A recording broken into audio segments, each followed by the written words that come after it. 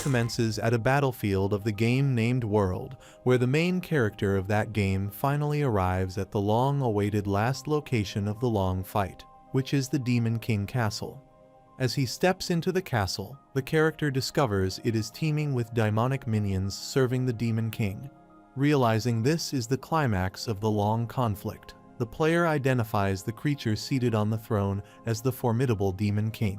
Simultaneously, the Demon King acknowledges his arrival, acknowledging that this point is commendable for a human to reach, yet warns that this is the showdown and commands his followers to eliminate the intruder. Thousands of the underlings rush to assault him, but undaunted by the oncoming horde, the character braces for the imminent clash, channeling unwavering determination to prepare for an epic counterassault. With mystical energy coalescing around his outstretched hand, he leaps forward to confront the encroaching horde.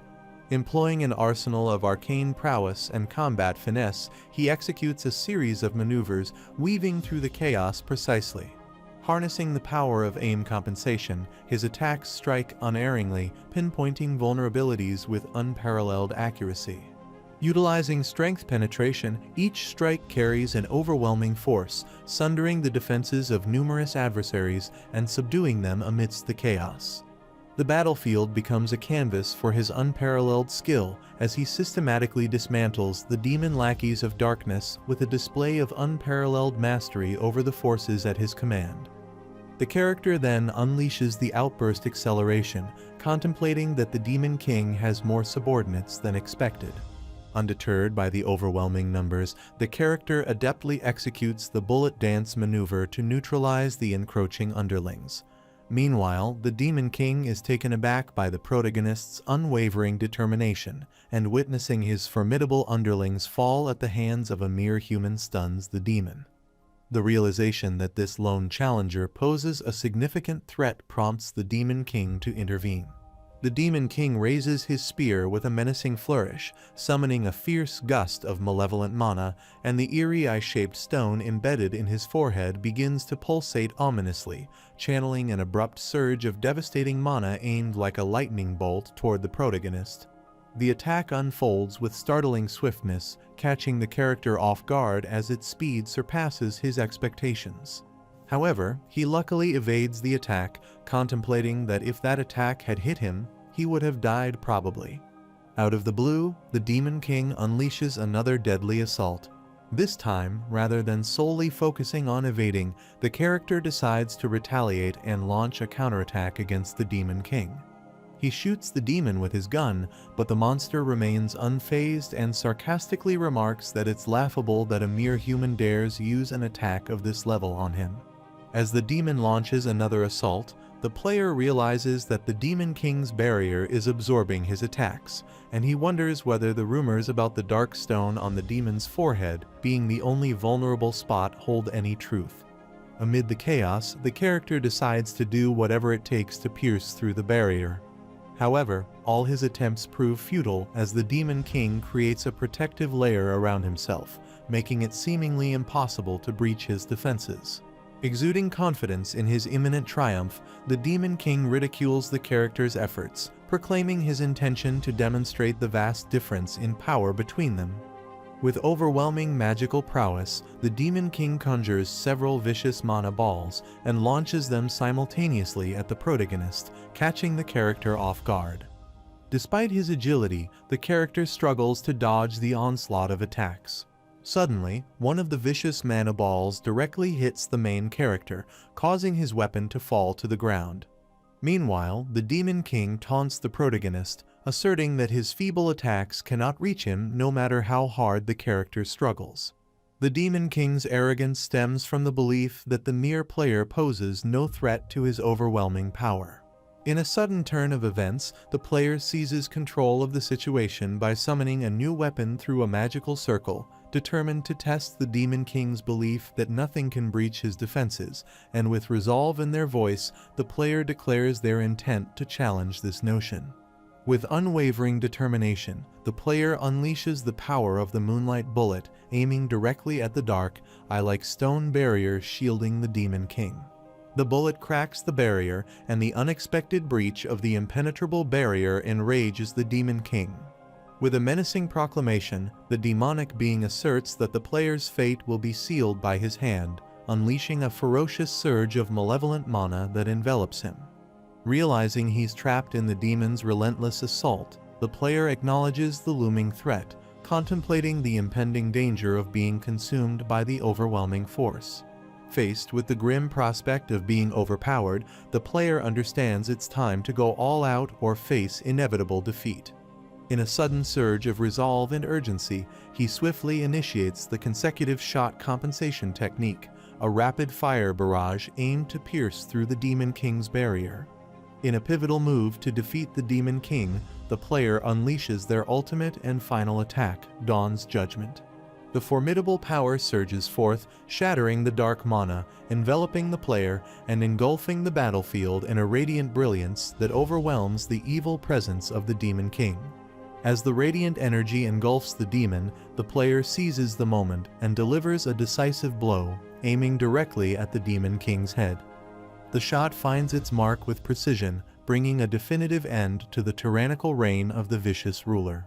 With the resounding defeat of the Demon King, the game reaches its conclusion. The player stands victorious, overcoming countless challenges and adversaries to emerge triumphant, bringing closure to the epic battle. The boy playing World Virtu Magic Marksman finds it amusing, remarking that it is pretty fun as he didn't expect the magic skills to be that good. He decides that this time round, the character he will choose in the updated World 3.0 will be the mage. Contemplating that a typical mage character would probably be boring, he decides to make a special mage through the world's karma system.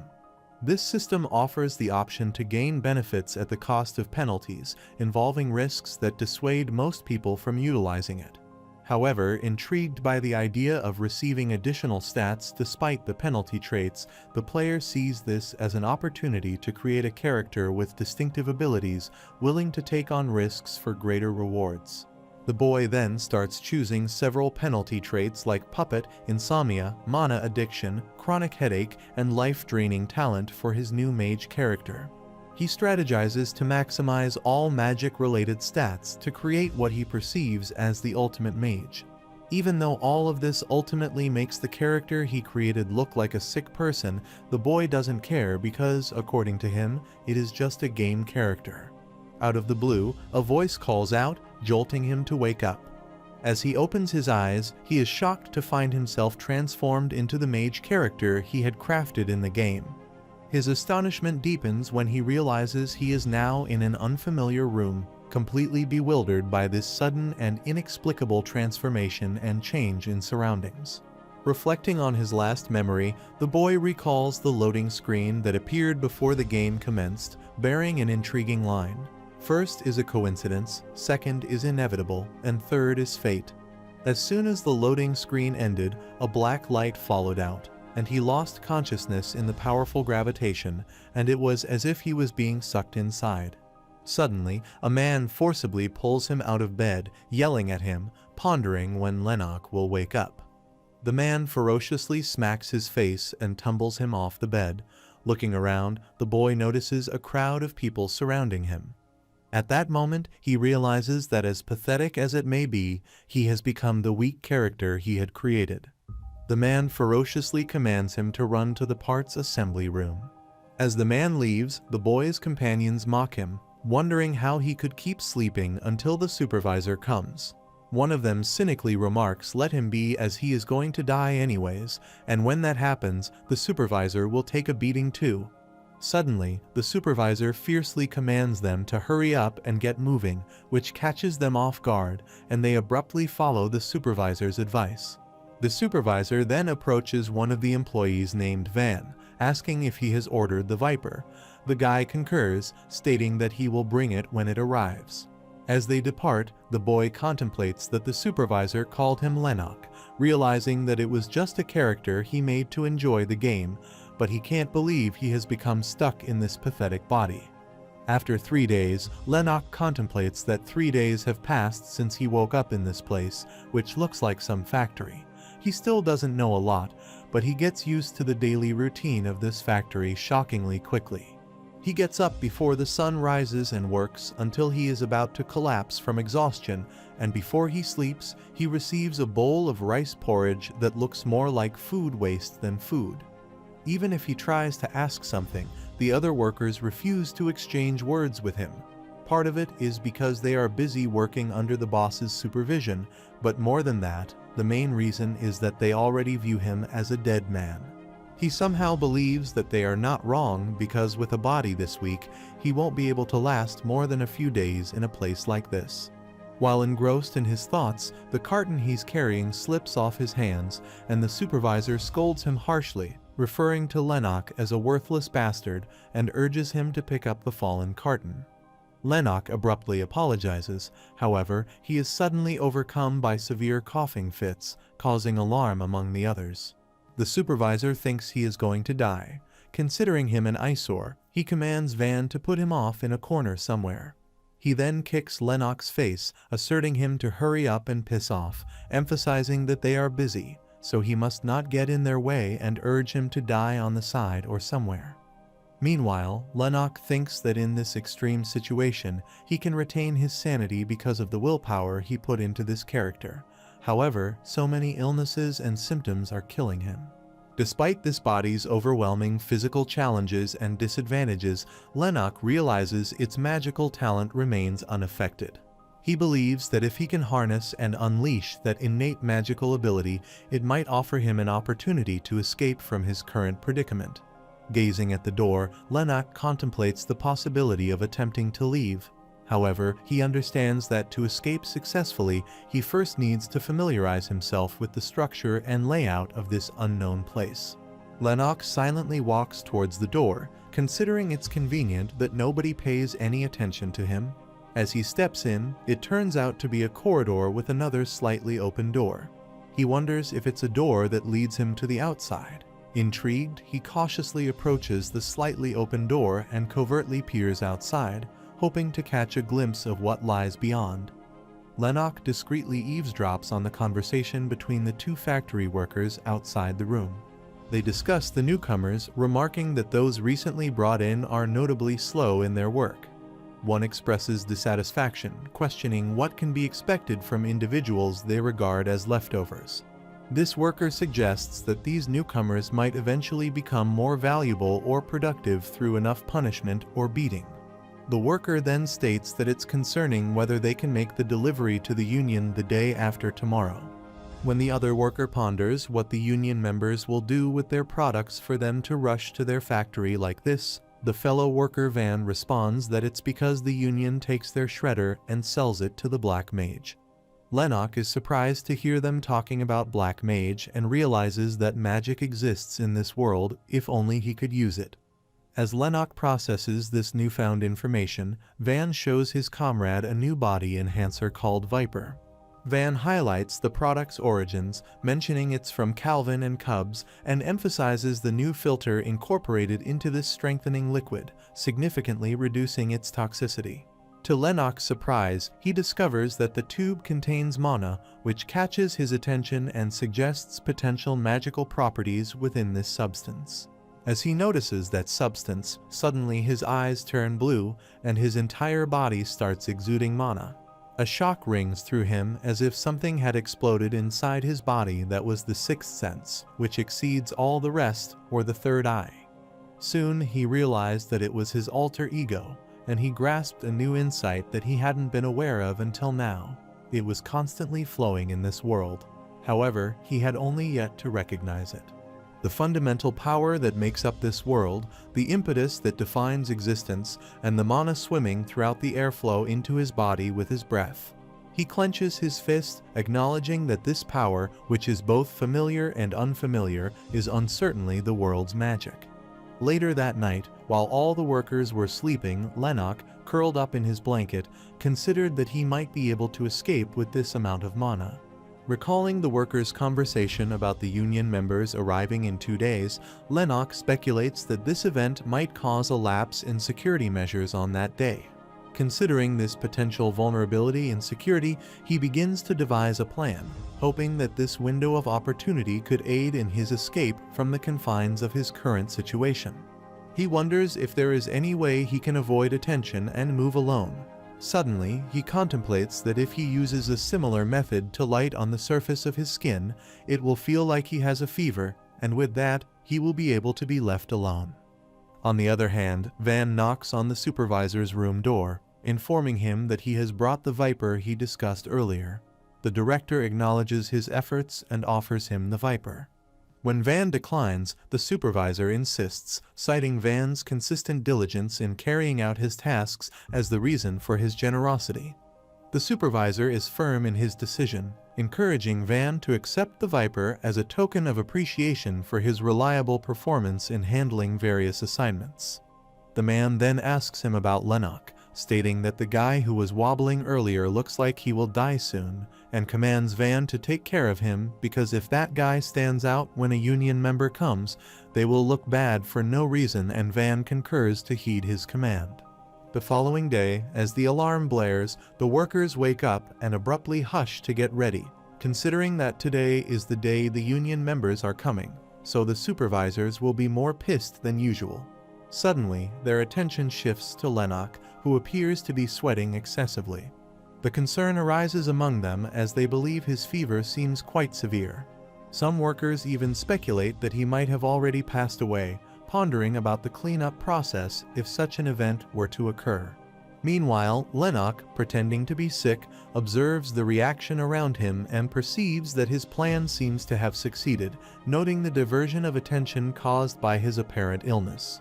Soon, Van arrives there, and the rest of the workers consider that Van's planning on sending Lennox off clearly, so one of them commands the rest of the workers that they should go to work, reasoning that seeing something like that won't make them have good luck for the day. In the interim, Lennox wonders what it means that Van will send him off clearly, and he becomes astounded because this situation wasn't part of his plan. Van forcibly grasps his shoulder and gives him the viper, emphasizing that it's an active enhancer that temporarily improves his physical strength. Van adds that it's cheap, but it will be enough for the road Lennox has ahead of him. Lennox accepts the viper, and as Lennox consumes the enhancer, an astonishing transformation occurs within his body. Mana radiates from him, a phenomenon he finds unbelievable, considering this active enhancer's significant vitality. He reflects that Guy Van ran an errand to the supervisor's room, and after deliberating the situation, he decides to change his escape plan. On the other hand, in the basement level of the factory's loading dock, the workers diligently load cargo into the containers. Meanwhile, the Union Council member confronts the factory representative, rebuking him over discrepancies in the number of products loaded. He takes the credit for keeping this factory in operation and asserts that they are cutting some slacks on the workers here because there's an ongoing indictment with the Human Rights Commission, so they must show sincerity. The factory supervisor abruptly bows down to apologize. Amid the commotion caused by the unmember's behavior, another supervisor appears visibly disturbed, and unexpectedly, Lennox arrives there with a container, which startles him. Lennox informs him that he is on an errand to go to the director's office, but it's locked, so he requests the supervisor to unlock the room. The supervisor yells at Lennox, asserting that he is already busy, and inquires about the errand. When Lennox reveals that it's called Viper, the supervisor reluctantly agrees to lead him to the director's room and urges him to follow. On their way, the supervisor continues reprimanding him, claiming that he is busy, and asks why someone asked a bastard like Lennox to go on this errand, wondering where they find a guy like him. He then unlocks the door and urges him to put that container in the office quickly. Meanwhile, Lennox gathers his mana in his fist and abruptly strangles the supervisor with a mana bolt until he falls unconscious. Lennox swiftly seizes the keys near the supervisor's feet and embarks on a quest to uncover the elusive viper concealed within the room. His search leads him to discover a surprising duo, a gun and a jacket, which he grabs without hesitation. After a diligent exploration, he uncovers the coveted viper beneath the bed. Recognizing its extraordinary properties that can miraculously banish exhaustion and pain, he eagerly claims one, marveling at its potent abilities since he came here only for this. Suddenly, the other supervisor who used to scold Lennox comes across the room and is taken aback by the smell of viper. He abruptly enters the room, yelling, "Who dares to rest in here?" He is taken aback to find his comrade Mark lying unconscious on the floor. Meanwhile, unbeknownst to the supervisor, Lennox gathered his magic to attack him, but the supervisor barely managed to evade it. The supervisor is astonished to witness Lennox wielding magic, while Lennox contemplates that he doesn't have enough magic to unleash another bolt. The supervisor gathers himself and lunges to assault that bastard. However, before he can proceed, Lennox brandishes the gun and points it at the supervisor, prompting the supervisor to halt his action. The man raises his hands to surrender and requests Lennox to calm down and handle the matter through dialogue. Furthermore, he apologizes to the protagonist for everything he has done, claiming he was under orders and had no choice. He pledges that he won't tell anyone if Lennox lets him live, while Lennox knows that's a lie and isn't ready to believe a word he says. However, he wonders if he can even shoot a person. Suddenly, an external voice inquires about Supervisor Adez's whereabouts from outside the room. Sensing the urgency, Lennox prevents the supervisor from responding and remains silent. In a covert plea, the supervisor implores Lennox to spare his life. With no response from Lennox, the supervisor subtly points towards a nearby door, indicating that it leads to the basement parking so Lennox can use that route to exit the area before that guy comes. However, the protagonist seems hesitant to believe his words. The supervisor's comrade who asks about Adi wonders if he is napping again, considering he didn't respond earlier. Suspecting Adi might be inside, the colleague proceeds toward the director's room to check on him. However, upon opening the door, he is wholly astonished or shocked by what he discovers. On the other hand, Lennox swiftly drives the car into the basement, while the worker there thinks it's Mark, but he is taken aback when the car halts in front of him, and Lennox brandishes the gun at him, urging him to open the door. Trembling in fear, Van concurs to open, pleading with Lennox not to shoot.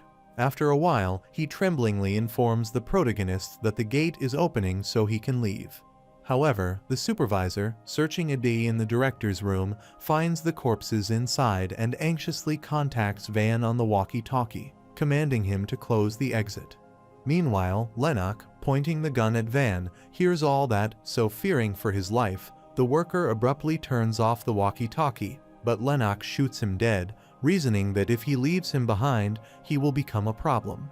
Lennox's high mental strength, level-headedness, and rationality surpass his guilt and fear and allow him to maintain his sanity. During his escape, he encounters another gate, but this time he doesn't halt. Instead, he swiftly shatters the barrier by increasing the car's speed. He realizes that level-headedness that grows even stronger in an extreme situation is unmistakably a mage's talent. On the other hand, in the H's building, a man wearing a cloak is being chased by security. They even fired bullets to halt him, but they missed the target. That suspicious man is taken aback to find a window ahead, but he has no other choice, so he jumps through it without a second thought. His daring startles the security personnel as they can't believe he jumped from this height, and they assume he must be dead. The security head retrieves a piece of the man's clothing struck the window and commands his underlings to go down and search, asserting that they must have found his corpse. Conversely, the protagonist arrives at the game's magic engineering city, Balkan, and is utterly fascinated by the stark contrast it presents from World 2.0, and everything has a little mana mixed into it. Lennox can feel the familiar power he felt in the factory on the streets of Balkan City, which probably means that there's a considerable mana contribution to this world's civilization. However, he feels exhausted because he put himself too hard while trying to escape. He exhales a deep, weary sigh and intends to use the Viper, but after contemplation, he decides not to use it too early because he only has a few of them, so he should only use them for emergencies. He heads towards a hostel to rest. It takes him an hour to reach that place because he threw away his car, and thankfully, no one chased after him, and now he can rest for the time being. Finally arriving at the hostel, he longs to collapse onto the bed for much-needed rest. However, utterly drained and beyond the limits of his endurance, he succumbs to unconsciousness, only managing a few steps into the room before falling into oblivion. The following day, he wakes up with a parched throat. He groggily rises and walks toward the refrigerator. As he quenches his thirst with tin water, he feels a little alive, but suddenly a queasiness grips his stomach, urging him to hasten toward the sink to vomit. Feeling extremely queasy, he sits on the ground, and he feels like his head is going to split open. All the muscles in his body hurt like they are about to be ripped apart. Examining his trembling hands, he contemplates whether this unsettling sensation might be attributed to the effects of Viper. Despite this concern, he acknowledges the necessity of depending on stimulants if he intends to mobilize his body. However, a sudden rumbling in his stomach prompts him to consider that the nausea he's experiencing might stem from not having eaten anything for over 12 hours. He hastily consumes a canned meal from the refrigerator, only to find its taste unappealing.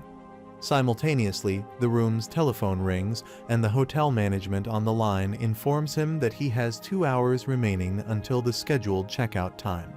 They ask if he would like to extend his stay. When Lennox agrees to extend his stay, they notify him of the costs involved, that the accommodations are 200,000 sel, the canned food worth 20,000 sel. So upon deducting his advance payment of 100,000 sel, Lennox's remaining balance is 120,000 sel, requesting him to pay by today.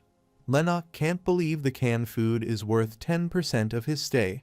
He takes his money out of his pocket, contemplating that he has 130,000 sel, and after paying the hotel, he would be left with 10,000 sel. He realizes that at this rate, he won't be able to stay for another day, and he needs money to survive.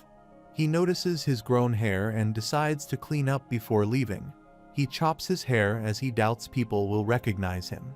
Later, after leaving the hotel, he sits depressed in an alley, assuming that it will be impossible to earn money legally because he thinks he is an illegal visitor in this world as he doesn't even have an identity.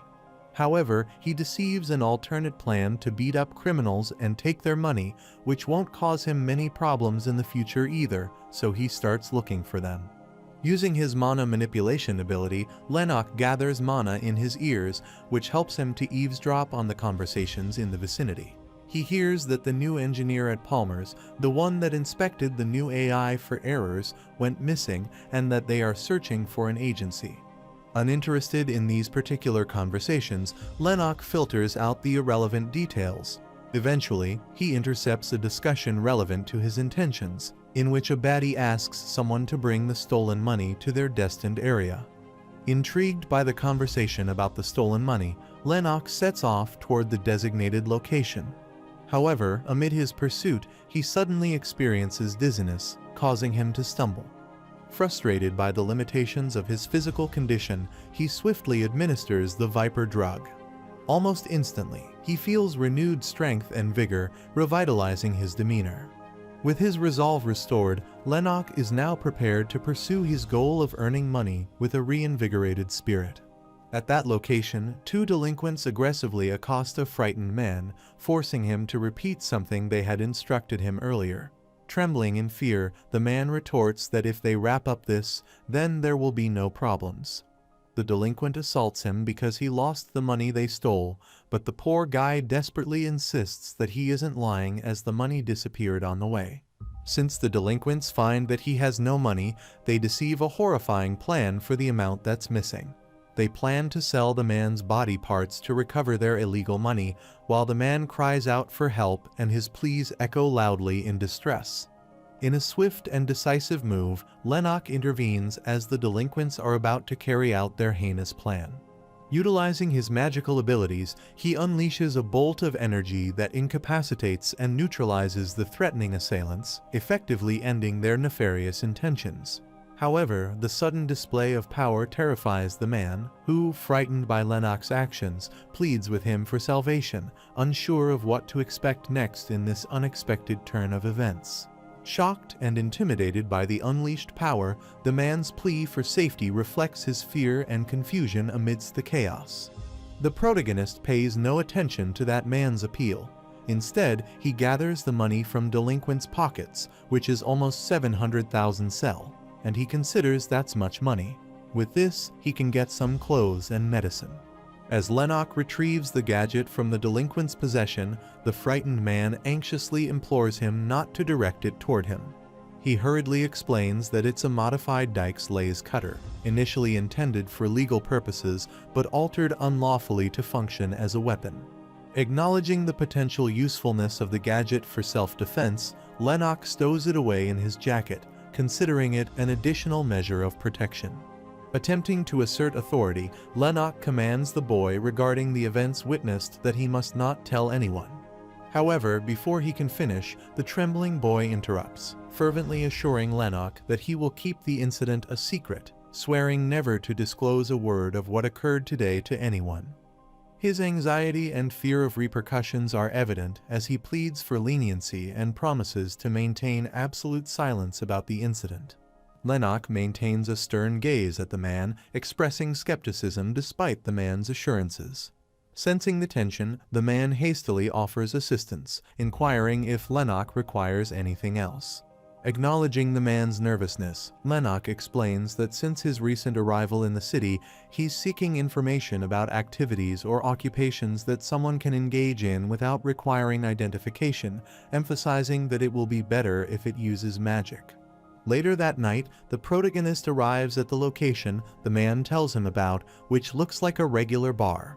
Suspecting a potential facade or disguise, he decides not to reveal his true identity. Drawing upon his magical abilities, he adeptly manipulates his appearance and alters his hairstyle, understanding that he can't trust anyone but himself in this unfamiliar world. Lennox steps into the bar, and when the bartender asks about his order, he orders a light drink.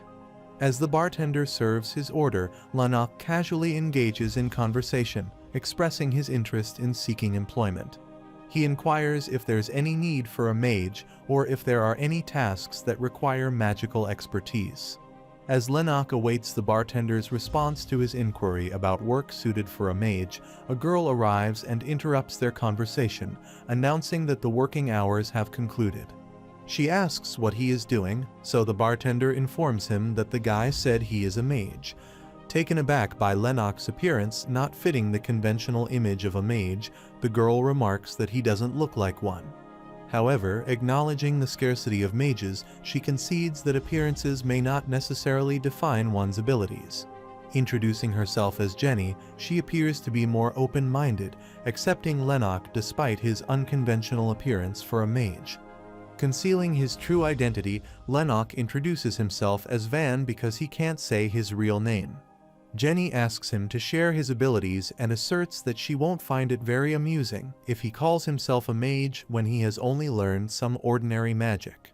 She emphasizes that he doesn't need to reveal what inherent magic system he is with. However, he should tell her his attributes.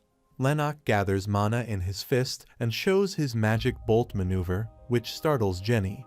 She contemplates that it's rare because he activated it without a magic circle or a chant, so she immediately offers him to write a contract. She asks that since he came all the way here, he must not be picky about the type of work, and Lennox concurs, stating that anything would be fine except the stuff that involves messing with humans. Jenny assigns him bounty hunter work, assuring him that he will be paid immediately and that it's easy for him to determine the results.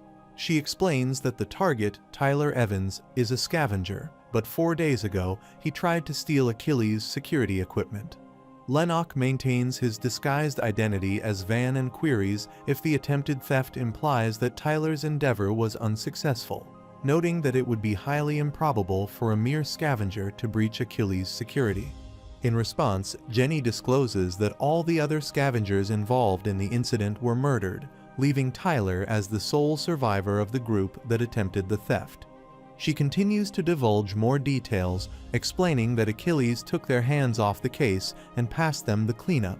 Since the scavenger branch he's affiliated with also withdrew their involvement, there won't be any problem. When Lennox inquires about the reward for capturing Tyler, Jenny reveals it amounts to 3 million sel, acknowledging that while it might not be exorbitant, it's a decent sum for catching a rat. Observing the report she presented earlier, Lennox expressed interest in obtaining a blood sample collected during the investigation.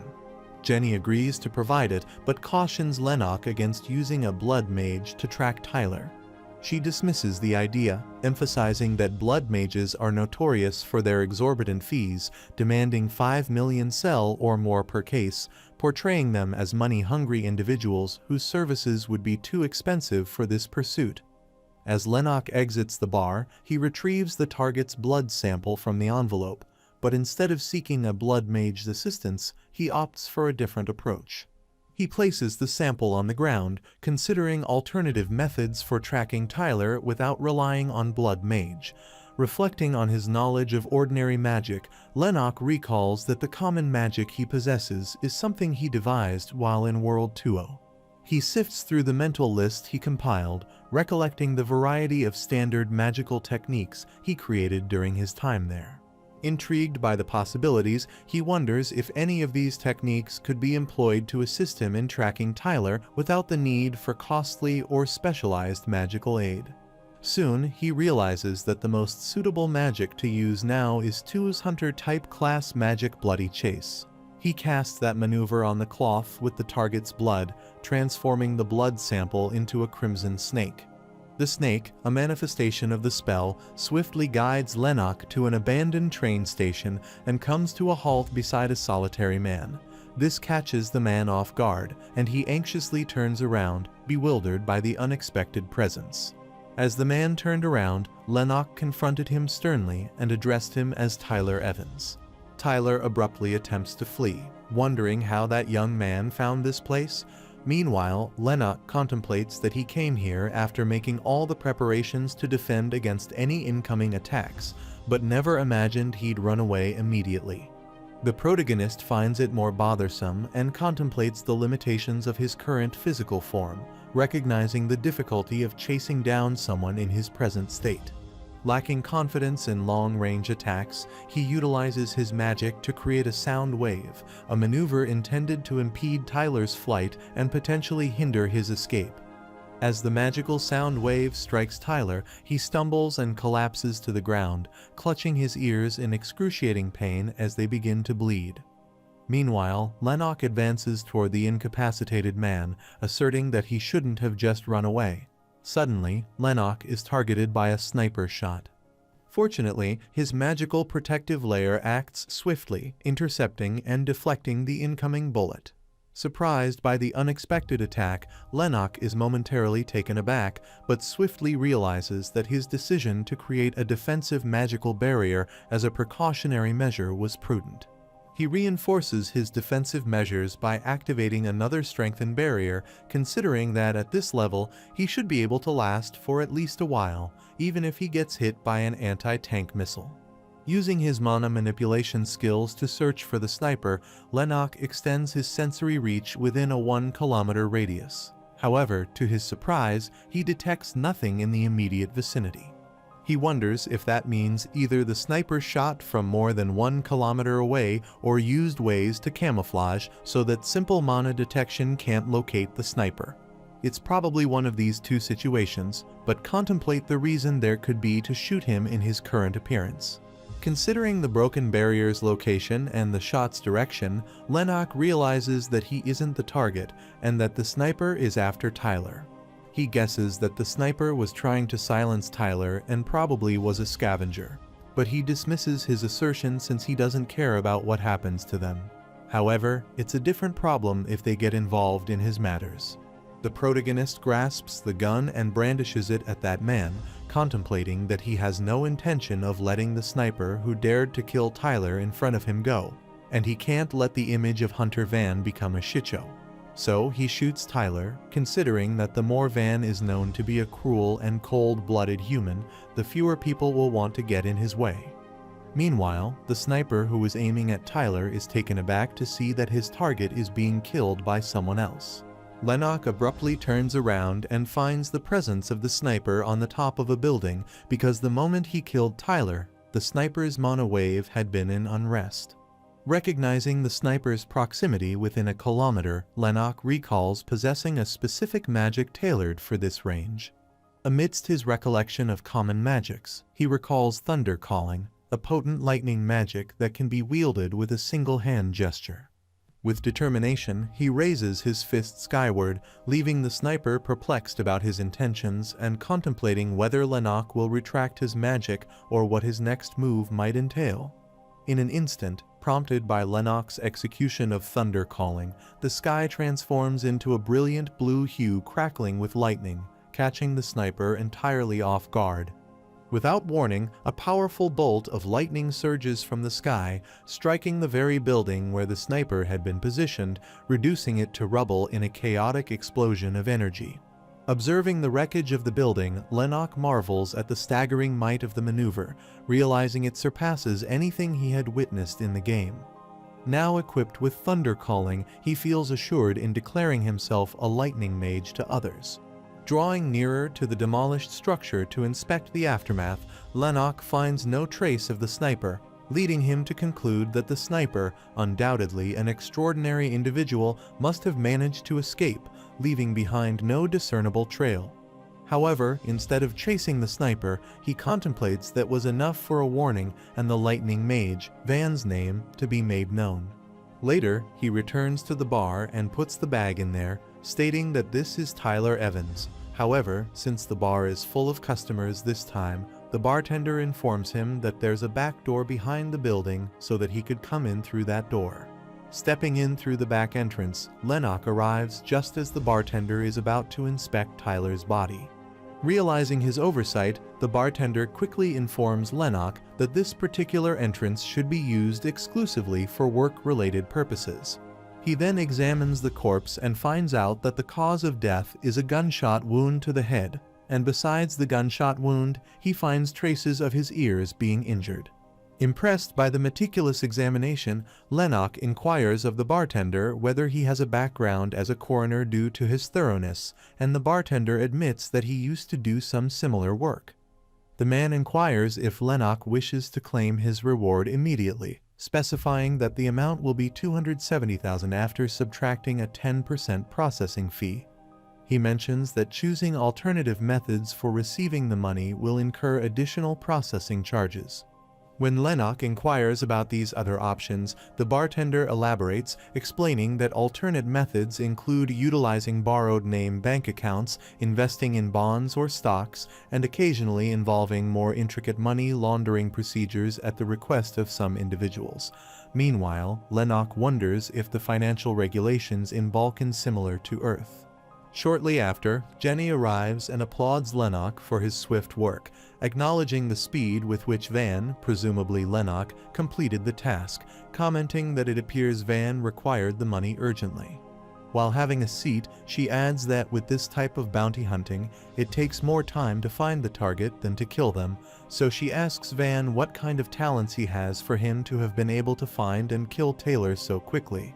Lennox responds casually, attributing his success to sheer luck. Impressed by Lennox's capabilities, Jenny is willing to continue working with him due to his evident competence. Lennox remarks that he is okay if they arrange other work for him now. However, Jenny denies it, urging him to go back for now because they need to hand this to Achilles and find out what the scavengers are up to. Before she reveals their impending work, Lennox ponders whether it's too early for her to trust him. In response, Jenny remarks that they both are on the same wavelength, and she guesses that Van could say they need more time to get to know each other more, just like dating. However, Lennox dismisses her assertion, retorting that he doesn't think that's the reason, and leaves the bar, stating that he will visit again soon. As he leaves, the bartender informs her that he tried to bypass the scavengers' network and found something interesting. He hands her the tablet, informing her that Van's mission is recorded, and Jenny is amazed to see that.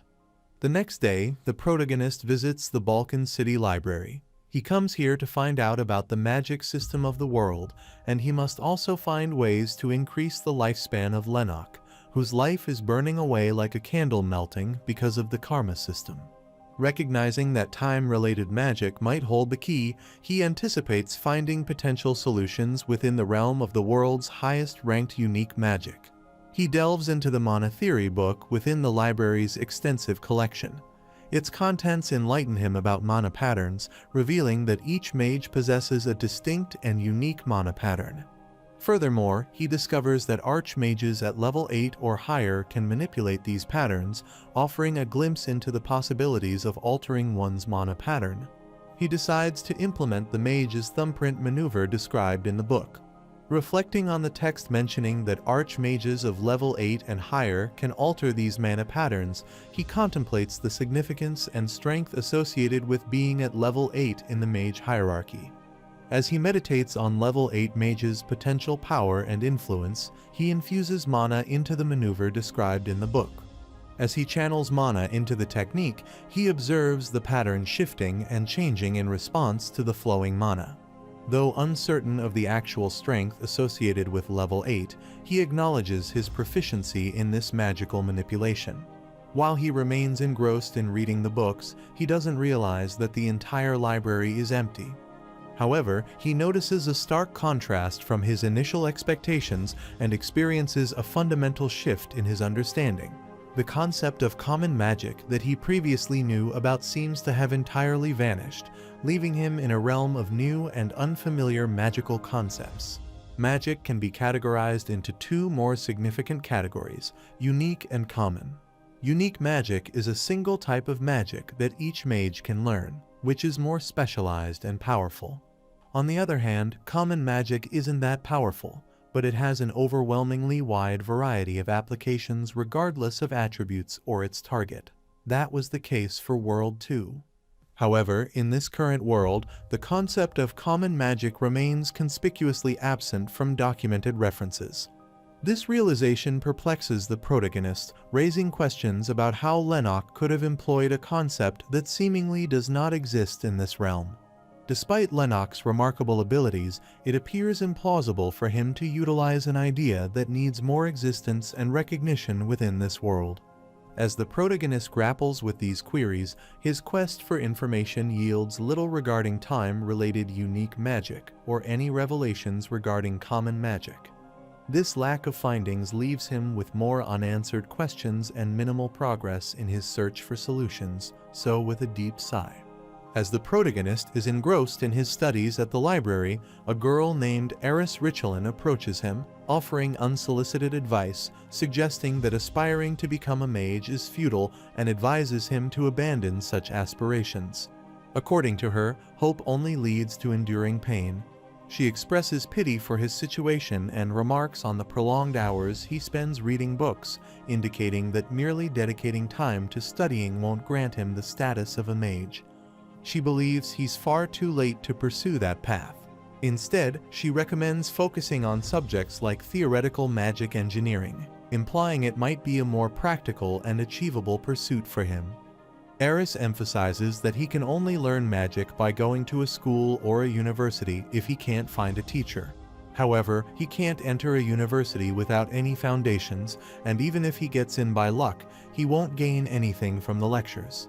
According to her, he can do nothing by himself as it's a field of study where talent and luck play such a role, even if he has much passion. She then apologizes to him, stating that she doesn't know why she is telling this to a stranger and reminds him that it's past the closing time and she needs to arrange the book, so she requests him to leave.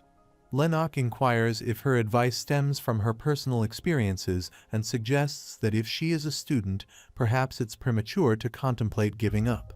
He proposes that rather than conceding defeat, wouldn't it be more beneficial for her to exhaust every possible avenue before reaching such a conclusion? His unexpected response startles her, prompting a moment of surprise or shock in response to his suggestion.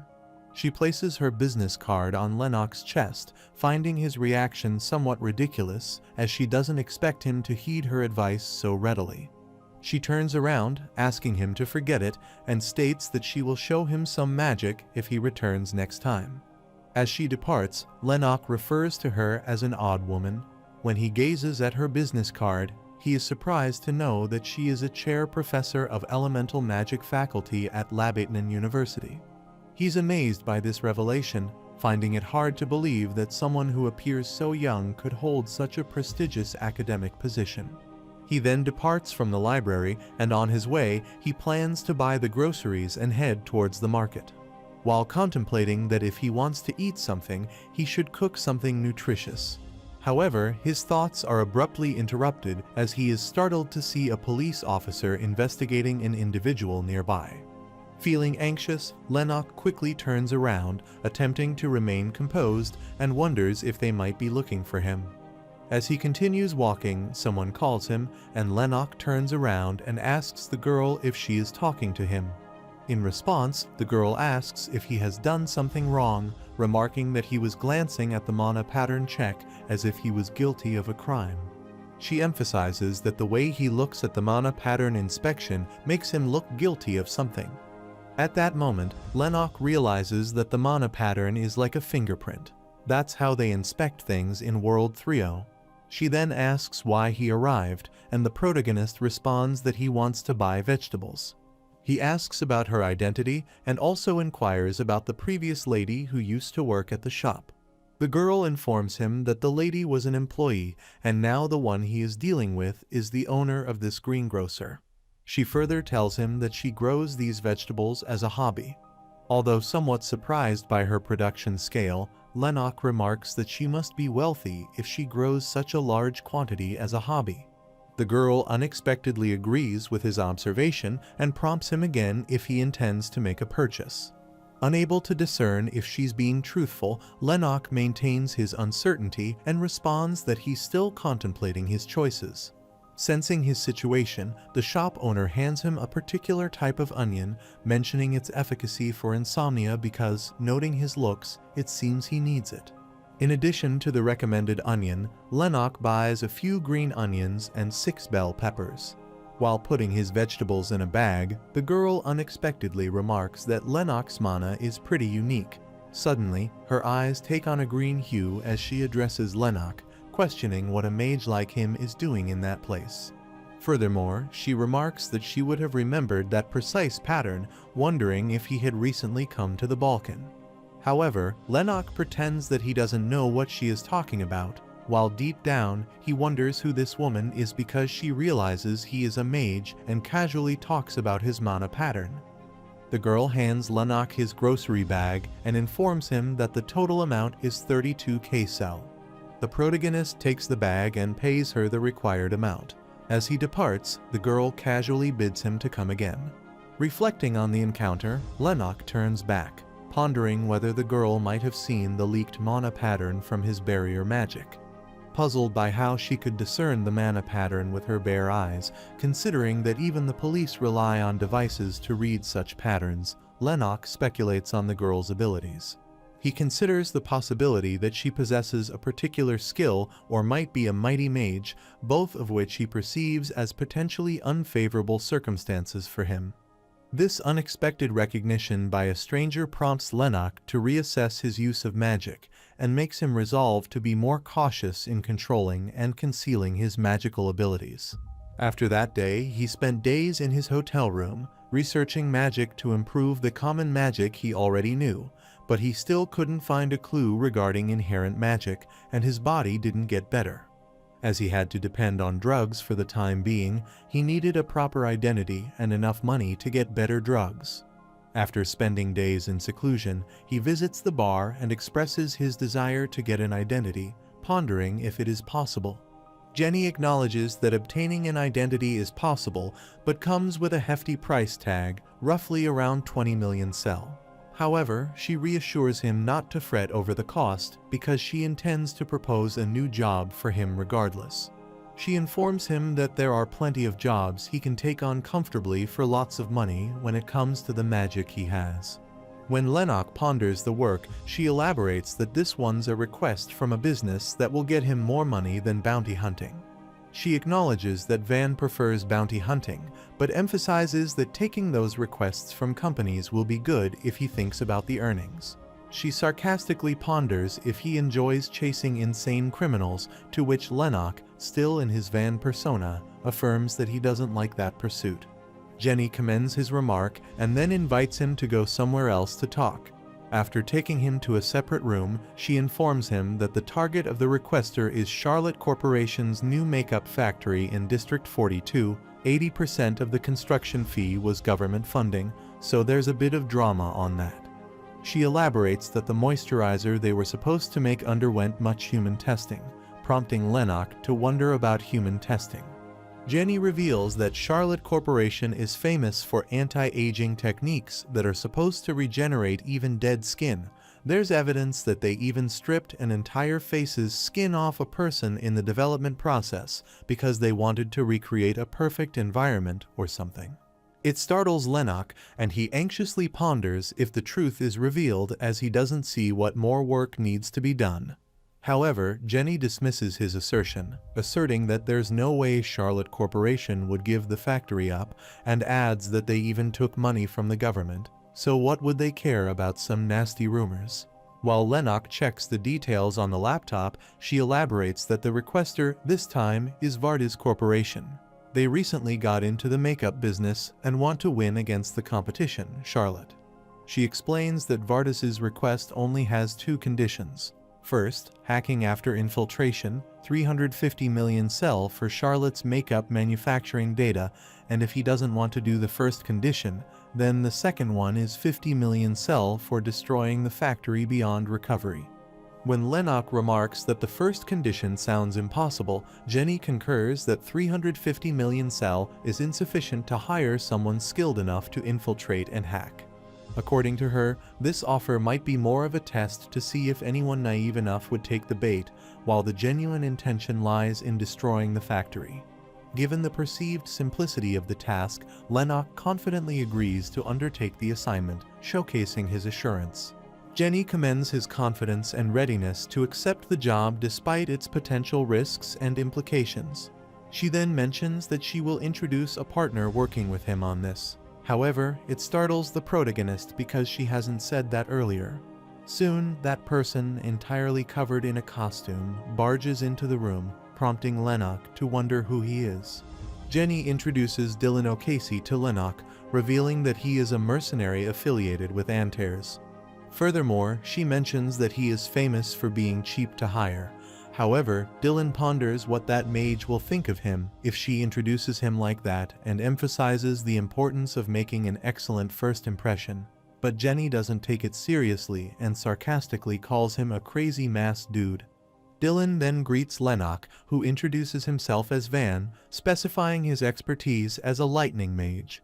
The protagonist wonders about the rationale behind having a partner, prompting Jenny to explain that she was seeking an additional person as the job appeared too overwhelming for just one individual. In a sarcastic tone, Dylan asserts his capability to handle the job alone, claiming that Jenny had mentioned the possibility of hiring one more person, so he was waiting accordingly. However, Jenny looks sternly, indicating disagreement or disapproval toward Dylan's false assertion or claim about being fine to handle the task solo. Noting Dylan's non-serious attitude, Lennox comments that he would prefer if Jenny let him know ahead of time about working with a partner, and Jenny concurs, stating that she will keep that in mind. The protagonist then ponders if they will divide the 50 million sell in half, while Dylan responds that Jenny probably takes a bit too. However, Jenny acknowledges that she has made a mistake this time, so she won't take any, which startles Dylan. He starts mocking her about how that is possible and what's up with her today because she loves money, while Lennox is taken aback that she made up for the mistake on the spot. Lennox considers it an excellent way to make up for this mistake, but he wonders if it is really a mistake or maybe she's just trying to cross the line with him. Inwardly contemplating the situation, Lennox resolves that if Jenny tries further manipulations, he will handle it confidently as he already has the upper hand in this relationship anyway. Meanwhile, irritated by Dylan's mockery, Jenny smacks Dylan's head on the table, accusing him of this fault, and then asks Lennox if they should look at the factory blueprint. Contrasting the underdeveloped 50s district, the 40s districts, especially those with lower numbers, boast substantial facilities, being entirely satisfactory even compared to the higher numbered districts. The targeted factory of Lennox and Dylan is located in District 42, While walking towards the factory, Dylan remarks that Jenny seems to hold Lennox in pretty high regard, reasoning that she is usually not the kind of woman who would easily give up on money. Usually, she would take some processing fees, but Dylan speculates that Jenny believes fostering a positive relationship with Lennox is a more advantageous choice in this scenario. Meanwhile, Lennox contemplates if Dylan was listening to their entire conversation at the bar and wonders if he is the type to hide who he truly is with his flashy appearance. Dylan hands him a business card, prompting Lennox to wonder what this is for. The masked guy informs the protagonist that he doesn't need to stick to just one place for work. Lennox asks if he is trying to recruit him right now, and Dylan responds that there is no harm in befriending as many mages as possible. In fact, he believes it could benefit Lennox. He acknowledges that his office might be rough, but he adds that his agency has many guys skilled at using their bodies like him. However, he asks Lennox to keep what they are talking about a secret from Jenny, while the protagonist sarcastically responds that Dylan is a smooth talker and wonders if that guy is as good at working. After a while, they reach the Charlotte factory, and Lennox covertly espionage the area by perching on Dylan's shoulder to get a better vantage point. Lennox notices that the security measures appear relatively lax, notably sloppy and inadequate. However, Dylan remarks who would be crazy enough to mess with a big corporation like Charlotte and asserts that he wouldn't even be looking in their direction if Vardis hadn't asked him to. He reveals that those security troopers are from 888. They are all ex-criminals and thugs, so they are the lowest quality security troopers even amongst other security companies. He concludes that just means they will feel less guilty even if they kill one or two of them by mistake. Lennox then turns around to start their mission, but Dylan halts him, pondering if he will work with his face exposed. Furthermore, he adds that their security might be wrong. However, there's still no need for Lennox to expose his identity, so he offers a mask to Lennox to cover his face, but the protagonist doesn't accept it and walks away, stating that it doesn't matter. However, Dylan insists that he can't do that because it's dangerous and asks what if Charlotte's security chases after him because of Lennox. The protagonist reluctantly agrees, improvising by covering his face with his turtleneck shirt, and sets out to commence the mission. The strategy for this request is simple. Dylan infiltrates the factory through the back door and attracts attention, while Lennox will enter through the warehouse, head further inside, and destroy the factory. While the plan may seem uncomplicated, it would be Dylan if Lennox were to identify any potential variables. The masked man abruptly barges into the factory and assaults the two guards in the yard in no time. He suddenly spots another guard who appears to be alerting additional guards using a walkie-talkie. Dylan hurriedly approaches the guard and swiftly subdues him before he can relay any warnings to the rest of the security team. Meanwhile, Lennox is amazed by his performance, realizing that his earlier worries were unfounded and acknowledging Jenny's knack for choosing competent individuals. Before taking any action, the protagonist uses the Viper and heads towards the warehouse. However, he finds that the door is locked, so in that case, Lennox gets the chance to use the Dykeslays cutter, which he got from the delinquents, and opens the door. Upon entering, Lennox encounters an elderly security guard holding a gun, visibly trembling as he commands Lennox to raise his hands. The protagonist recognizes that the person is an ordinary guard rather than a highly trained security operative, so he uses the natural sleep maneuver. This technique renders the guard unconscious, causing him to collapse to the ground, while Lennox reflects on the importance of preventing innocent civilians from getting involved in the impending explosion. The protagonist then employs an invisible string to control the unconscious guard by unleashing the marionette maneuver, which causes the guard to walk out of the factory like a puppet controlled by strings. Descending the stairs, Lennox overhears the commotion and chaos within the factory, inferring that Dylan is effectively drawing attention as planned. Observing the situation, Lennox assumes that everything will be smooth sailing until it's over. Amidst the chaos, a security trooper attempts to shoot Dylan. However, he swiftly incapacitates the fighter by striking him with a bag. He was towards the unconscious warrior, considering the number of lower-level security personnel was more significant than anticipated. Upon entering the factory's working area, Dylan is surprised to discover the absence of any troops inside, assuming they might have pursued the mage. However, his astonishment is short-lived. As he proceeds further, Dylan is suddenly confronted by dozens of troops aiming their laser guns directly at him. Despite the alarming situation, Dylan remains unperturbed, even experiencing a sense of satisfaction at the turn of events. Meanwhile, one of the troopers warns him that they will open fire if he doesn't bow down in 5 seconds.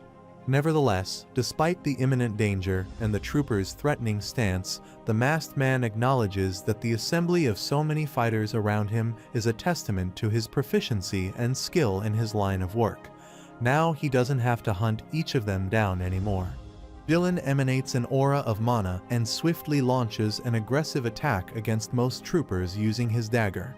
Despite the remaining guards opening fire on him, he skillfully evades their shots, effortlessly overpowering them with his superior skill. Standing firm and in control, he sternly ponders who will be the next one to face his prowess. On the other hand, Lennox notices the presence of a temperature control gas system, a common feature in large factories.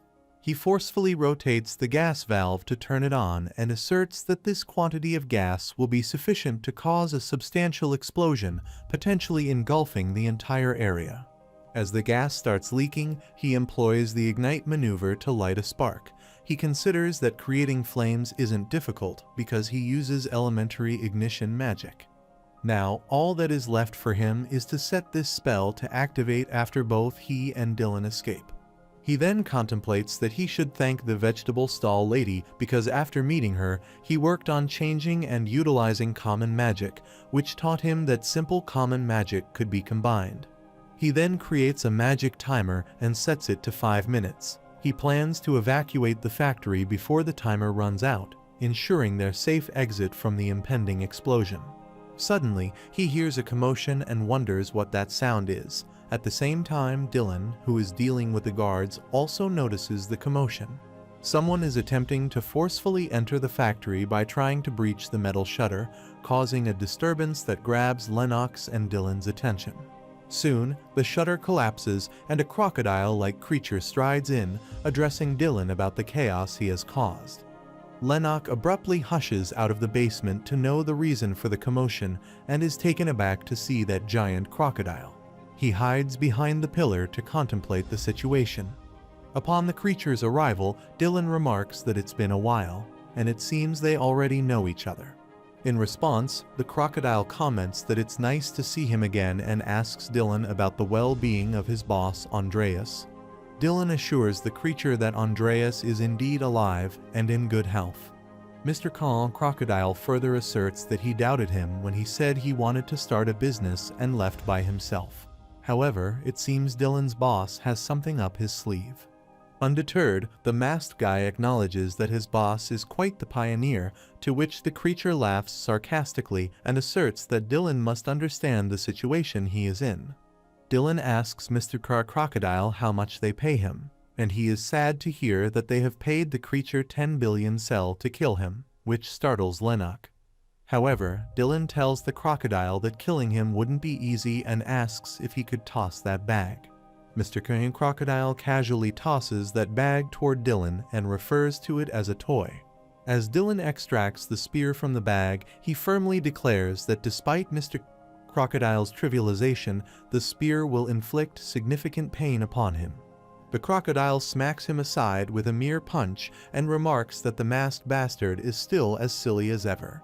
Dylan realizes that the spear is not working well for him today, but then swiftly retrieves an axe from his bag and rushes to assault that creature, urging that it won't be easy this time. However, Dylan's confidence is short-lived, as the crocodile consistently overpowers him, regardless of the weapons Dylan attempts to wield. Meanwhile, Lennox is taken aback to see that and wonders what he should do if that creature goes with that brute strength.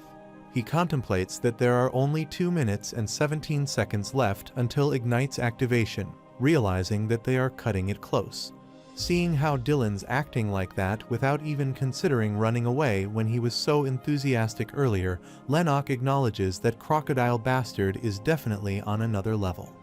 With resolve, Lennox gathers his mana in his fist, determined to contribute what he can before exiting. Conversely, unaware of Lennox's presence, Mr. Kenna Crocodile expresses disappointment in Dylan's show of power. According to him, Dylan isn't as good as before and asserts that he doesn't even have the bloodthirst from when he first met him. Acknowledging Mr. Q Crocodile's strength, Dylan retorts that it feels like Mr. Crocodile is getting stronger as time goes on. He then covertly retrieves his concealed daggers from his back and emanates a crimson aura, wondering if the crocodile can feel some bloodthirst now. Dylan abruptly rushes to assault that creature, even though the crocodile deflects his attack with his bare fist. However, this time Dylan gives that creature a tough time, but still his efforts prove futile because the crocodile skillfully thwarts all his attempts. Suddenly, Mr. Crocodile lands a surprise attack on Dylan, which catches him off guard. However, just as the crocodile's attack is about to hit its mark, Lennox intervenes. He swiftly employs his Lightning Bind magical maneuver, causing lightning bolts to trap and immobilize the gigantic creature and render it unable to move. Meanwhile, Dylan considers it as the first and last chance they have to defeat that old bastard and leaps to assault him. Surprisingly, before Dylan executes his move, the crocodile effortlessly shatters the effect of Lennox's maneuver. Despite being struck by that maneuver initially, the crocodile doesn't let his guard down and quickly deflects Dylan's assault by strangling him tightly. The crocodile sternly asks Dylan why he didn't mention his association with a mage friend, sarcastically expressing that the situation was nearly mundane, but finds the sudden revelation cute and amusing. Furthermore, he asserts that he will send Dylan off first so he can play with his little mage friend. With incredible strength, the crocodile delivers a powerful strike to Dylan's face, sending him hurtling through the wall with a forceful impact. The sheer force behind the blow causes Dylan to crash outside the building. Afterward, the crocodile looks around to find that mage. Meanwhile, unbeknownst to it, Lennox rushes outside the building, contemplating that the creature is okay after being hit with Lightning Bind, which is strong enough to melt steel, and considers that the winner has already been decided. As he steps outside, he looks around for Dylan and soon finds him lying unconscious on the ground. He moves closer, unsure if Dylan is still conscious, but to his relief, he is alive. Lennox quickly considers how to safely transport him away from the factory to prevent any potential danger. Despite his concerns about mana addiction, he decides not to dwell on it at this moment. Instead, he uses strength and speed reinforcement to enhance his capabilities. He then provides his shoulder support to lift Dylan so they can get far from the factory because it will explode soon. Meanwhile, Mr. Crocodile diligently scours the area, tirelessly searching for any trace of Lennox, consumed by curiosity about his whereabouts and oblivious to the imminent danger that Lennox is earnestly striving to avert. Unexpectedly detecting something amiss, Mr. Crocodile's instincts kick in. However, Lennox's ignite maneuver triggers the gas particles before he can react, causing the entire factory to erupt into flames and be reduced to ashes in mere moments. Amidst the burning factory, Lennox conjures a magical protective shield around them to safeguard against potential harm. Dylan groans that he thinks all the bones in his body are crushed, prompting Lennox to wonder if he can walk by himself. Extremely exhausted by the intense ordeal, Lennox retrieves the viper from his jacket and drinks it, relying on its effects to ease his weariness. Noticing him, Dylan ponders if that's a physical strengthening stimulant, and when Lennox concurs, Dylan anxiously remarks that he has heard those stimulants have pretty severe side effects, but Lennox is drinking them without any problem, which surprises him. The protagonist doesn't respond to his concerns and remarks that their task or the request is probably a success. Furthermore, he shares his thoughts with Dylan that he thought it would be a battle between humans and a monster, but considers that Dylan is a pretty tough monster himself and asks if this is what it's like for superhumans who use their bodies to fight. However, Dylan retorts that he doesn't know what he is talking about, but will take it as a compliment. Dylan then lifts him through his jacket's collar, urging him to get up quickly if he doesn't want to die, and emphasizes that they need to get out of there. The protagonist anxiously ponders if he thinks the monster is still alive. In response, Dylan asserts that he doesn't just assume that. Instead, he is sure that the monster crocodile is all right. He asks Lennox if he isn't aware of who that older man is, and surprised by his lack of knowledge about the creature, Dylan expresses disbelief, questioning if Lennox has been secluded in the mountains or somewhere else to be unaware of the crocodile's identity. Dylan reveals that the crocodile is Croconacillus from Pandemonium. On the other hand, the crocodile emerges from the fiery wreckage of the factory, which is still under fire, referring to Dylan and Lennox as rats and vowing that he will kill them. Dylan further informs that the guy was a mercenary. After he retreated from being a mercenary, he worked as an executive of Pandemonium. Not only is Pandemonium a notorious global criminal organization that only invites hazardous criminals or outlaws to join them, but he became an executive there quickly. However, Lennox finds it hard to believe that an organization would appoint such a monstrous individual to an executive role. Suddenly, Crocan Crocodile barges out of that blazing rubble and catches their attention. Sensing the imminent danger, Dylan urges Lennox to flee as Crocan walks towards them. However, before they can make a considerable distance, Crocan swiftly charges, effectively blocking their escape with a fierce attack. Dylan suffers severe injuries from the crocodile's razor-sharp claws and falls unconscious, while Lennox is knocked aside, struggling to regain balance. Lennox contemplates that although this is a world where one can strengthen their body as much as they want with mana, he considers that Crocan's power is crossing the line. Crocan mocks the protagonist, pondering if that skinny bone over there is a mage, and laughs sarcastically, remarking that he looks young for a mage. Meanwhile, the protagonist stares at Dylan, considering that it would be impossible to run away with Dylan's current state. He contemplates that if he needs to fight that monster, he must try to end the fight as fast as possible, because the longer the argument goes on, the lesser his chances of winning are. He confidently approaches the crocodile to confront him. Crocan asks if he is the mage kid who fired the lightning magic. Furthermore, Crocan sarcastically asks if no one has taught Lennox that he shouldn't fire that at someone's legs. When Lennox asserts that a crocodile isn't a human though, Crocan bursts into laughter, stating that Dylan has brought a pretty gutsy brat along and urges that if he hadn't messed with the factory, he might be spared. The crocodile asserts that he needs to work for the money he receives, so he attacks Lennox, assuring that he will give him a painless death. However, the protagonist remains unfazed and employs the gravity bind maneuver, which binds Crocan's hands and legs, while the crocodile considers it a nifty trick. Confident in his strategy, Lennox believes that the heavier the target, the more the target's movements are restricted, and it will be hard to get out of that. However, his assertion infuriates Crocan, and he challenges Lennox to check it out. However, before he can free himself from that magical bind, Lennox employs more binding magic, which tangles the crocodile inside. The crocodile ferociously urges if Lennox thinks that a few strings like this could withstand his strength. Soon, the binding magic ensnares Crocan's mouth, while Lennox smirks that it's finally quiet. Nevertheless, he realizes that this much won't do it, so he intends to use the remaining money and gather mana in his hand.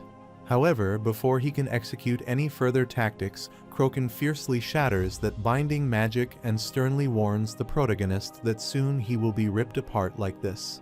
Despite Crocan's stern warning, Lennox remains composed and sarcastically apologizes to the crocodile, stating that he doesn't intend to stay still and get ripped apart, and refers to him as a terrific monster. Lennox gathers mana, asserting that he doesn't intend to reserve any energy in this dire situation where his life is on the line. He draws mana from his surroundings, which catches Crocan off guard, and he wonders what trick Lennox is trying to pull now. When Lennox continues to activate his magic, Crocan ferociously lunges to assault his rivalry. However, before he can lay a hand on Lennox, the protagonist swiftly deploys Frost Soul magic, which traps the crocodile in an ice crystal, rendering him unable to move. After that, Lennox realizes that he might have overexerted his mana, and suddenly his attention is diverted to Dylan, who is shrouded in ice due to Lennox's magic groans that he is freezing to death. Lennox walks toward him, pondering if he is still alive, and Dylan concurs, reasoning that his Gore-Tex suit is best for the cold.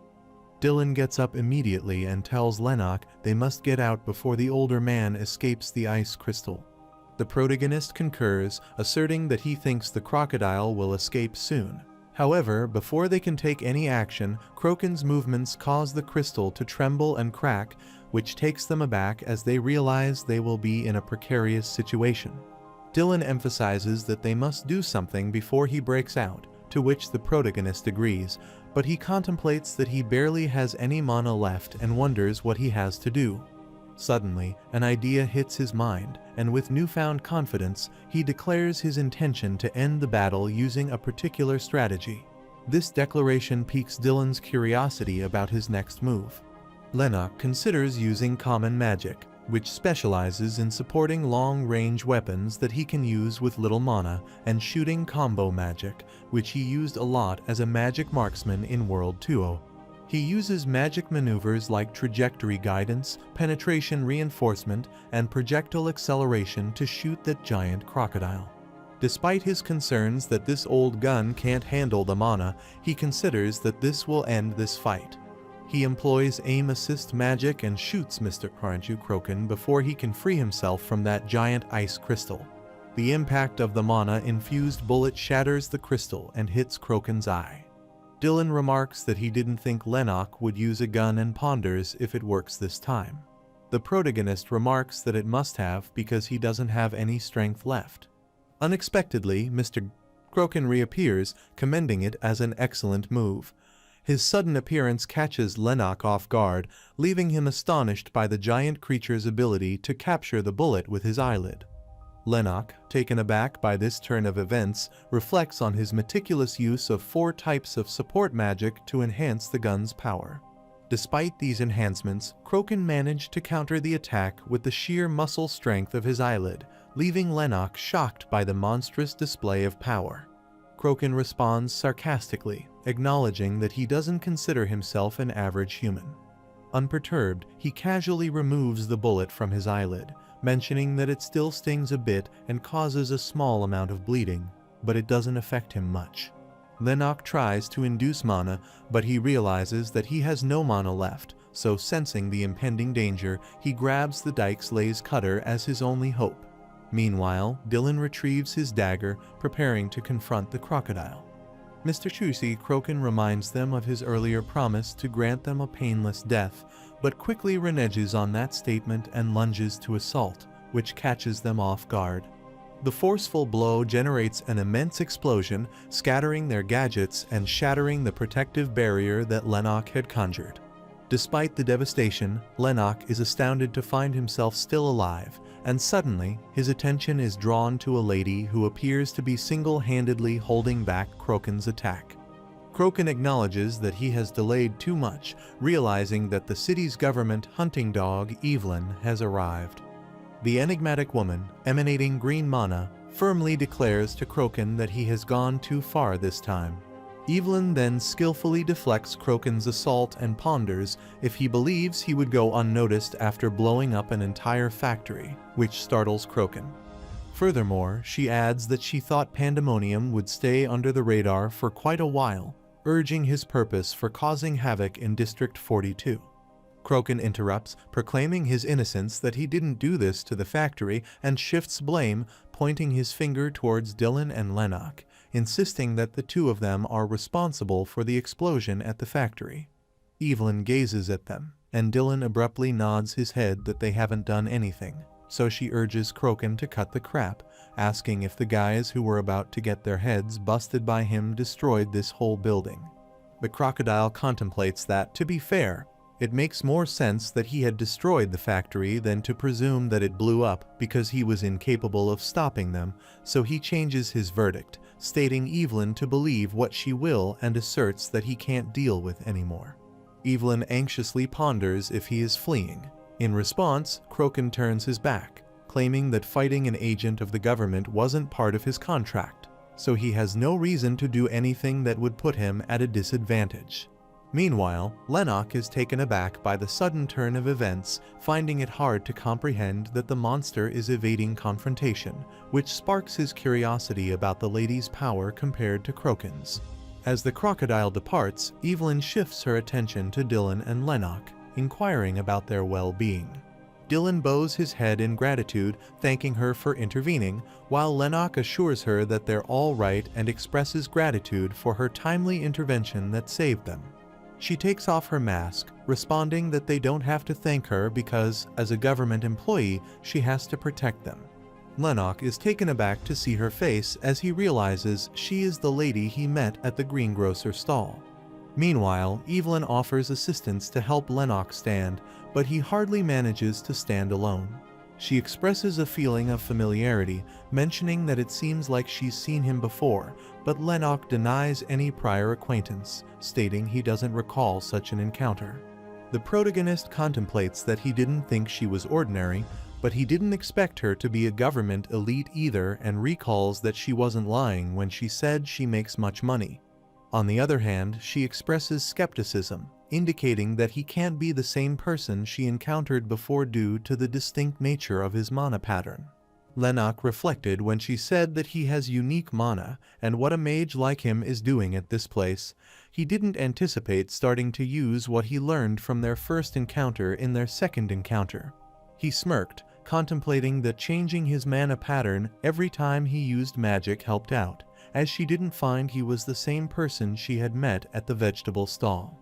She puts her mask on and sternly advises him to avoid getting involved with pandemonium if he wants to live a long life. After that, she lunges and leaves that place. As she departs, Dylan remarks that they have gone lucky, and Lennox coldly warns him that he will give up many of today's rewards. The protagonist reflects that none of this would have happened if Dylan got out of the factory quicker. He also takes the credit that he was the one who brought time against Crokin, so he wonders, yet the dichotomy of Dylan attributing their success to luck rather than strategy and effort pisses him off. Dylan then pats his shoulder, assuring that since Lennox has saved his life, he can have the entire reward except for 10 million cells, which means he can have 40 million cells. However, despite that generous gesture, Lennox remains unimpressed and wonders that even though he got money from Dylan, it still feels like he is at a loss. Lennox then uses the Viper to ease his weariness, but it surprises Dylan, and he abruptly halts him from drinking it, emphasizing that it's not good for his health.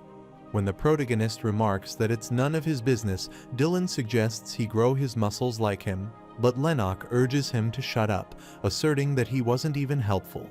Later, Lennox comes out of his washroom, and he tremblingly approaches his bed due to severe diarrhea. For a week after the Charlotte factory task, he remains uncertain whether his illness is because of the mana addict trait or because he overdosed on Viper. His sickness is so severe that he ends up sleeping continuously for 4 entire days, grappling with the aftermath of his ailment. He gazes at his trembling hands and, summoning some resolve, concludes that he can't continue this way. Recognizing the necessity of strength and determination to face challenges and threats, he decides to start consuming proper meals instead of relying on preserved foods. Additionally, he resolves to find better drugs. However, before embarking on these changes, he acknowledges the urgency of collecting his payment. The next day, he visits the bar, and Jenny cheerfully greets him, referring to him as their valued customer. She then asks where he has been for the past 10 days, to which Lennox vaguely responds that he has some matters to attend to. Jenny sarcastically remarks that it's a shame, as if he had died, she could have taken the reward for herself. Lennox contemplates that he felt like he was about to die because of the mana addiction side effects. Despite this, he resolves not to reveal his vulnerability to her. He inquires about Dylan's whereabouts, and she updates him that Dylan arrived that day, expressing his intention to hand over 40 million to Lennox. She opens a briefcase full of money in front of Lennox, asserting that she has charged Dylan the transfer fees so he doesn't have to worry about that. Additionally, she informs him that Vardis has given him a bonus, asking him to check it out. 60 million cells consisting of 61 million cell bills. As Lennox expresses curiosity about the 1 million cell bills, Jenny explains that these bills are utilized as a tool by the higher-ups to convey their sincerity in transactions easily. She then compliments Lennox on his performance during the job and casually mentions that she heard about his close encounter with the old crocodile. In response, Lennox reveals that he actually would have died if someone hadn't intervened in the end. He asks Jenny if she has heard the name Evelyn, to which she responds that she doesn't know much except that Evelyn is a direct agent for the state government, stating that he can consider her as an armed unit managed directly by the government with massive funding. Lennox then asks what pandemonium is, informing her that the croc was part of it. Jenny reveals that among all the gangs, murderers, and criminals, that group is treated like royalty. They only invite people that they like, so not much information about them gets leaked. According to her, the only ones they know are members are those like Kroken, whose tracks have been well known since before. She states that encounters with Pandemonium are like encountering a natural disaster, so if he is unlucky, he will die, or if he is lucky like before, he will survive. At that moment, Lennox realized why Dylan was so calm even on the brink of death. Jenny then handed him a paper, stating that he had asked her about making a fake ID back then, and Lennox concurred. She informed him to visit the place mentioned on that page. She asks him to get a bank account and a phone, emphasizing that he has no idea how hard it is to prepare this much cash. Lennox acknowledges her concern and asks for one more favor. Later, the protagonist, with a new appearance, arrives at the location mentioned by Jenny. Upon arrival, a bald man swivels his head to acknowledge the protagonist, who informs him that Jenny sent him to this location. The man greets the protagonist, mentioning that Jenny has spoken about him. He assumes that Lennox must have heard the details roughly, so he asks him to settle the payment first. The protagonist, honing a new appearance, hands him 1 million cell, which excites the man, who remarks that Lennox has brought something precious here. The man even takes a moment to sniff the money, noting that these notes are typically reserved for high-ranking individuals who prefer cash transactions. He emphasizes that these notes aren't easily accessible, not even by commercial banks. He concludes that Lennox must be an essential customer to Jenny, given the rarity and significance of the transaction. He asks Lennox to wait for a little, while as he has to bypass the Balkan resident registration network first. Lennox ponders if he is changing the network's information, but the Baldy denies his assertion. The hacker reveals that he is just changing the basic identity details like name, age, picture, and address, not the live data. He changes the outgoing signals automatically to forge Lennox's identity, emphasizing that it would work as a standard identification. However, he warns that if someone is determined to find flaws and monitors the network, Lennox will get caught immediately. When the protagonist expresses his concerns that it doesn't sound safe to him, the hacker mentions that there is a better method. According to the hacker, if he bribes the network administrator, he can change the information directly, but the price will be about 400 million cell. The hacker informs him that he has logged into the network and mentions that he will now find a long-time missing person's ID, reactivate it, and change the outgoing value. Confirming that the preparation is complete, he requests that Lennox take a picture of his face and inquire if he desires any specific name for the new identity. The protagonist contemplates for a while, then, instead of Van, he asks the hacker to write his name Evan, while the surname can be anything. Lennox acknowledges that he needs at least one identity that he can use in public since he doesn't know when he will need to abandon the identity known as Van. That's also the reason why he changed to another face, and he also needs to prepare for various situations to continue doing this line of work. The hacker then assures him that he will make an identity for Evan in no time. Later, as Lennox exits the hacker's office, he transforms back into the appearance of Van and examines his newly obtained ID card. He contemplates that this is the first time he holds proof that he has settled in this unfamiliar realm after he came to this world. A fake name, fake address, and even his age, none of it is true. Although he had simply been trying to survive as he went from place to place, he has still lived there. Today, he feels like that has finally been acknowledged. He dials Jenny from his new phone, informing her she can contact him via this number. Jenny responds that although she told him he can contact her only when he wants to work. She sarcastically adds that he is the only person in this city who took a month to get a cell phone to get in contact with her. Jenny refers to him as some mage who isolates himself in some backwoods while training there and emphasizes that if he wants to work in this line of work, he ought to get some income that he earns in broad daylight. Lennox ponders if she is asking him to work simple part-time jobs. Jenny concurs that if an unemployed citizen's bank account keeps receiving unknown income, it will look suspicious. However, if Lennox accepts work in the area, the money he earns will increase and not appear as unusual. She emphasizes that he should start thinking about that now. Lennox contemplates that while he hasn't decided to continue working with Jenny until he understands more of how the city works, he considers that it wouldn't be a bad idea to get work that Jenny recommends. Jenny further reveals that the rumors about him must have spread pretty far because of this time's incident, highlighting the possibility that someone might even ask for him specifically to do their task. According to her, in any case, the reward will be way higher according to his competency, so he must look forward to that, and with that, she ends the call. Conversely, as Lennox strolls along the roads, he muses that even if Jenny's demeanor becomes more amiable, it's all right to collaborate with her. However, he's not entirely inclined to trust her. He is sure that she has heard from Dylan about his ability to use ice magic, but she still hasn't talked about it yet. He reflects that they only talked about things that each of them needed. He recalls when he requested another favor, asking her if she knew where he could buy a viper.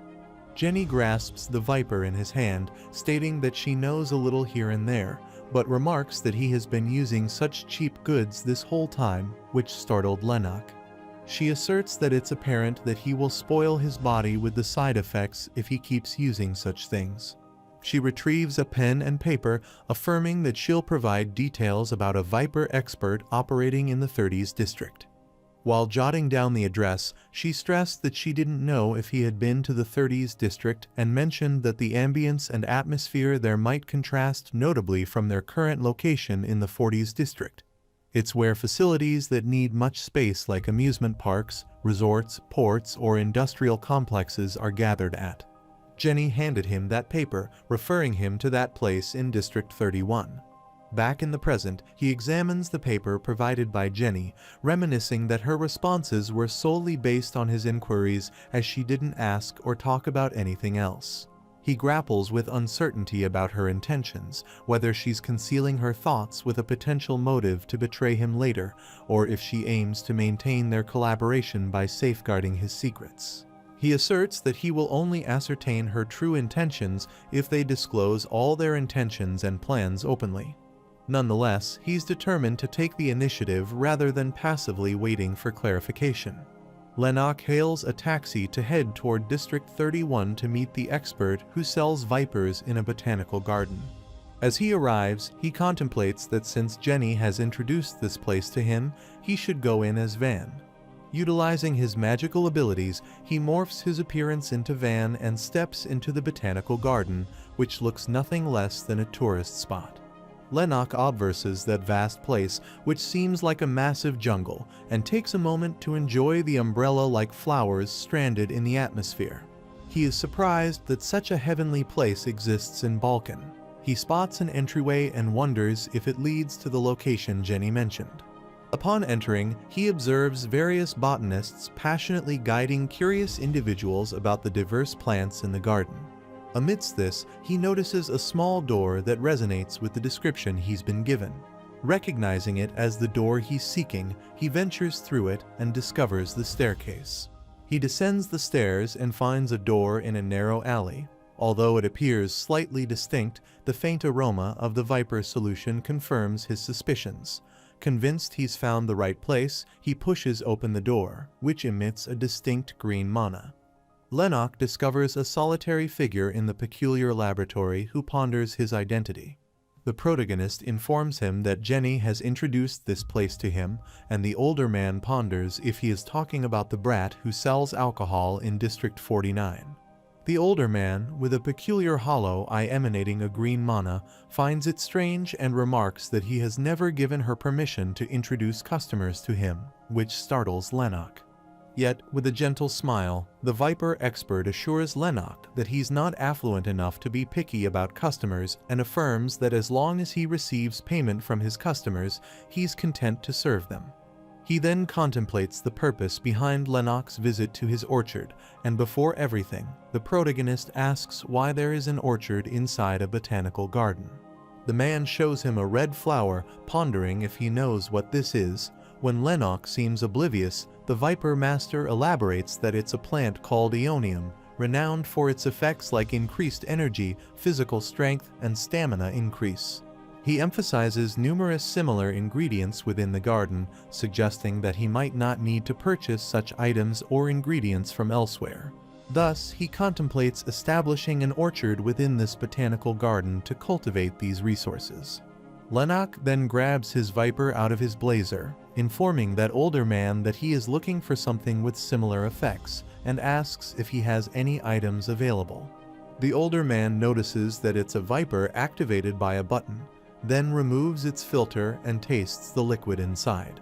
After analyzing its taste, he abruptly spits it out and remarks that this is super cheap, pondering why Van is looking for something shitty like this, as it probably wasn't even good at strengthening his body.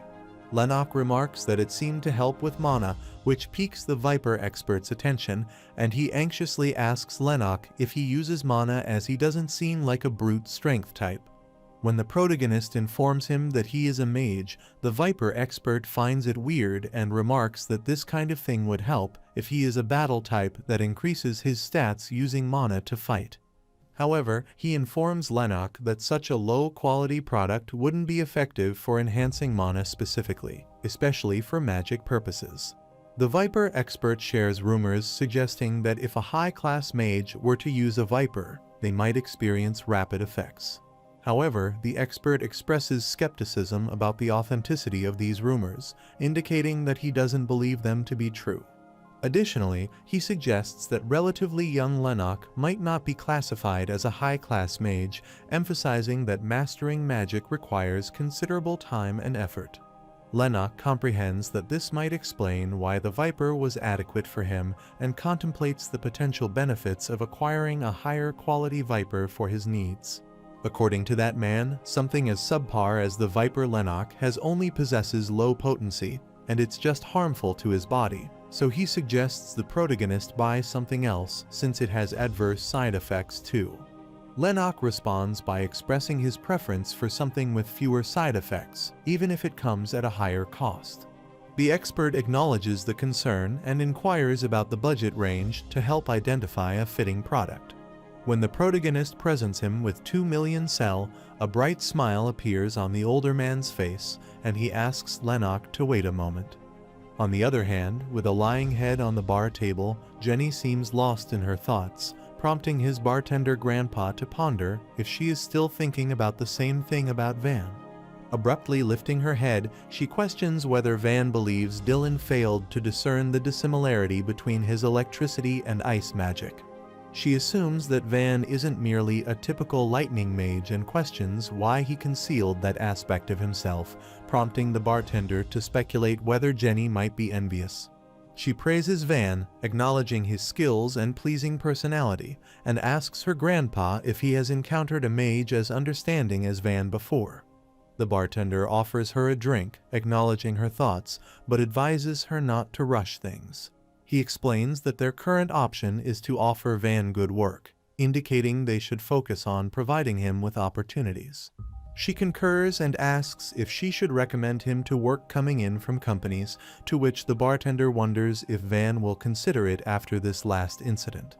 Meanwhile, Jenny contemplates that she wouldn't be surprised if he were to go into shock whenever he sees a reptile after that. The bartender suggests it would be better to recommend him work related to mercenaries or gangs. However, Jenny abruptly turns on her laptop, expressing her disinterest in gangs and asserts that she'll look for mercenary jobs, considering them preferable. She assumes that Van won't oppose it since he has worked with Dylan, a mercenary. She believes that the mercenary office would welcome a mage with open arms because it is a plus to them to have a mage since it's excellent for networking. However, the bartender seems unimpressed by her decision and reminds her twice that he is helping her business at Kaiser's request. While acknowledging Jenny's intelligence and perceptiveness, he advises her to remember that she tends to be too impatient sometimes. Nonetheless, Jenny doesn't take his advice seriously and interrupts him with a hand gesture, signaling him to stop blabbing. On the contrary, the orchard owner offers Lennox a box of superior Viper Cached C107 and explains its benefits, stating that it grants 6 hours of physical reinforcement with mana and stamina activation. However, he emphasizes that using it may lead to headaches, spasms, vomiting, and a low possibility of vomiting blood, listing these as some of the side effects. Despite these potential side effects, he regards it as a remarkable item and asks for Lennox's opinion. The protagonist ponders if that's the only side effect, to which the older man retorts that among the items worth 2 million cell, Cached C107 has the most negligible side effects. He further asserts that the side effects can be lessened, which raises the cost tremendously. He emphasizes that he doesn't sell less than 10 at once, so he must keep that in mind. Lennox closely examines the new Viper and notices it has a different filter. The Viper expert informs him that it's a recent model operated with mana instead of a button. This revelation startles the protagonist, and he anxiously remarks that it must be similar to the Calvin and Cubs products, which infuriates the older man. He ferociously rebukes Lennox for comparing his product to a lowly item like that. He vehemently asserts that his products are all made from premium natural herbs, unlike Calvin and Cub's cheap and chemically loaded items. His confidence persuades Lennox, and he purchases the pack of new model Vipers. As he turns around, the orchard owner casually invites him to come again.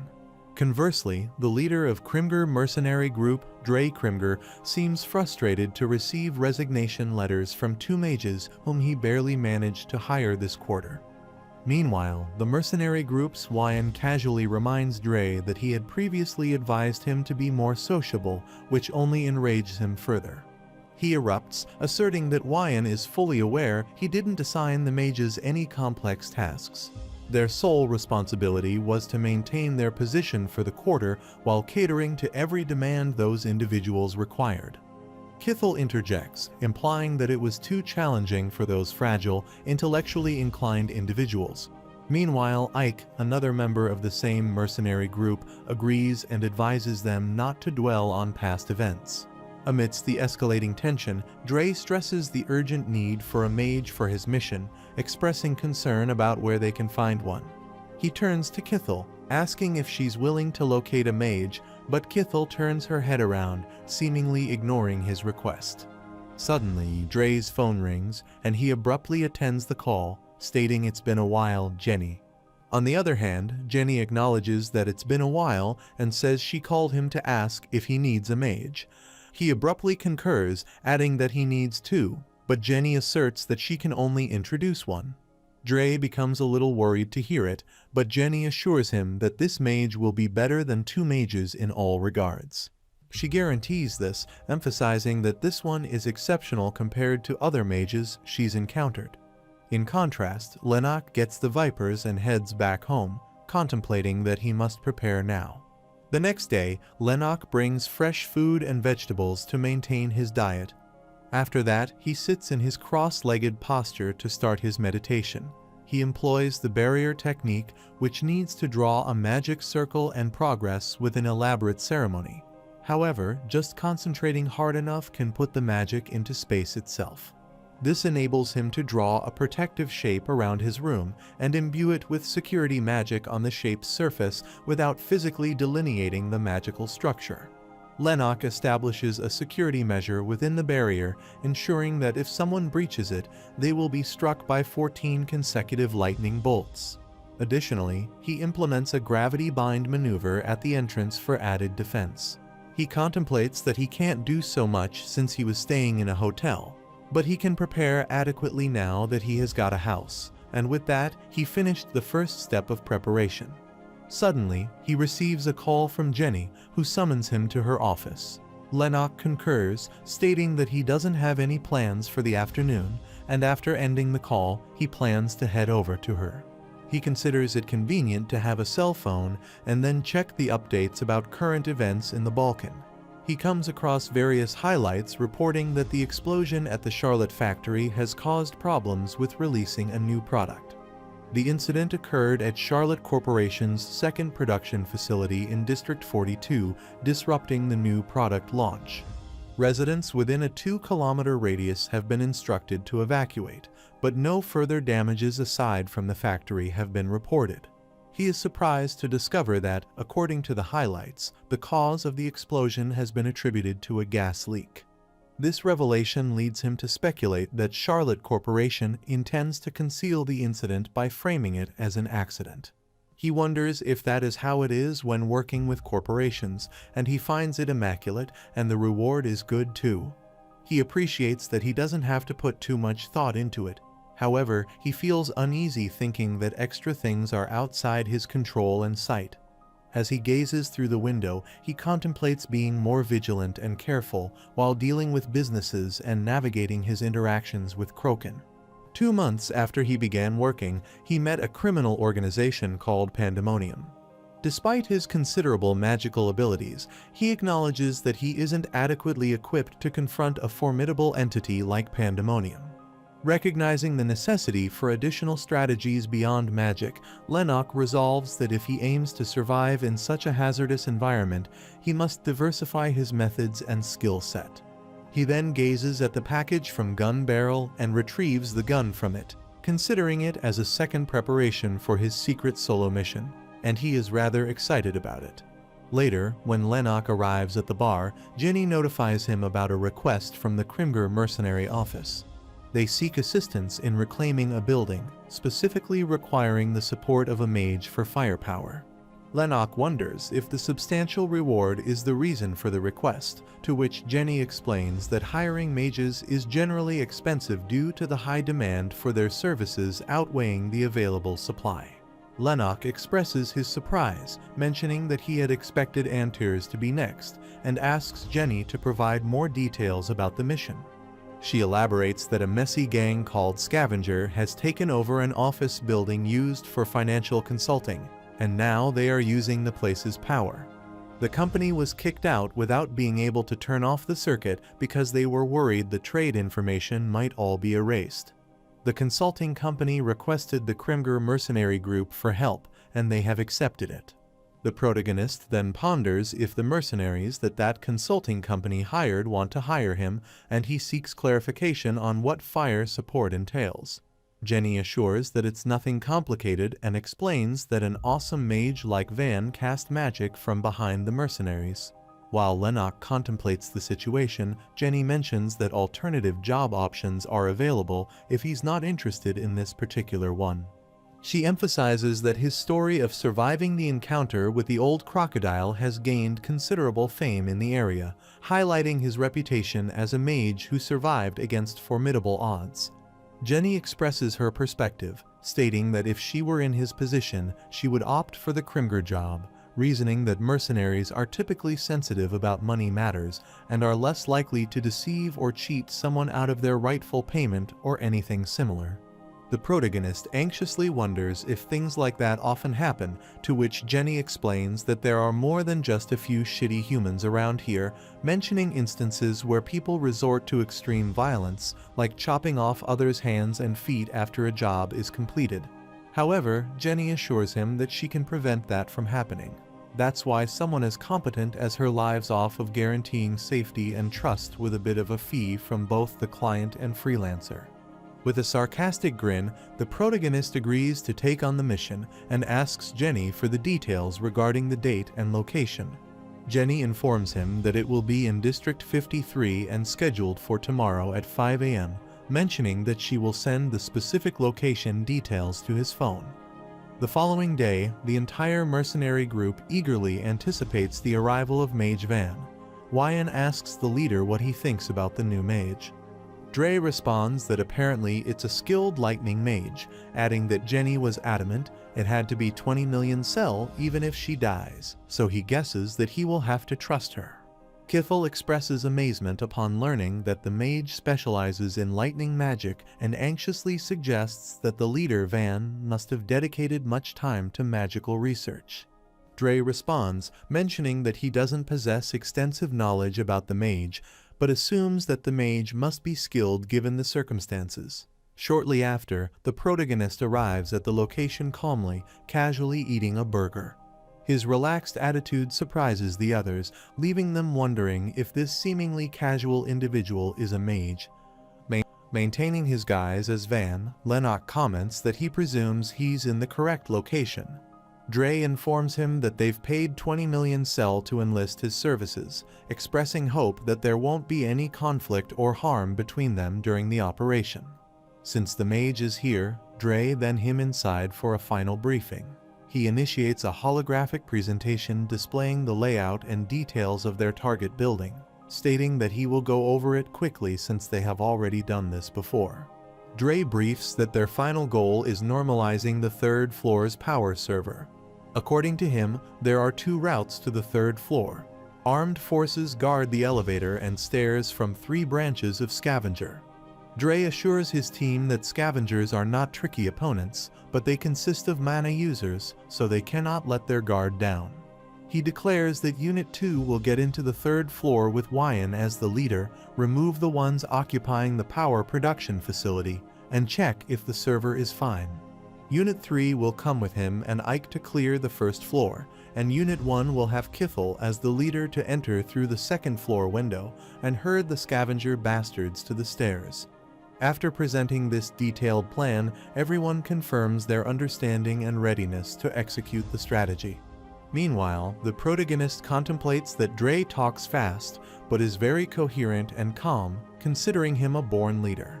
The team leader informs Van that he has to pour in the most attacks initially and then follow Unit 3 as support from behind.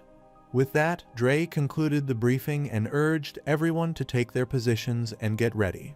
The mercenary team becomes determined and picks suitable weapons, gearing up for the mission ahead. Lennox contemplates that in a world where one can use mana to reinforce the body, the fact that long and short weapons exist together is not that weird.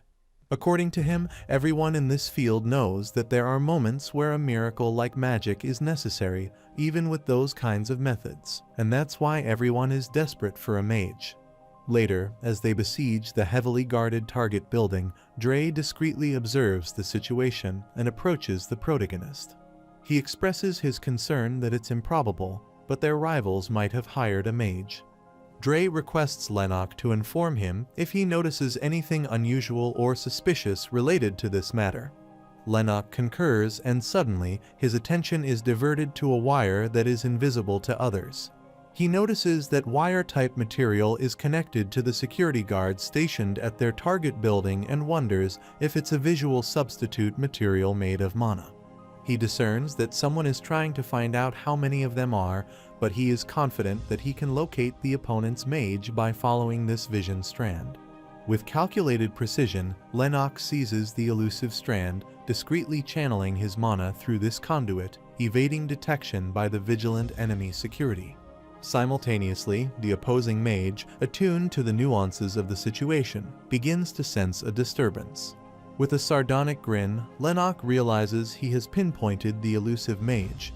Swiftly deploying his formidable mana prowess, he initiates a devastating assault, disrupting the opponent mage's magical activation. Lennox's mana manipulation triggers a potent rebound effect, seizing the enemy mage by the neck with an overwhelming force. As this force tightens its grip, a torrent of blood gushes forth from the mage, the sheer intensity causing them to lose consciousness and collapse. The unexpected and abrupt outcome leaves the adversaries in a state of confusion, bewildered by the sudden incapacitation of their mage. Sensing the opportune moment, Lennox swiftly communicates with the team leader, relaying critical information about the enemy mage's utilization of detection magic. With a strategic assessment of the situation, Lennox discloses that he detected this magic and launched a successful preemptive strike, rendering the enemy mage incapacitated. He advises the team leader that the present moment offers the best chance to advance and execute their planned action. The team leader, Dre, covertly analyzes the situation and realizes that Lennox is correct. As the security guard's attention is diverted to their mage, he abruptly commands his team to barge in. Before initiating their assault, the Krimger mercenaries execute a strategic maneuver by deploying tear gas shells aimed at their rival faction, the Scavengers. This sudden and unexpected move catches the Scavengers off guard, creating a momentary disarray among their adversaries. Leveraging this moment of surprise and confusion, the Krimger mercenaries swiftly launch their ambush on the targeted building, capitalizing on the chaos caused by the tear gas to gain a tactical advantage in their attack. Amid the tumultuous situation, Lennox seizes the opportunity to wield his new Viper Cashade C-107, eager to assess its potential effects. As he ingests the substance, he is immediately struck by its remarkable impact. A sense of amazement washes over him as he experiences the astonishing results firsthand. Almost instantly, his body responds with newfound vigor, emanating an aura teeming with raw mana energy. He recalls the initial directive from the team leader, urging him to fire support in the beginning, so with a newfound energy, he unleashes chain lightning magic. The crackling bolts of light streak through the battleground, swiftly and efficiently dispatching most of their adversaries with their searing effects. Witnessing this extraordinary display of magical prowess, the Krimger mercenaries stand in awe, thoroughly impressed by Lennox's remarkable and devastating capabilities in wielding such potent magic. His prowess empowers his mercenary team, and they manage to get the upper hand on the Scavengers by breaking their formation. Working together as a cohesive unit, they ruthlessly eliminate any obstacle. The team leader takes swift action, using a firearm to eliminate a threatening adversary. Simultaneously, Wyan expertly evades an incoming attack and retaliates by striking his assailant's head with precision using his sharp baton. Amidst the chaos, a delinquent aims at Wyan from a vantage point on the roof. However, Kithel, the sharpshooter, nullifies his attempt with her sniper shot, sternly questioning the audacity of targeting their youngest member. Her astonishment mounts as a substantial contingent of delinquents spills out from the building, intent on launching a ferocious assault against the team leader. Reacting swiftly, she issues an urgent directive to her fellow mercenaries, rallying them to shield and protect their leader from the impending onslaught. In a synchronized response to her command, the mercenaries abruptly halt their advance, forming a protective barrier around the leader just in the nick of time. The team leader then commands them to employ the good all-shell method, and they abruptly heed his command by hurling their shields at their adversaries. This sudden and unexpected maneuver takes the opponents aback. The shields collide with and disorient the assailants. However, another batch of opponents' mercenaries soon teams out of the building, and Dre commands his underlings to overpower them.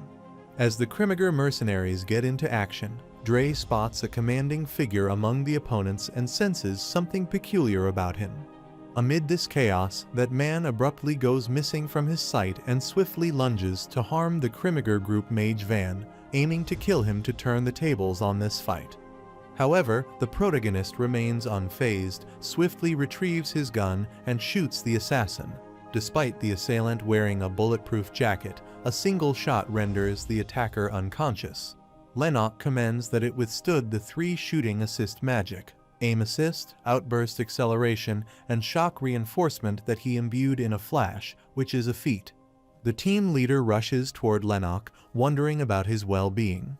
Lennox assures him that he is all right and asserts that he can protect himself, so there is no need to worry about him. Dre concurs and contemplates that the shooting itself was expected, but the talent and speed with which Mage Van drew the revolver and pulled the trigger was something even he couldn't emulate. Ike informs the team leader that the entrance is clear, so Dake promptly commands them to head inside. Under the supervision of Kithel, Unit 1 swiftly gets into action, barges into the first floor through the window, and starts the cover fire so that Unit 2 can come up. They effectively prevent their adversaries from mounting a counteroffensive with a barrage of sustained gunfire. Meanwhile, Kithel directs Unit 2 to establish its position, ensuring strategic coordination and synchronization between the units for a cohesive and tactical approach to the operation. Wyan, leading Unit 2, steps on Kithel's shoulder and swiftly lunges with his team to clear the rooftop. Simultaneously, Unit 3 efficiently enters and rapidly secures the first floor, successfully implementing its strategy precisely. Dre communicates with Kithel via walkie-talkie, conveying the cleared status of the first floor, and asks her to report on the second floor situation. Responding from their concealed position behind a cabinet, Kithel discreetly informs the team leader that they are still at a standoff, asserting that it's a bit difficult right now to talk. Dre is bewildered by her response, and suddenly, the sound of a bang intensifies his worries. He anxiously asks her what happened. A prolonged silence heightens the team's apprehension and worries regarding the safety of Unit 2. After a while, she apologized to the team leader, stating that the last guy was hiding like an eel, which took a while. Following this update, Dre takes decisive action by directing Units 1 and 3 to focus on securing the third floor. Leveraging Lennox's magical abilities and the combined efforts of the team members, they engage in a dynamic and action-packed operation to clear the third floor, employing various strategies and skills to accomplish their objective. After taking control over the third floor, the team leader contemplates that Mage Van has helped them tremendously, considering that even before entering the building, he took care of 10% of the scavenger forces. Kithel approaches the team leader, pondering whether they can hire that mage, but Dre informs her that they can't recruit him due to financial constraints. Kithel suggests an alternative approach, urging the team leader to invest the money he has invested into some useless noobs into him instead, emphasizing that Mage Van does the job of 4 people. She stresses the potential ease and speed at which their tasks could be accomplished with someone of Lennox's abilities, envisioning their office gaining widespread recognition and generating significant revenue. However, Dre doesn't pay much attention to her, as he is sure other team members have thought the same. To continue with the rest of the plan, Dre then contacts Wyan, informing him that the third floor is cleared and the rest of the forces are all taken care of. He mentions they are heading for the rooftop now and asks him how the situation is. The leader hears an unusual commotion and a trembling voice of Wyan calling him captain. Dre anxiously calls Wyan out, but no response mounts his tension, and he informs the rest of the team that Unit 2 seems to be in trouble, prompting them to rush immediately toward the rooftop. While everyone swiftly lunges toward the rooftop, the protagonist finds it hard to ascend the stairs, experiencing difficulty in keeping pace with the rest of the team. Upon finally reaching the rooftop, a shocking sight unfolds before them. The entire members of Unit 2 are severely injured and incapacitated, lying motionless in a state of distress.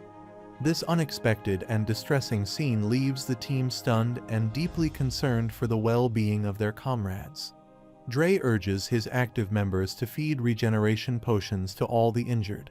As he pours the tonic on the wounds, he contemplates that it's expensive but considers it nothing compared to his team's lives. Amid this urgent care, Wyan apologizes to the team leader for his perceived failure in clearing the rooftop. However, Dre swiftly dismisses Wyan's self-doubt, reassuring him that he performed admirably. Meanwhile, Lennox carefully analyzes the situation, pondering the circumstances surrounding the serious injuries sustained by everyone in Unit 2, including Wyan, yet miraculously avoiding immediate fatalities. He recognizes the improbability of such survival unless they had undergone rigorous and thorough training, so he wonders why an individual with such exceptional skills would perpetrate this act and then hastily flee the scene. After contemplating for a while, he steps ahead, claiming that the perpetrator is still in their vicinity, which catches everyone's attention. Taken aback by his revelation, Dre requests Mage Van to take care of Wyan, then commands his underlings to move the injured while the rest stay on guard. Soon, they act upon his command, and Dre vehemently demands the perpetrator's whereabouts. The perpetrator, sitting on a pole of another building, sarcastically remarks that he did expect some guests, but not this early.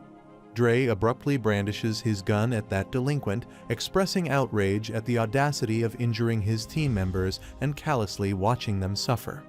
The perpetrator ponders if they know how much money went into this plan, revealing that all the 3 branches of Scavenger got together to scrape up cash.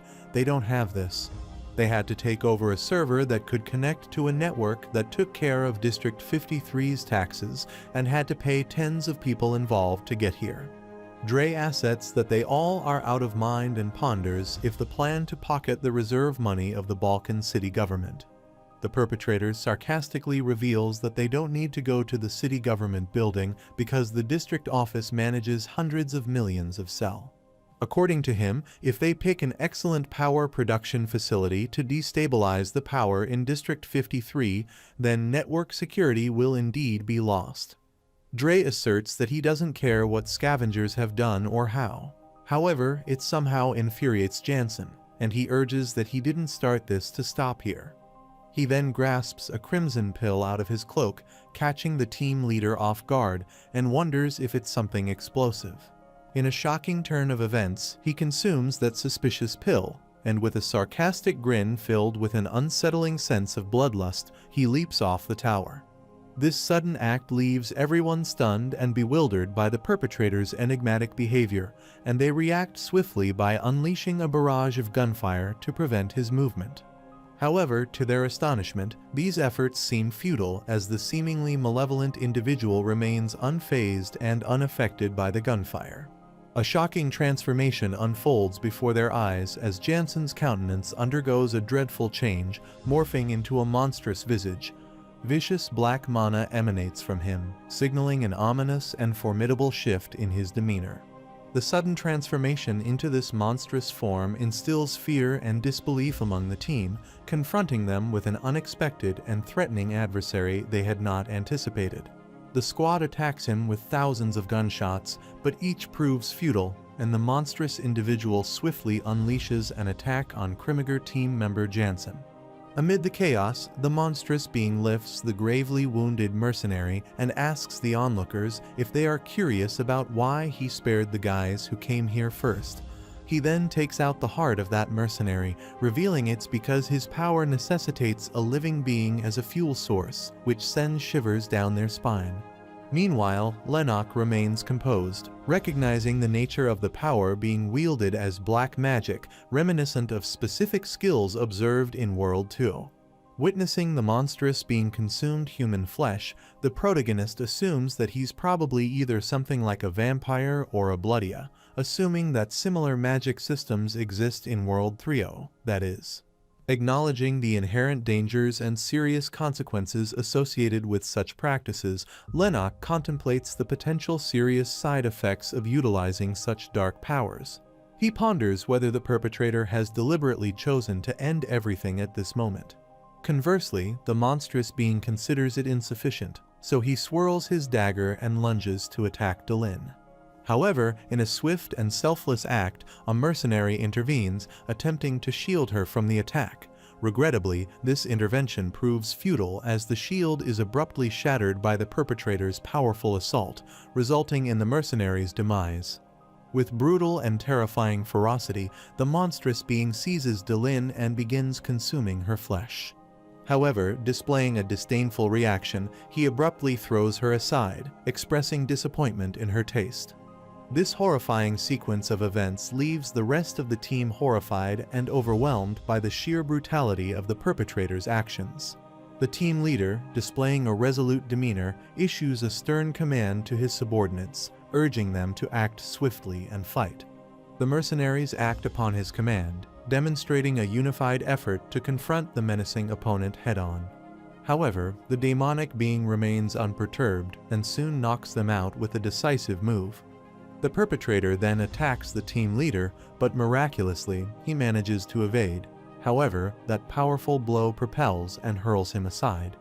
Amid the chaos, Kifl takes a shot at the demon, the bullet passing through his head, yet the evil entity remains unharmed. Sternly asserting that such attacks won't kill him, the monster ferociously leaps towards Kithel to assassinate her, which catches Kithel off guard. However, before he can lay a hand on her, the protagonist intervenes by unleashing the Thunder Calling maneuver. Lennox assesses that he succeeded in controlling the area of damage and mana usage so that the mercenary and the power production facility won't be harmed. However, he comprehends that if the demon can sense the signs before the lightning strikes, then he can dodge it, and if he does, the next target would be him. As Lennox ponders the potential outcomes and strategies, the perpetrator suddenly shatters the maneuver's effect and leaps to attack him as he already assessed. Despite the abruptness of the demon's attack, Lennox's preparedness becomes evident as his protective shield successfully deflects the assault. Anticipating the move, the protagonist had already augmented the barrier's strength, fortifying it to absorb the attack's impact as it breaks. As the team's barrage of gunfire is directed at the menacing figure, he contemplates that he needs to kill this guy now, even if he receives attacks from the mercenaries, considering that someone who can shoot like that is too dangerous. Lennox swiftly retrieves his mana gun, utilizing the aim assist maneuver.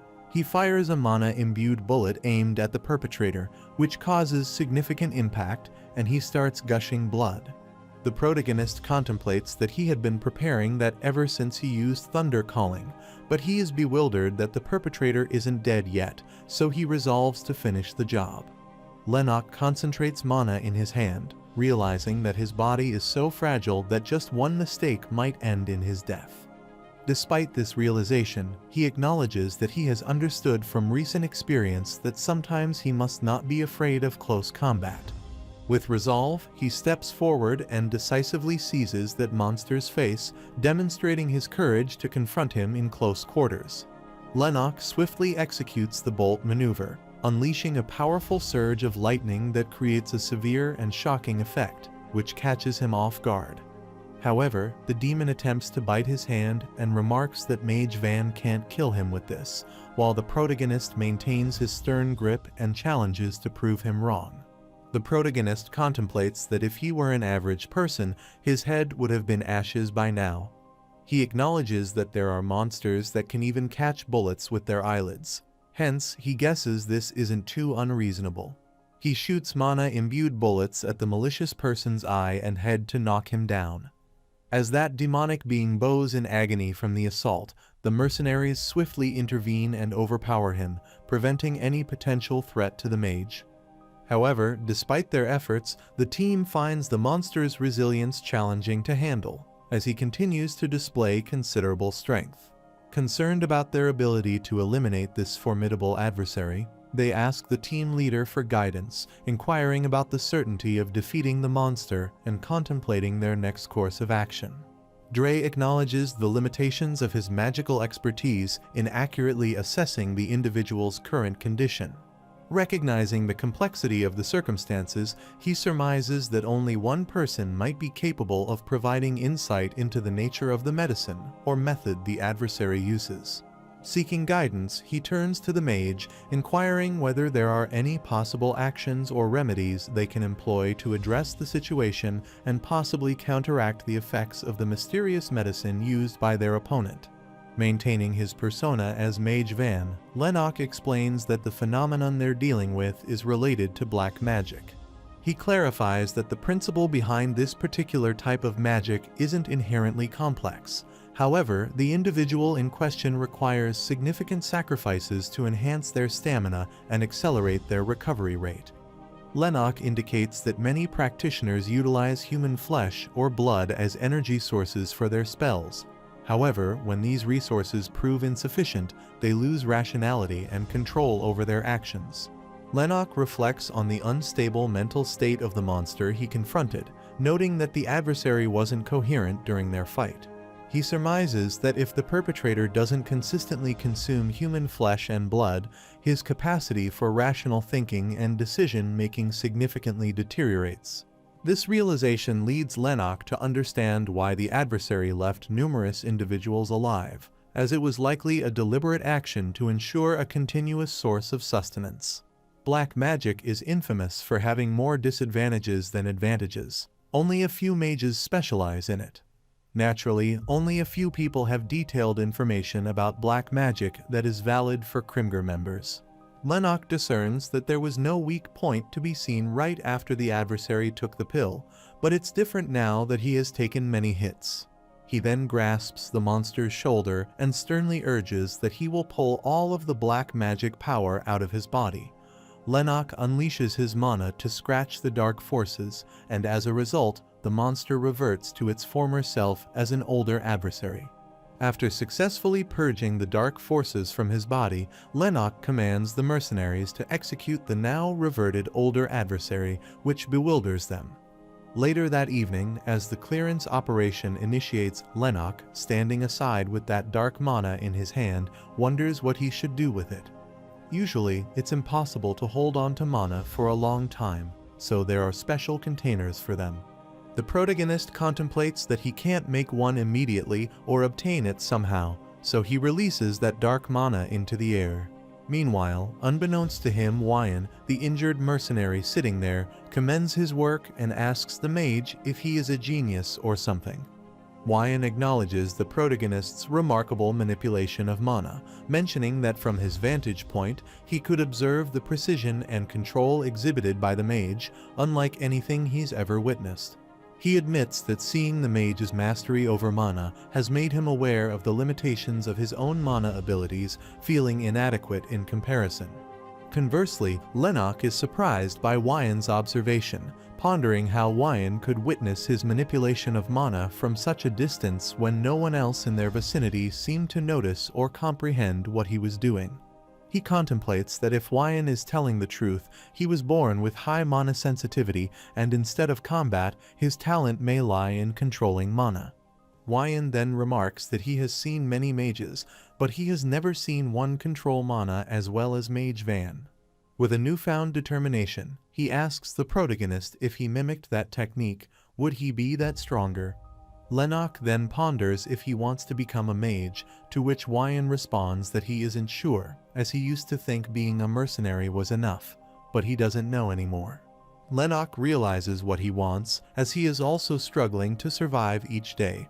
However, he tries to adjust because he is an outsider, so he deliberates not to give any false hope to Wyan. Lennox places a reassuring hand on the mercenary's shoulder, acknowledging Dre Krimger's qualities as a commendable leader. He steps aside, expressing his belief that Dre can give better advice than he can, and asserts that building his own business isn't easy. Furthermore, Lennox advises the mercenary that if he determines what path to pursue for himself, he should consider seeking advice from Jenny. After a while, team leader Dre approaches him and slights bows to thank him for his assistance. The protagonist expresses regret regarding the loss of lives during the operation, to which Dre acknowledges the unfortunate outcome, stating that such casualties are unavoidable in their line of work. Lennox then requests the team leader to take blood from that monster's corpse and send it to Jenny. Dre concurs and hands Mage Van his business card, expressing how impressed he was by Lennox's performance and hoping for future collaborations. Lennox takes the card, stating that he will get going if possible. He then turned around to leave, contemplating that Dre Krimger was a talented mercenary and businessman, so staying in touch with him wouldn't be a bad idea. As he leaves, Kithel anxiously asserts to the team leader that he should have asked to recruit that mage, prompting the leader to burst into laughter. In response, Dre wonders if she is still thinking about that ever after seeing his lightning, and adds that Mage Van is good enough for the lightning-type magic tower to want him. He wonders who can hire him, remarking that he's too talented for anyone to monopolize. Kithel then asks if he thinks it's a shame, wondering where they will ever see another mage like him, and where's the guarantee that the next time they meet him, they won't be enemies instead. In response to Kithel's concerns, Dre suggests that their only option is to hope for luck, indicating the unpredictability of future circumstances and relying on fortunate outcomes in their dealings with Lennox. The next day, the protagonist arrives at the bar as Mage Van, and as he steps in, Dylan greets him, referring to him as his partner. Nevertheless, Lennox remains somewhat distant and coldly ponders who says they are partner, while the masked guy tries to be friendly, asserting him not to be like that as he wants to befriend a famous person. When the protagonist asks him about famous, Dylan begins explaining about Jenny's excitement regarding Van's performance. However, before he can finish, Jenny swiftly interrupts by smacking his head with the menu card, causing him to stumble and fall to the ground. She then addresses Van, reassuring him not to pay attention to Dylan's foolishness, and asks about his experience working with Krimger. He responds that it was easy compared to that monster Kroken, and it wasn't hard fighting the scavenger higher-ups either. Jenny then asks whether that perpetrator was a retired soldier, and if he was from District 51, then his skill level's pretty predictable. Dylan intervenes, asserting that not all scavenger guys are weak, many underestimated them and died. Lennox then asks if he means the chief executives are strong. Jenny concurs, stating that there are many deviations between the higher-ups, especially District 20 scavenger higher-ups. She emphasizes that Van should avoid getting involved with them, and he concurs, assuring that he will keep that in mind. Jenny then reveals that he has become famous for this recent job, mentioning an increased influx of customer requests for the Lightning Mage. She handed him a diary, informing him that she had jolted the requests that recently came in so he could pick one he liked. With a disgusted face, she hands him the blood sample of that monstrous being. The protagonist is taken aback to see the diary full of requests for assistance, and Jenny remarks that it means many people need a skilled mage. She then expresses her desire to work together for a long time and assures that she'll give him discounts on the fees she charges. Dylan anxiously intervenes, voicing his concern about favoritism. Nonetheless, Jenny swiftly stops him with a shushing gesture, placing a finger gently on his lips, and doesn't pay much attention to him. Meanwhile, the bartender presents an expensive drink to the protagonist as a compliment, and Lennox appreciates that gesture of goodwill. However, when Dylan orders the same for him, Jenny sarcastically demands an exorbitant sum of 100,000 sel to have that drink. Later, back at his home, he finds himself vomiting in the bathroom. He wipes his face, considering that his insides are a mess, and he seems exhausted. He contemplates that he's left with no alternative but to rid himself of the alcohol, believing it's the best course of action to reduce the potential side effects caused by Viper. After a while, he sits beside his bed and acknowledges that his body is fragile, and he wants to rest but is reminded of the diary given by Jenny. He reflects on Jenny's words that the quest's dates overlap, so if he chooses one, she must reject all the others, suggesting he choose quickly. Consequently, he initiates evaluating the requests and discovers a diverse array. Among the entries, he notices several from mercenary offices, experimental subject testing at laboratories, and intriguingly, even a request from the scavenger group. Lennox finds it crazy and wonders if they don't care that he worked for their opponents. However, he deliberates that Jenny couldn't have been aware of his past affiliations. She must have kept it here on purpose. After assessing the requests, he excludes the recommendations from individuals, mercenary offices, and gangs. He also excludes ones with near deadlines and wonders what's left. A request from a pharmaceutical company, Amnak, catches his attention. He accesses a site on his phone, which he visits often lately, an online auction site run by the city government. Out of all the items listed, he has been watching Starina Pharma's first-class miracle drug, Stimonia, worth 100 million sel. It's close to an industrial product and only perks one up a bit. However, he is in no condition to be picky. He is desperate for a ray of hope that can heal this penalty-ridden body. He takes a deep sigh and decides to take Amnak's quest, acknowledging that he might not get the miracle drug. Still, he might get a hint that would help him solve the sleeping pill problem. He turns off the light and lays on his bed with all his attention on the phone, reading an article headline detailing the forthcoming visit of Sovereign Dominion Fileman's delegation to Balkan. A week later, as a result of promptly accepting Amnak's request, Lennox finds himself engaged in pursuing wanted criminals, a task designed to assess the magical prowess of the supporting sniper. With a resolute demeanor, Lennox strides forward, his revolver in hand, tailing a silenced fugitive. Before long, he employs the aim assist technique, channeling mana into his bullet and skillfully striking the criminal's leg. The criminal fumbles on the road, and the protagonist sternly approaches him, considering that it works well. Approaching the subdued figure, he holds his firearm with confidence, considering it a helpful instrument until he achieves the desired pinnacle of magical prowess, and then shoots that criminal. He then walks ahead, reflecting that there are limits. Even if he uses these spells, it helps him hit faster with more force. However, he considers that if he can learn magic spells that are inherently for support, he can do better in battle. Later, he arrives at the bar to inform what quest he has finalized to assist, but before he can utter a word, Jenny astutely senses his choice for Amnak and urges him to swiftly hand it over, emphasizing that there is no time. Perplexed by her awareness, Lennox hands her the file and wonders how she knew about it, to which Jenny calmly reminds him that it's the sole available quest that hasn't expired as of that day, and also that he seemed interested in medicine. She urges him to wait a minute, revealing that someone from Amnak will be here, and turns around to contact that pharmaceutical company. Meanwhile, a man approaches the protagonist, pondering if he is Jenny's new customer. When Lennox wonders how that person knows him, the man remarks that Van is gaining attention as a renowned Lightning Mage, and there's talk circulating about him being a bounty hunter fixated on cash rewards.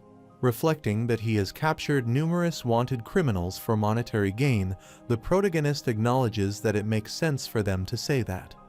The man clarifies that he doesn't mean it negatively and highlights that within the city, individuals typically end up with a bounty on their heads for two reasons.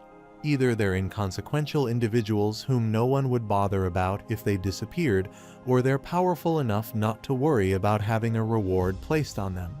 Lennox considers these contrasting ends of a spectrum and becomes curious about the man's identity. The man unexpectedly hurls his business card towards him.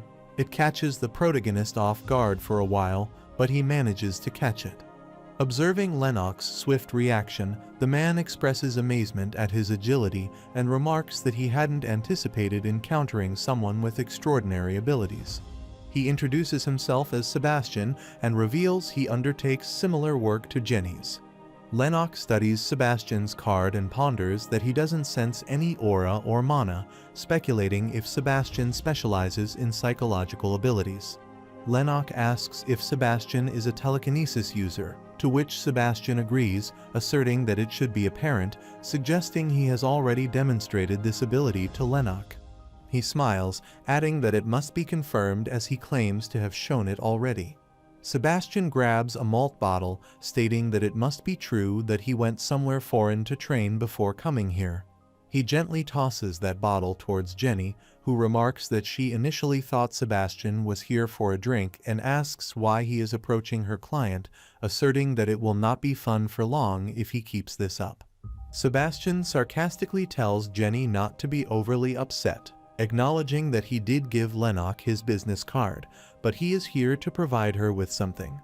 As he places his hand on a bag, Jenny anxiously wonders what it is. She is taken aback to find its conscription, as she thought there were over 2 months left until the Filenham delegation visits, and sternly wonders how she is getting this already. Sebastian acknowledges that it sure is rare that it's this early and mentions the rumors that a city council member is pushing this agenda hard. Meanwhile, Lennox reflects that he heard about this on the news yesterday when the city government issued a call-up order to all independent businesses. He wonders if it was because the Filenham delegation was expected to visit, and considering the looks on their faces, he realizes it must be a big deal. While leaving, Sebastian greets the protagonist, telling him to give him a call whenever he feels like talking about different types of jobs. As they shake hands, he assures the protagonist that he will provide him with awards different from those that Jenny gives him. Later, as he departs, Jenny acknowledges that Sebastian is good with his words when dealing with rich people and business owners, suggesting his visit if he wants to take on individual requests. Lennox wonders if she won't stop him, to which Jenny retorts whether the customer listens to a business owner's pleas not to leave them. Soon, a man arrives there, pondering if it's Jenny's bar, which catches their attention, and Jenny tells that man to follow them. She takes them to a separate room for discussion and introduces herself and Van to that person. The man reciprocates the introduction, expressing pleasure in meeting them, and reveals that he is Amnak's sales manager, Lewin Sage. Lewin hands him the mission details, asking if he can assume that Mage Van knows the context of the request since he accepted it, and the protagonist responds that he did read the description. The man informs them that Amnak is developing a tranquilizer with small-scale crowdfunding, with the idea that once the development is complete, it will sell enough to bring in profit. However, the problem is that a district representative from the headquarters used their connections with a gang to try and steal Amnak's patent rights. Lennox then ponders what he is supposed to do precisely, to which Lewin asserts that he will tell him something first. He tells him a secret that the public doesn't know, but the tranquilizer's development is already complete. He said they would send a sample to the patent office before the district representative found out, but the information was leaked. Van anxiously wonders if there's a spy, to which the man concurs, confirming suspicions of espionage, and hands him the address of the location where they relocated the samples. Lewin then tells Mage Van that he needs to retrieve the samples they hid in the storage and deliver them to the patent office without anyone finding out. Lewin feigns a fake laugh, emphasizing that he will leave it to Mage Van then. Mage Van then asks the man if he wants to give him a job. He should be honest. This directness causes Lewin to become visibly nervous and tremble as he hesitantly asks for clarification about what Van means by his statement. The protagonist suspects that Lewin might be pretending to be unaware, realizing that simply submitting the sample won't solve the underlying issue. Meanwhile, Jenny questions Lewin about the assurance that Van won't encounter the gang during the mission. Van reinforces this by asking if Amnak expects him to hide and take no further action beyond delivering the sample, expressing skepticism about this approach. It becomes evident that Lewin appears to be intentionally withholding information. The situation becomes more straightforward to Lennox, indicating that it's apparent that Amnak isn't seeking someone to run errands merely. Instead, they require a more militaristic approach. Confused by the expectation that he should solely deal with the gang while retrieving the samples, Lennox wonders if Amnak truly believes he'd comply with such a directive.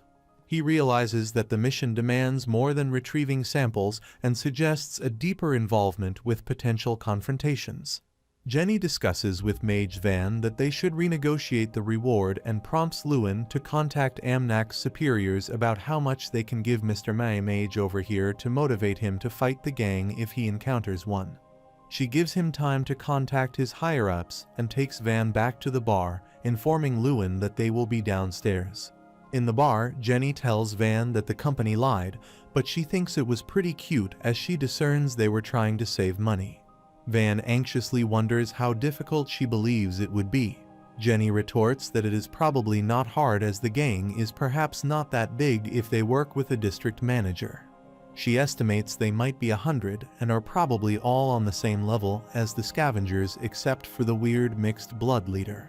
The protagonist then asserts that he will need more reward money, while Jenny urges him to leave it to her, assuring him that she can raise it by at least 10 million. Soon, Lewin approaches them in the bar and nods in agreement, signaling his acceptance of all their conditions. Later, Lewin drives the mage to the targeted destination, emphasizing that it's a bit late as the others are probably already there, prompting Van to ponder about others. Lewin reveals that Amnak has hired people to protect the storage, claiming there won't be as many as the gang, but they should still be helpful. In his guise as Mage Van, Lennox speculates that perhaps they hadn't intended to leave him to confront the gang alone. However, he remains uncertain about how much aid these hired protectors will offer. Lennox considers the importance of gathering information about medicine, so to obtain this, he questions Lewin about Jenny's assertion that they tried to take advantage of him despite understanding the value of his work. With trembling hands, Lewin responds, attempting to clarify that it's a misunderstanding. Lennox notices Lewin's sweaty face and, in an attempt to gather more information, asks if there are other samples in storage, perhaps something commonplace like melatonin. Lewin quickly agrees, revealing the presence of samples of other medicines, and mentions that their boss previously utilized these. After a while, they arrived at their targeted location, District 54, Amnak Storage, where some people were standing outside. Lewin informs the protagonist that they have reached their destination, noting the presence of most of the anticipated parties. Before that man exits the car, Lennox halts him, asserting that he should not leave yet. Suddenly, a person firmly knocks on the window, asking Lewin if he is from Amnak. Upon Lewin's nervous affirmation, the person emphatically pounds on the window, urging him to open the door and come out, which catches him off guard. The big guy vocally expresses dissatisfaction, stating that this differs from what they agreed on, urging what they should do with just 10 people. Lennox grasps his viper and accuses Lewin that he skimped out on them. In response, Lewin abruptly apologizes. Lennox inhales his viper, signaling for Lewin to exit the vehicle. With a resolute demeanor, the protagonist steps out of the car, contemplating that he will perform his worth of the pay. Lennox catches the attention of the people hired by Amnak, and they frustratedly yell at him, pondering who he is and urge him to screw off as they have to discuss with Lewin. Finding their noise bothersome, Lennox calmly asks them to lower their voices, further infuriating them. The big guy asserts that Van is trapped too, as he can't even run away from the gang once they set their eyes on him. Lennox reflects that he comprehends their fear and frustration, understanding their predicament. However, he has no intention of engaging in conversation or resolving the issue amicably. The big guy abruptly lunges to assault the protagonist, but he easily sidesteps it and counterattacks by unleashing the bolt maneuver. This unexpected display shocks everyone, as they realize that Amnak has hired a mage for the task, while Lennox tells them to quiet down. He adds that it seems they know a bit about the gang, but it's a waste of time to cry about it here. Suddenly, another guy yells at him to get out of the way before he beats him up. The red-haired guy asserts that being a mage doesn't make Van better than them. The guy retaliates by employing a fire-based maneuver, claiming that while everyone might be perplexed, not all mages possess remarkable abilities. He insinuates that if Van has been recruited for this task, it's likely because he was expelled from a magic tower for having insufficient mana. This assertion resonates with the others, as they find the explanation plausible. Meanwhile, the protagonist contemplates meeting 2 people with supernatural skills in one day. He realizes that the guy is a flame user pyrokinetic, noting that such abilities vary widely in their manifestations and strengths, known for their potent and straightforward nature. Despite recognizing the potency of this ability, Lennox deduces that since the individual is a part of this particular group, he might not be decisive. Lennox provokes the red-haired guy to beat him and turn this car into ash, which catches Lewin off guard as he is the sole person in the vehicle. The guy denies it, asserting that a low-level mage is a burden in the first place so that he will turn him into ashes. He then unleashes his flame maneuver and ferociously lunges to assault him. Meanwhile, Lennox contemplates that nothing is resolved with words in this field of work, acknowledging that power is worth more than 1,000 words. The protagonist then deflects the fire punch maneuver of the red-haired guy with his bare hands, which takes that guy aback. Absorbing the flames, he redirects the energy and launches it back at the attacker, causing him to be engulfed in the fiery blast, and this turn of events startles everyone around. The guy burns in flame while Lennox seems calm despite being consumed by the flames. He knows that not all prokinetics resist fire, so the red-haired guy tearfully apologizes and begs for Lennox's aid, pleading to be saved. Lennox hurls him aside and contemplates that his grip lacks as he can't hold on for longer, and his comrades rush to turn off the fire to rescue him. Meanwhile, the protagonist turns to Lewin, emphasizing that the situation won't improve if he stays here, so he suggests that Lewin should leave, and the man abruptly heeds his suggestion.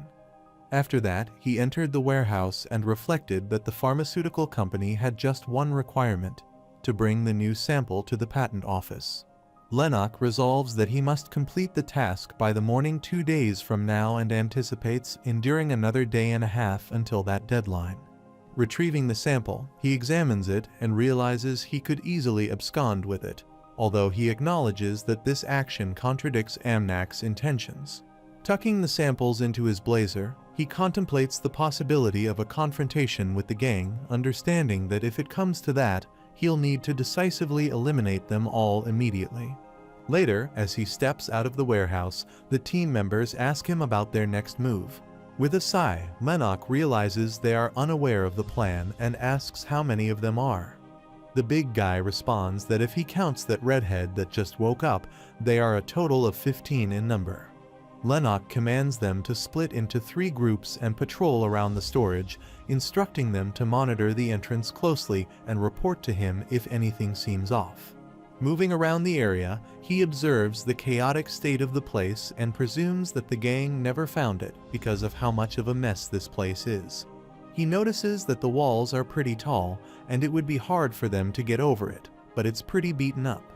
He employs the Claymore maneuver, a trap magic that explodes when certain conditions are met and significantly damages those in range.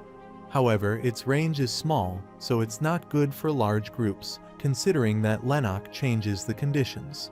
Instead of exploding when people are nearby, he decides to blast it when pressure is added to the wall, and in exchange for lessening the damage, he increases the range. After successfully employing the maneuver around the wall, he proceeds to secure other vulnerable areas similarly. Out of the blue, the redhead guy approaches him and humbly kneels, expressing regret for what happened earlier, claiming that he was out of his mind and assuring him that he will never speak out of line again.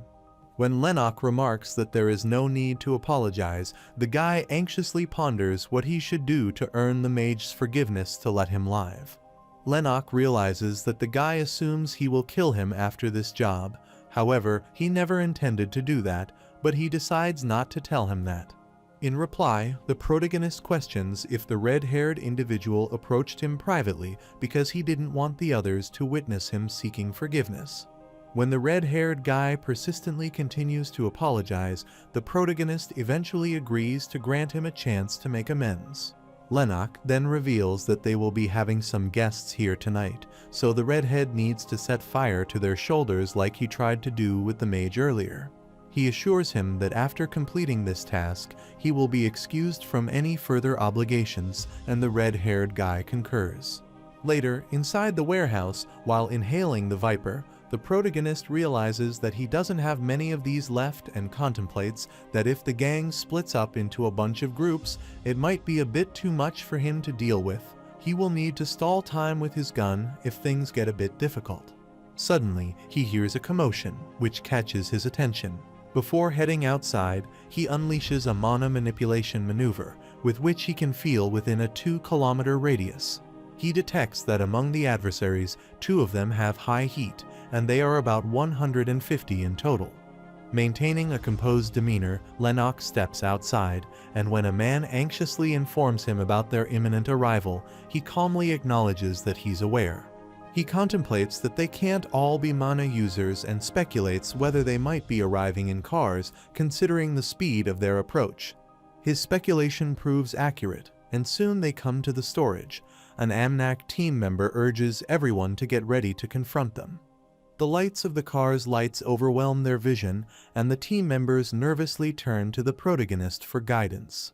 Lennox notices that they are hesitating and realizes that he needs to give them some inner peace, so he commands his comrades to guard the entrance and assures them that he will take care of the rest. Observing the red-haired guy positioned at the forefront, Lennox assumes that the earlier threat has had an effect, but he wonders why the adversaries aren't doing anything. Suddenly, the rest of the adversaries attempt to barge in from the backside, catching the mercenaries off guard. However, their vehicle hits the wall back to back, prompting the protagonist to wonder if they plan to break down all the walls. He grins sarcastically, remarking that it confirms who will be making it back alive. As the monster truck hits the wall again, an explosion erupts, engulfing the vehicle in flames. It hurtles above the mercenaries and crashes onto the ground.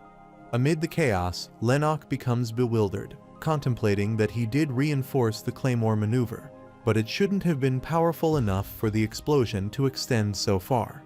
However, as he observes the burning truck, he notices the fuel spilling from the vehicle and realizes that it isn't ordinary and is different. He grins sarcastically, realizing that the distinct fuel strengthened the explosion. Soon, the mercenaries notice the rest of the monster trucks, who attempt to barge in through the wall, hurdles by engulfing in flames. Meanwhile, Lennox remarks that they're paying the price for rashly attacking before figuring out their enemies. He notices two guys standing firmly and wonders if they are the ones with the high heat he detected earlier. He realizes that the long-haired guy is a mage and contemplates. This is the third time he has come across a fellow mage. The first was Professor Eris Richelin, and the second was Scavenger's detection-type mage, considering that he was rather disappointing for someone hired by a scavenger. However, he speculates that this mage is different and wonders if he is leading the gang. To get a hold of the situation, Lennox employs his elusive mana strands and finds out that 10 cars are destroyed and the number of remaining people is about 100. He then uses resonance voice magic and urges the adversaries how long they will stand there and wait, provoking them to come in, stating that he is sure they have something to discuss. While the adversaries' underlings wonder where that voice is coming from, Gile, the vice leader of the opponent's group, commands his underlings to head in. Meanwhile, the protagonist urgently instructs an Amnak mercenary to relay a message to his comrades to close their eyes and shoot once the opponents are in. In response, when the guy anxiously ponders the reason behind his directive, Lennox asserts there is no time to explain. The guy abruptly heeds his command and relays Mage Van's message that they must close their eyes while shooting the opponents as they enter the storage. The protagonist activates the Flux Light magic maneuver, which emanates radiant light, leaving the adversaries unable to see because of the brightness. Lennox's strategic move shields his fellow mercenaries, allowing them to unleash fire on the adversaries. Simultaneously, the redhead guy lunges and assaults most enemies with his flame maneuver, declaring that he will try to run away and catch them off guard. Lennox contemplates that using another spell might reveal that he is a mage, but he resolves to continue attacking anyway. He wields chain lightning to knock them down and leverages his allies' relentless barrage of bullets to gain the upper hand in the clash. His attention is then diverted to the opponent's leaders, who are standing calmly in the chaotic situation, and he realizes that he needs to deal with them. Conversely, the opponent's leader, Gile, gazes at Lennox and asks Mage Grime why he never mentioned someone like him. Grime responds that he didn't know either and assumes that Amnak can't afford that kind of mage. While they are engrossed in wondering about Amnak's mage's true identity, they are taken aback to see that amid the chaos, that guy is still smiling. Gile laughs in surprise and asks the protagonist if he has gone insane, to which Lennox ponders why they aren't worried about their dying subordinates instead. Gile laughs and retorts that he doesn't care as they are just disposable trash, stating that they can die here for all he cares, and adds that it's about time he let go of the burdens like that and flew away. The protagonist steps backward into the warehouse while the two adversary leaders trailing behind. The purple-haired mage urges his companion to stop with the nonsense. However, Gile smirks, dismissing it, and asks what's wrong with a little conversation, stating confidently that the protagonist will die anyway. His irresponsible response irritates Grime, and he asserts they must reconsider his employment if he acts like that. Meanwhile, with their conversation, Lennox realizes that the mage isn't from the gang and assumes that a leader who doesn't care about his team is on the mage side for money. Gile becomes enraged by Lennox's calm demeanor and deems him an arrogant bastard as he keeps snickering to himself like he is insane. He abruptly decides to get rid of the protagonist to find the sample, to which Grime concurs, stating there's no need to stall for time. The purple-haired mage then conjures barrier magic with his staff. However, Lennox discerns he plans to block off the escape routes. As he can't let that happen, he swiftly retrieves his gun and shatters that magic with his mana-imbued bullet. This unexpected turn of events catches that mage off guard while Gile mocks Grime, remarking that despite Lennox appearing weak, he managed to catch the mage off guard, signaling a lapse in his defenses. The purple-haired mage yells in frustration, pondering how he dares to block his magic. He scolds his fellow and asks if he doesn't know the basics of battling with a mage because he is supposed to defend him. However, Giles continues to mock him and asks if he is scared of a simple gun, sarcastically emphasizing that the protagonist hasn't even used magic yet. Giles tells the Grime that the protagonist is a lightning and light mage, so he should know their magic is super conspicuous. At that moment, Lennox realizes why they are so relaxed despite being in front of him. According to him, magic that deals with light is powerful. It's very noticeable whenever one casts a spell. Most skills are very conspicuous to cast, so anyone skilled enough can prepare for it. When Lennox remains composed, Giles assumes it looks like he's going to do something but remains unfazed and threatens to rip him apart. The protagonist reflected on his conversation with Jenny when she informed him about Giles, who possesses a distinctive mixed heritage and names him unique mixed blood. Lennox ridicules Giles, noting that he hadn't recognized him in the darkness and derisively labeling him as a worthless mongrel. He then pinches his nose, claiming to detect the foul odor emanating from Giles' fur, and cynically questions whether he ever bothers to bathe. These comments deeply provoke Giles, and he instantly morphs himself into a monstrous werewolf, menacing and declaring that he will tear him apart. Lennox acknowledges that werewolves are born with wild instincts and the bodies of beasts. Their ferocity and strength are unmatched, but this werewolf is different. He notices that it can't even control the saliva dropping out of its mouth. Its claws grow curved into his flesh, and he can see knits of his skin where the hair's gone. Lennox deduces that this aberration stems from the creature being a mixed-blood werewolf. Giles issues a warning, cautioning that the protagonist should not assume a peaceful death. However, the protagonist remains unfazed and confidently remarks that it must be challenging for Giles to maintain control, noting the stutter in his speech. He commands the Giles, the werewolf, to come at him instantly as he won't be able to think for long in that kind of state. As the wolf lunges at him, it is entrapped in the Claymore maneuver, which Lennox implanted earlier. As the wolf manages to shatter a layer of that maneuver, it is instantly trapped in another layer, catching the mage off guard.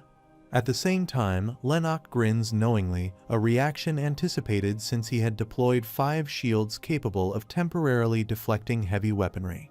He presumes that the adversaries had not expected his ability to block all their attacks simultaneously.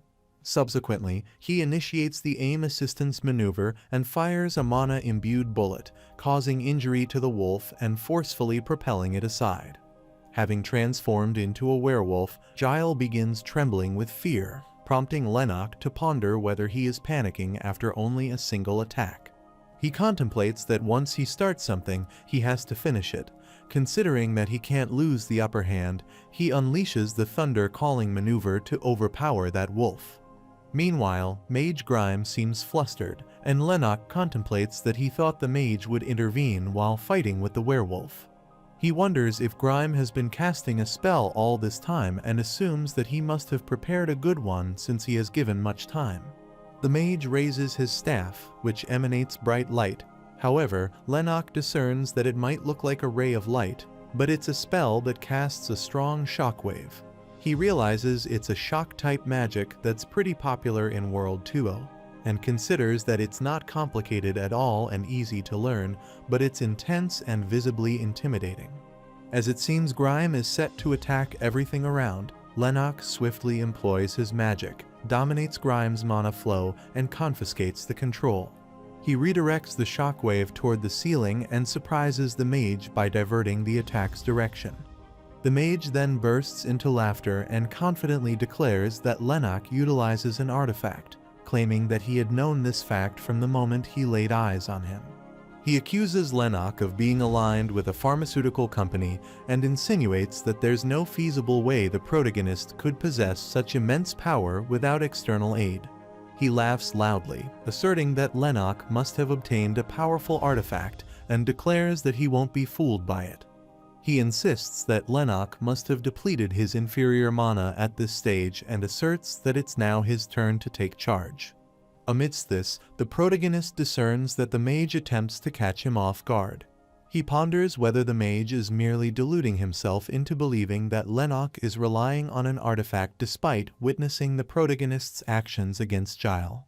Noticing telltale signs in the mage's demeanor, such as trembling pupils and beads of cold sweat on his forehead, it becomes evident that the mage is anxious. Lennox grasps that Grime is starting to doubt his initial assumption due to witnessing Lennox's capabilities firsthand, causing those doubts to linger in the back of the mage's mind. However, Grime is still uncertain, and that's why he's in a state of fear. The protagonist concludes that the person before him is an idiot who can't trust his senses and judgments. He firmly states that he no longer needs to listen to Grime and promptly unleashes the Shadow Raid maneuver. The maneuver leaves the mage bewildered as dark mana envelops him, binding his arms and legs in its powerful grip. The intense force of the dark mana is so overwhelming that it severs Grime's hand, which falls to the ground along with the staff he is holding. Overwhelmed with excruciating pain, Grime cries out loudly and collapses to his knees in agony. The mage anxiously gazes at the protagonist, and Lennox realizes that Grime is probably wondering how he can do this. He reveals that he had been preparing this skill from the moment they entered the storage. The common shadow-type magic Shadow Raid is the most discreet skill and works in the darkest depths, but it can only control the user's shadow and takes a very long time to cast. However, inside this dark storage unit, such hindrances are nullified, and it helped that Grime was so sure that Lennox was a Lightning Mage. Lennox contemplates that because of this, Grime didn't suspect anything. The protagonist anticipated a fierce battle, which was rather bland. He then brandishes his gun at the mage, who bursts into tears and pleads with Lennox to let him live. The protagonist covers Grime's eyes, urging him to calm down, and states that he might let him live if the mage answers his questions. Lennox questions the mage about the group accompanying him, observing that it seems Grime has brought his entire crew, and he seeks any potential connections. The mage interjects abruptly, indicating there likely aren't any more armed allies. The protagonist finds it suitable as no one will be tailing him on the way to the patent office.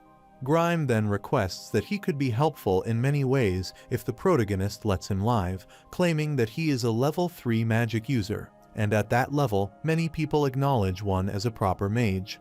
Lennox contemplates that he isn't what Grime means, but considers that levels don't determine battles between mages.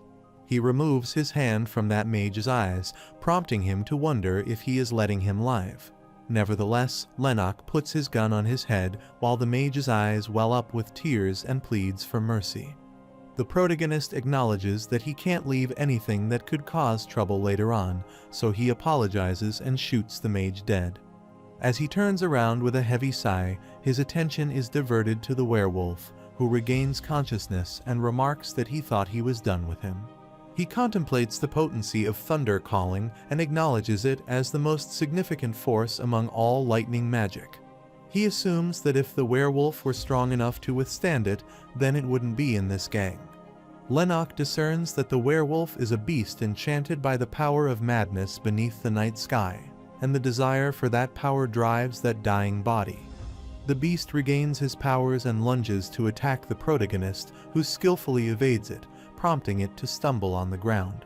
Lennox marvels at the regenerative capabilities of the beast and wonders if a mixed-blooded werewolf can exercise regenerative power of this degree just because of the moonlight, then how strong would a pure-blood werewolf be?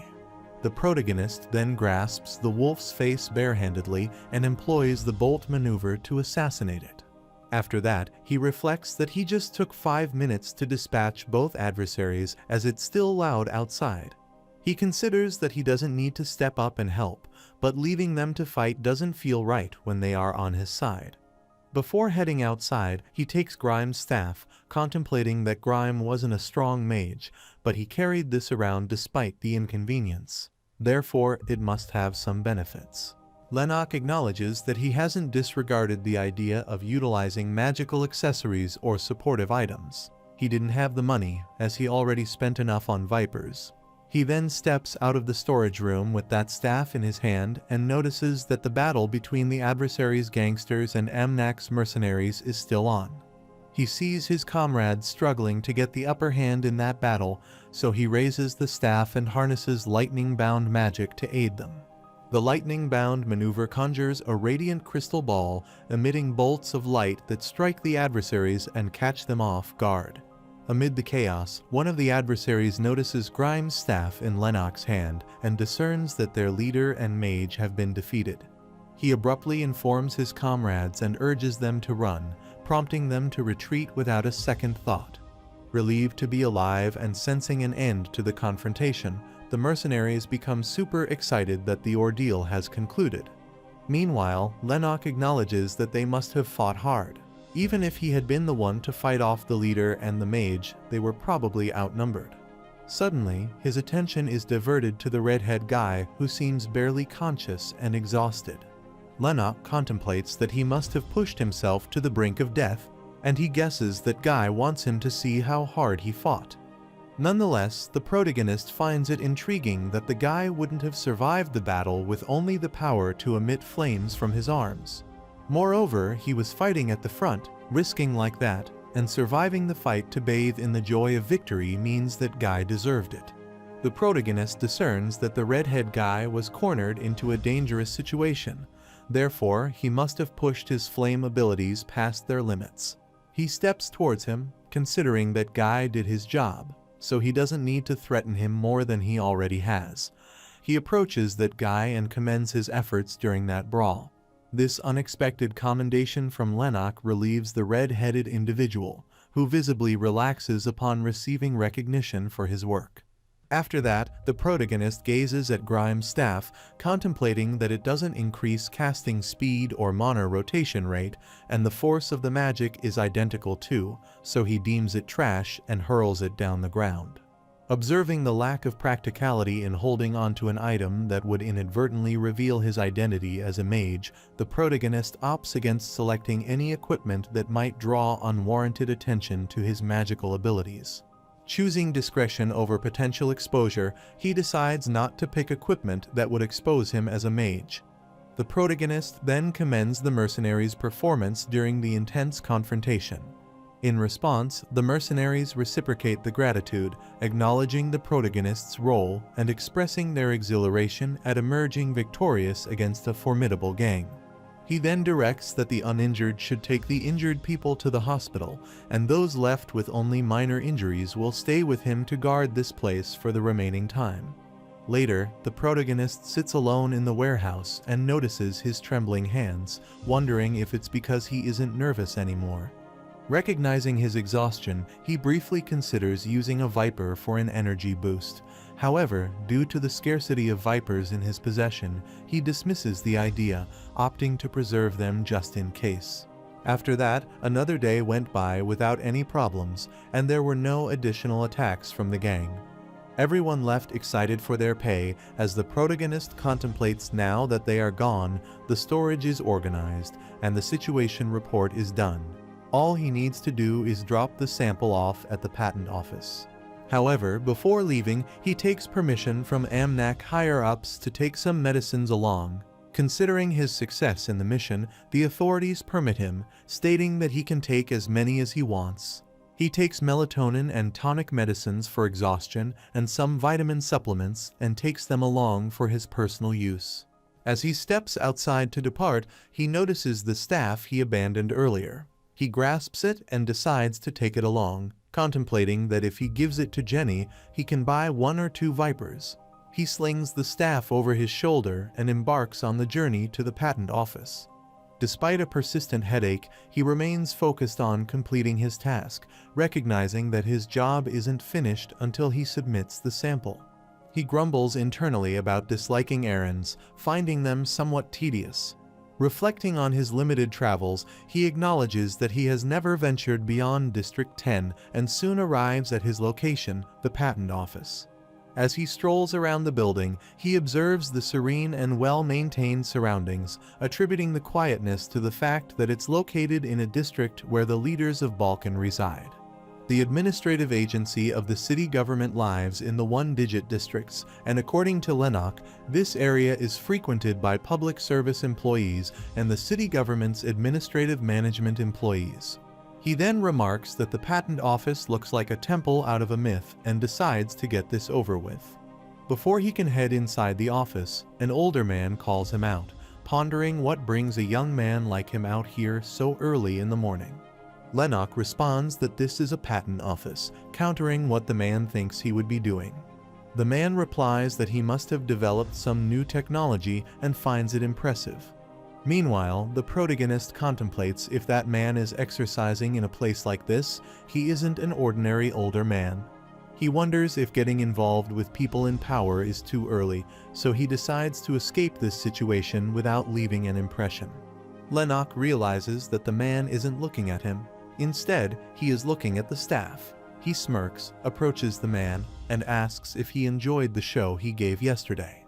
While the man wonders what he means, with a gentle grin, Lennox informs that he has shot off some fireworks for the people afar to watch.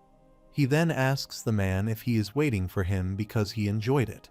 Lennox then lifts the staff and firmly places it on the ground, causing a slight pothole due to the impact, and tells the man he will give it back to him.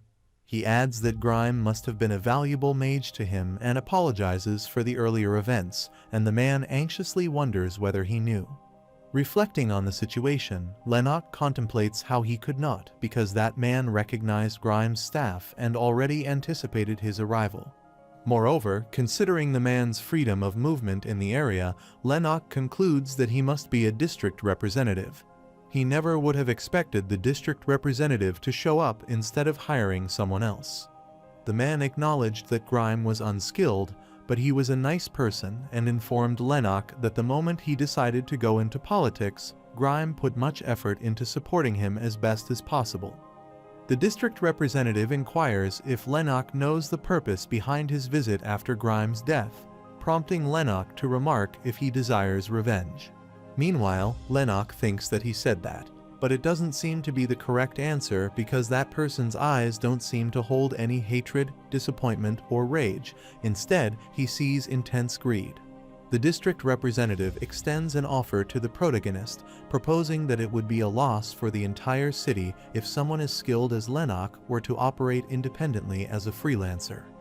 Expressing certainty in Lennox's talent, the representative recalls the sight of lightning in a cloudless sky.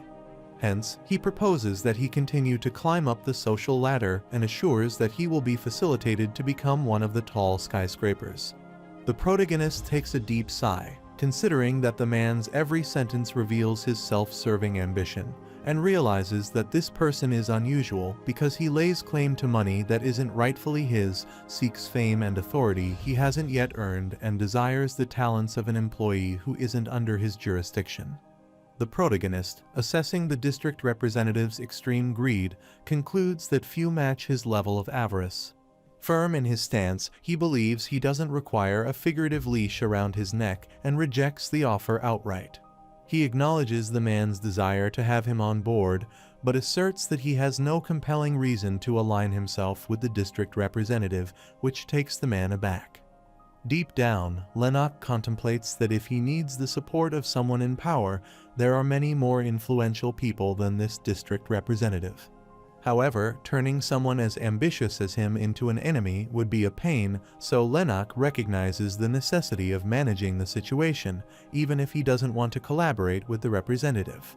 He then tells the man that if he helped him, he could repay that debt one day, prompting him to wonder what he means.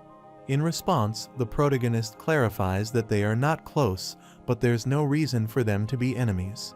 Later, he informs Jenny about that district representative. In response, she bangs on the table, stating that she heard about many weird and obsessive people in politics, but considers him worse than she imagined. When Lennox asks if she believes the man might attempt something, Jenny dismisses the concern, asserting that despite the man's oddity, his handling of the situation appears clean and professional. Jenny speculates that if the representative does intend to approach Lennox in the future, it would likely be after the man has achieved a higher position, if he's genuinely interested in collaborating. Lennox mentions the representative's apparent desperation for a mage, and Jenny notes that having connections with influential individuals like him could offer various benefits if handled adeptly. She implies that dealing with such links well could provide numerous conveniences. The protagonist reflects on Jenny's experiences and presumes that her life hasn't been ordinary, considering her establishment of a human resources agency and her work as a broker at a young age. Suddenly, Jenny's phone beeps, and she excitedly informs Lennox that Amnak has confirmed the sample's registration and sent the money. She offers to transfer the funds to his account, to which Lennox agrees and informs her that he needs to leave for somewhere. As he prepares to depart, Jenny halts him and confirms he doesn't have any other sources of income besides this right. When Lennox remains silent, she stresses establishing a credible income source to evade scrutiny. She asserts that pretense is essential because tax investigators go after jobless people with much money entering their accounts. When Lennox remarks that he will look into it, Jenny clarifies that she isn't rushing him, but he should at least look into other jobs. As he steps out of the bar, he feels fatigued and yearns to return home for some much-needed rest, but he realizes that he needs vipers to forget his exhaustion and function like an ordinary person. He hails a taxi and arrives at Plummer's botanical garden to acquire the vipers. The viper expert refers to him as a precious customer, apologizes that he didn't recognize an important customer like Van, and commends him for being a very talented mage. Lennox, maintaining his guise as Van, asks if the viper expert dislikes him, to which the man dismisses his assertion, stating that he was just surprised. He adds that if even he has heard the rumors, that means Van has successfully adjusted to this field. He couldn't picture it in his head. The viper expert adds that he didn't think a fool like the protagonist, who doesn't even know what he is smoking, would still be alive. Lennox wonders if that is what the man was thinking to himself while smiling on the outside, and now he guesses it's better to find out. He then places the money on the table and tells the man that he wants 100 of what he got last time. A bright smile spreads over Viper Expert's face to see that much money, and he admits that he didn't recognize Van as a young man with such a bright future. He then starts searching for the product, asserting that if Van is so rich, he should have told him earlier, and tells him that there's something he would like to recommend to him. As he steps out of the botanical garden, he is overcome by exhaustion, barely keeping himself steady, and starts sweating profusely. Seated on the ground, he resorts to using his viper and experiences a surge of vitality, making him feel truly alive. He acknowledges that he shouldn't rely on this solution, yet feels compelled as if there's no other choice. Reflecting on his situation, he sees himself traversing a constant tightrope to survive in this harsh and unforgiving city. He had thought he was managing adequately until now, but now he wonders if he will be okay in the future. For a week after that, he rested long enough that could be considered too much. He stretched enough so that he wouldn't become inflexible and ate meals he made himself. He counted how many hours of sleep he was getting to bring his biorhythm back to normal. He acknowledges that the character Lennox's body is uselessly sensitive and as fragile as glass, and he is tired of it, but he thinks he has somehow adjusted to this weak body. Despite this, he gets up, considering he has to use this much effort to pick a part-time job. He contemplates that he can't do something as consistent as working 3 days a week, and that he can't do night shifts.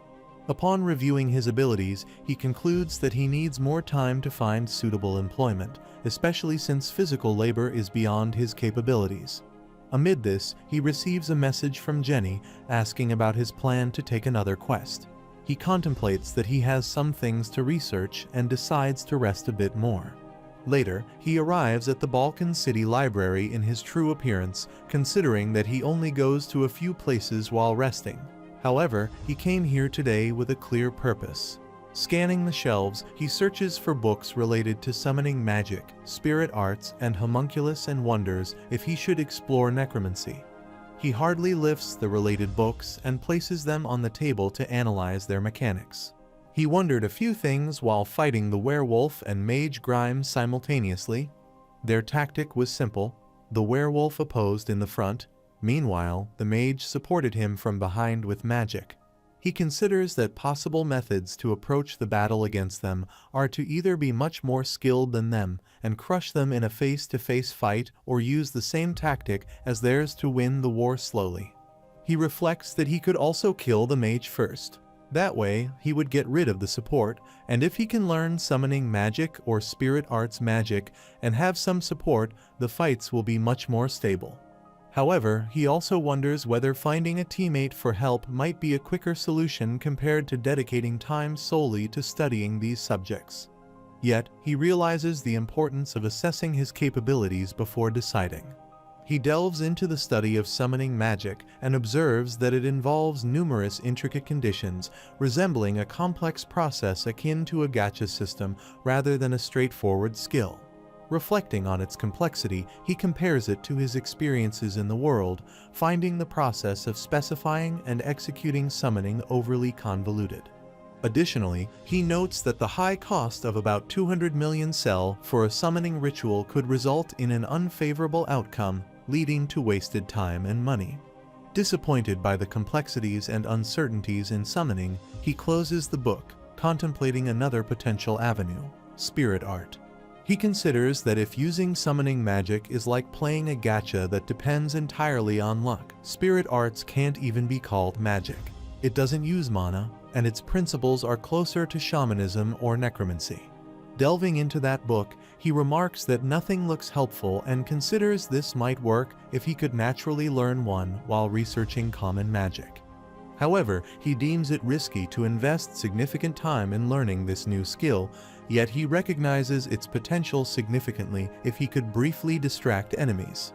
Suddenly, Eris Richelin, the Labatnan University's elemental magic faculty chair professor, approaches him and asks if he has been rotting here all month long.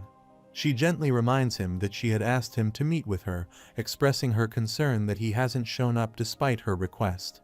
She questions whether his situation would improve just by burying himself in books. Holding each of the books he was engrossed in, she sighed deeply, perhaps feeling disappointment and worry. Meanwhile, looking at her serious face, Lennox wonders if she is imagining scenarios and making wrong assumptions about him. Eris adds that she knows he isn't talented in magic, but turning to this stuff isn't a good idea, especially summoning magic and spirit arts, and asserts that stuff depends on luck. When Lennox responds that he is aware, Eris anxiously wonders why he would continue reading about these topics if he's aware of their reliance on luck. Expressing concern, she humorously suggests that if Lennox is inclined to test his luck, buying a lottery ticket would be better than pursuing these magical arts. She discloses her position at the university, stressing that she has encountered only 3 spirit mages, implying that it's a futile aspiration. Lennox concedes that her perspective isn't entirely off base. If she had been an average person, her advice would have been correct. He contemplates that he wouldn't have to listen to her lectures if he told her about himself. She sits next to him, stating that she will give him a simple explanation to help him understand, and assumes that he will give up once he explains how difficult and luck-dependent summoning magic is. When she explains that magic is based on his ideologies and a concentration of his mana, Lennox's attention wanes. He contemplates that he already knows Eris is a professor, but her tone is very calm and familiar, and he acknowledges that she is a good person. A profound sense of gratitude washes over him as he recognizes Eris's respectful approach upon realizing his fervor for the subject, prompting him to contemplate the solace in conversing with someone amidst this desolate environment. He finds immense comfort and reassurance in having someone willing to engage with him in this solitary place. Amid this, Eris suspiciously asks if he is listening, to which he assures that he is listening very closely. She then asks about his name, asserting that if someone gives him a free lecture, he should at least introduce himself to them. The protagonist contemplates that she is one of the few who know his real face and realizes he must be careful about telling her name. In response, he politely questions the need to share personal details and stresses that he's merely a student engrossed in magical research in this library. He emphasizes that exchanging knowledge and having discussions solely based on their shared interest in magic is adequate.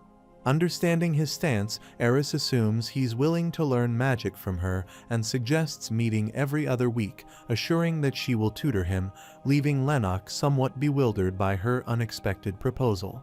She asserts her intention to initiate instruction from the foundational levels rather than plunging straight into the complexities of summoning magic, so he must be prepared.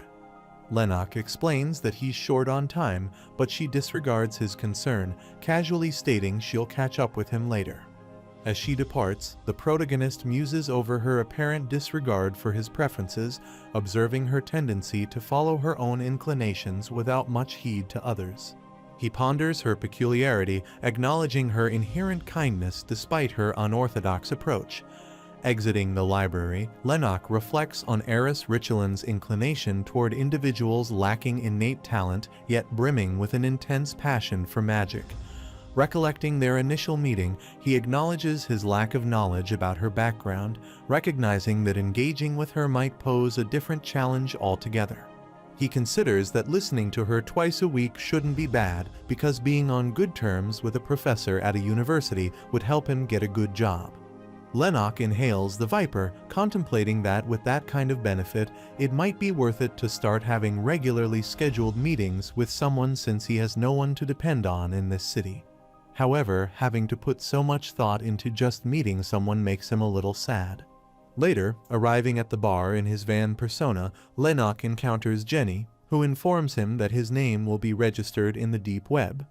This announcement leaves him wondering about the implications.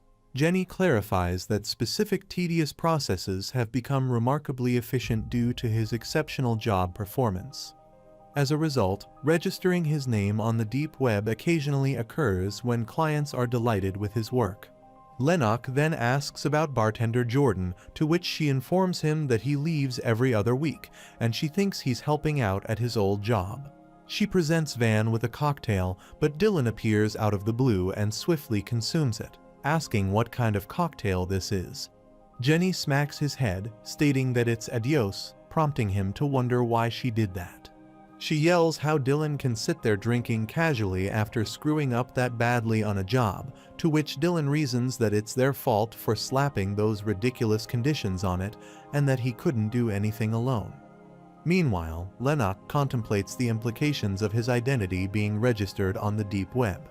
Jenny reassures him, explaining that there's no immediate risk, emphasizing that his reputation as a successful contractor will be recognized across the network, and he can name the rewards he wants for a quest. She explains that it usually takes at least 10 months to get his name on the deep web, but it seems like his clients request it first. Jenny mentions that customers who don't have a connection to her don't have a means of contacting him, so she assumes they are getting anxious. Lennox expresses his concerns that having an identity on the deep web doesn't sound all that great. In response, Jenny assures him not to fret about leaking his information because they use a back door connected to the city government's main integrated network window. Hence, the security is perfect, and Dylan concurs that she is right. Lennox anxiously wonders what that means, and she responds that it wouldn't be possible without the city government's cooperation. Lennox concurs, contemplating that's the reason this street, which is full of violence day in and day out, goes unchecked by the police and the city government's agents.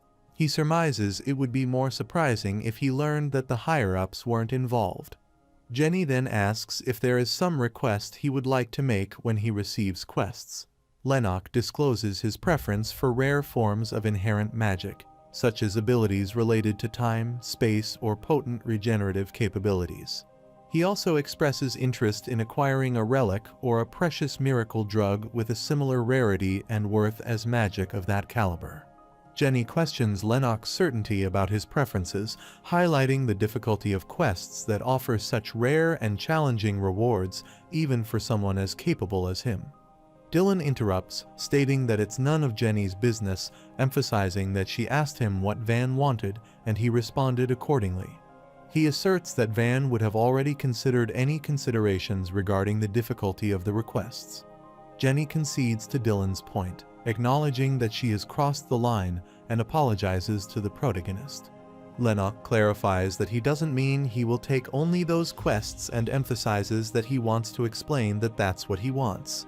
Jenny gets his stance and assures him that she will put in a request to edit his information.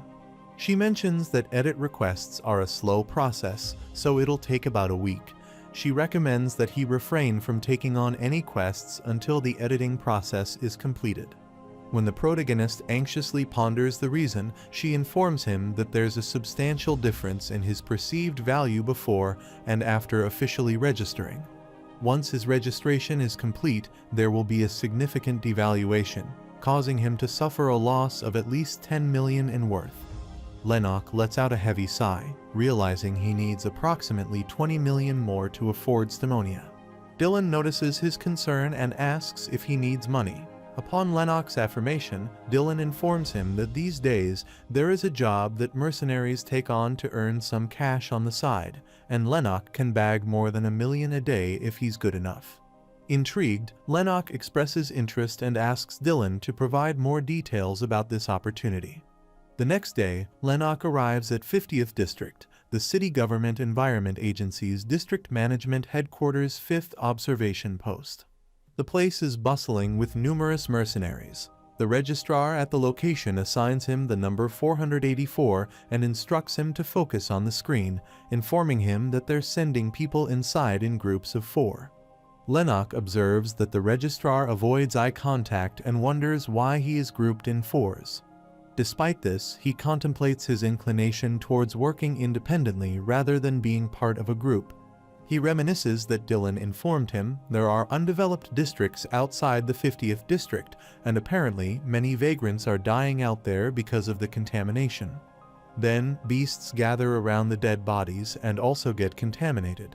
That's why the city government decided something needed to be done, so the city authorities have offered rewards amounting to 1 billion for each of these contaminated beasts slain, which implies that by eliminating 10 of these creatures, Lennox could potentially earn 10 million.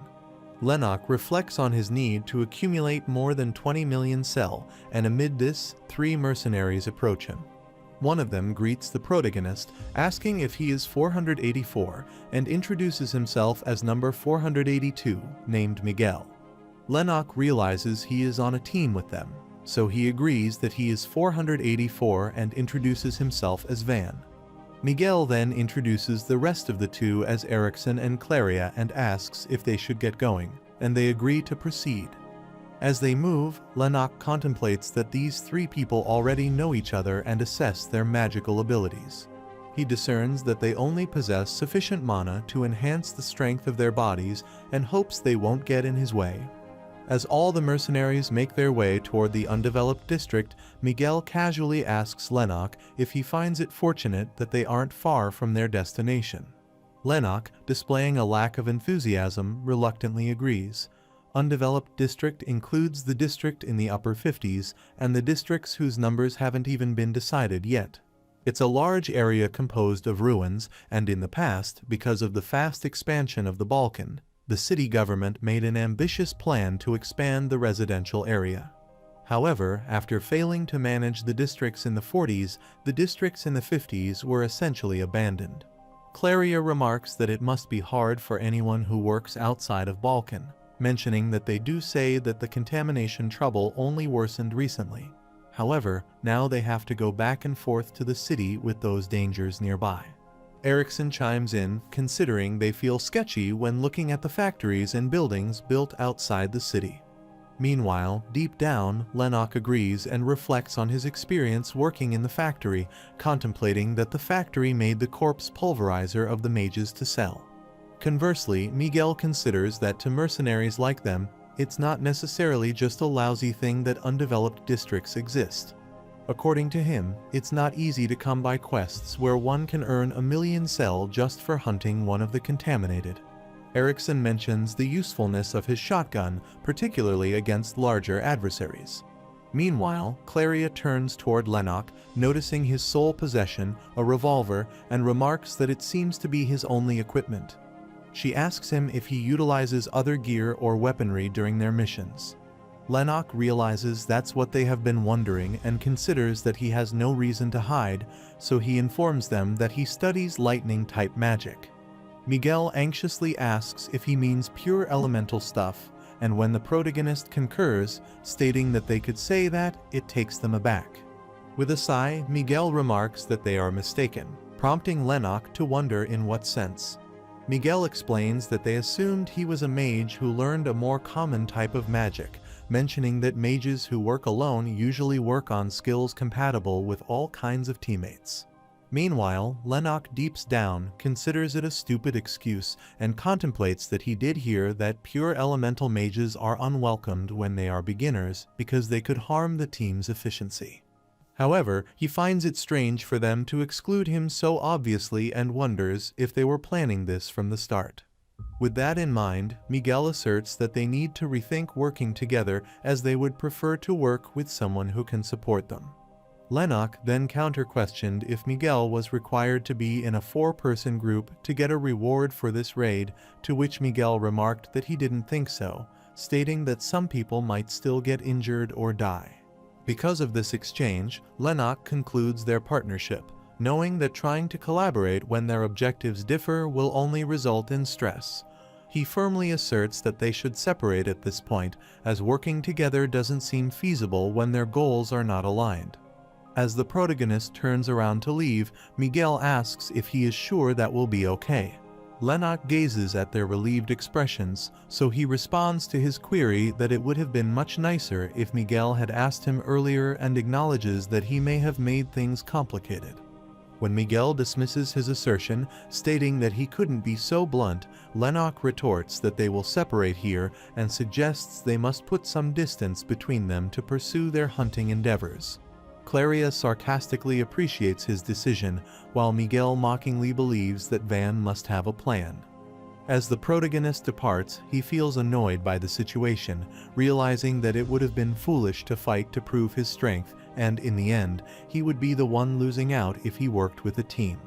On the other hand, Claria ponders why Miguel is staring at Van, emphasizing that they got rid of a hindrance, as having a parasite like that in the group is annoying. Erickson concurs, emphasizing that it's already irritating just thinking about joining the mercenary community raiding team. They don't have the time to worry about a weakling like Van. Furthermore, he assumes that Van will probably crawl back to the city once he figures out how hard this job is. Meanwhile, Miguel contemplates that this is what they wanted, but wonders why he feels unsettled. As if Van chose to get away from them so quickly because his magic skills are superior, they might have lost a precious connection. Conversely, Lennox assassinates a beast with his lightning bolt magic and remarks that it looks more disgusting in real life. According to Dylan, the contamination first appeared about 3 years ago, as a large-scale poisonous living weapons project carried out in the undeveloped districts called Black Consumer, which is said to be the cause. This project aimed to control viruses with strong proliferative power to increase cell regeneration explosively. It was meant to test the possibility of immortality, but ended up birthing contamination instead. Furthermore, it said that if one is infected, all the cells in his body will replicate exponentially, and that individual will explode. However, the biggest problem is that the corpse leaks a black fog, a remnant of the experiment's failed technique, and this black fog floats around looking for living beings to inhabit. Lennox exhales a sigh and grasps his knife, considering that he doesn't want to, but they said to bring its eyes as proof of having killed it. As he prepares to take them out, his attention is diverted to the horde of beasts, but he remains unfazed to confront them and refers to them as dogs. He was already tracking the contaminated through mana detection, so he was prepared to greet them. He swiftly unleashes the gravity bind maneuver, which binds one of the beasts, while the other attempts to attack Lennox, but it proves futile as he has already prepared a magic shield around himself to prevent himself from any precarious situation. He then uses his mana-imbued bullet, and with the help of other magical maneuvers, he overpowers 5 beasts. Through his adept use of magic, Lennox successfully neutralizes the threats posed by these creatures. However, he finds collecting their eyes annoying.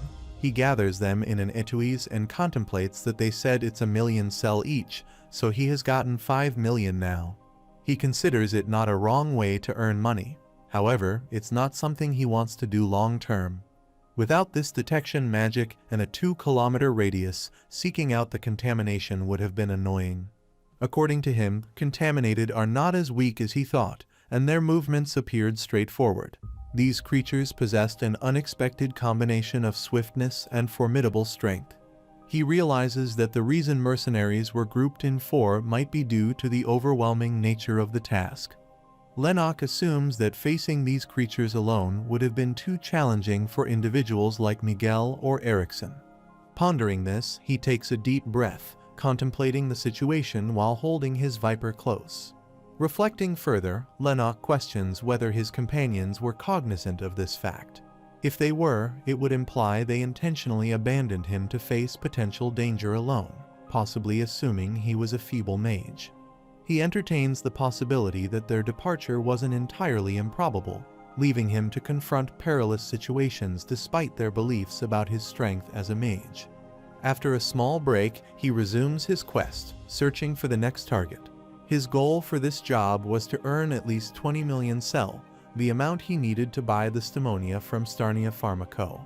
As he roams around in search of more contaminated beasts, Lennox realizes the necessity to eliminate more of them to reach his financial goal.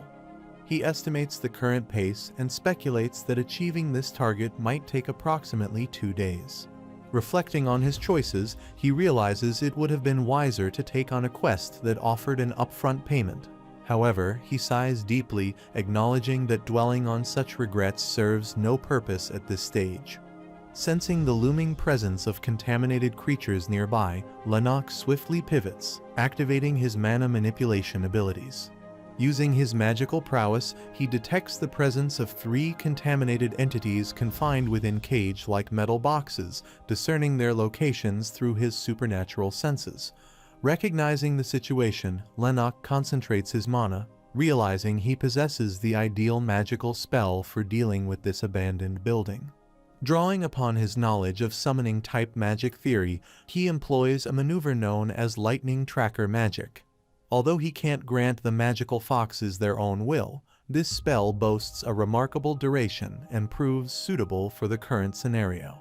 While the magical foxes lunge toward their target, Lennox senses someone's presence, which bewilders him because until now, he hasn't felt any presence, just like his first encounter. He notices a person hastily running and wonders if this individual is the same sniper from that previous encounter. He plans to halt that person with a sound wave maneuver, but to his surprise, his magic doesn't affect that blue-haired girl, and she keeps running. Lennox remarks that she is good enough that sound waves won't work on her, so he unleashes an ice burn maneuver to halt her. The girl barely manages to evade it, and the ice arrow causes a fiery explosion as it hits the ground. She can't believe that she is alive. However, her sense of relief is short-lived because suddenly, the ice bursts again and grapples her legs, rendering her unable to move. Lennox steps towards her, acknowledging that she's pretty skilled, so he decides he won't let her have any rest. When the girl discreetly tries to grasp her gun, Lennox swiftly employs Gravity Bind, which shackles her hand, prompting her to yell in frustration. He wonders if she is screaming and cussing from the first meeting, and then tosses her gun aside by utilizing his magic.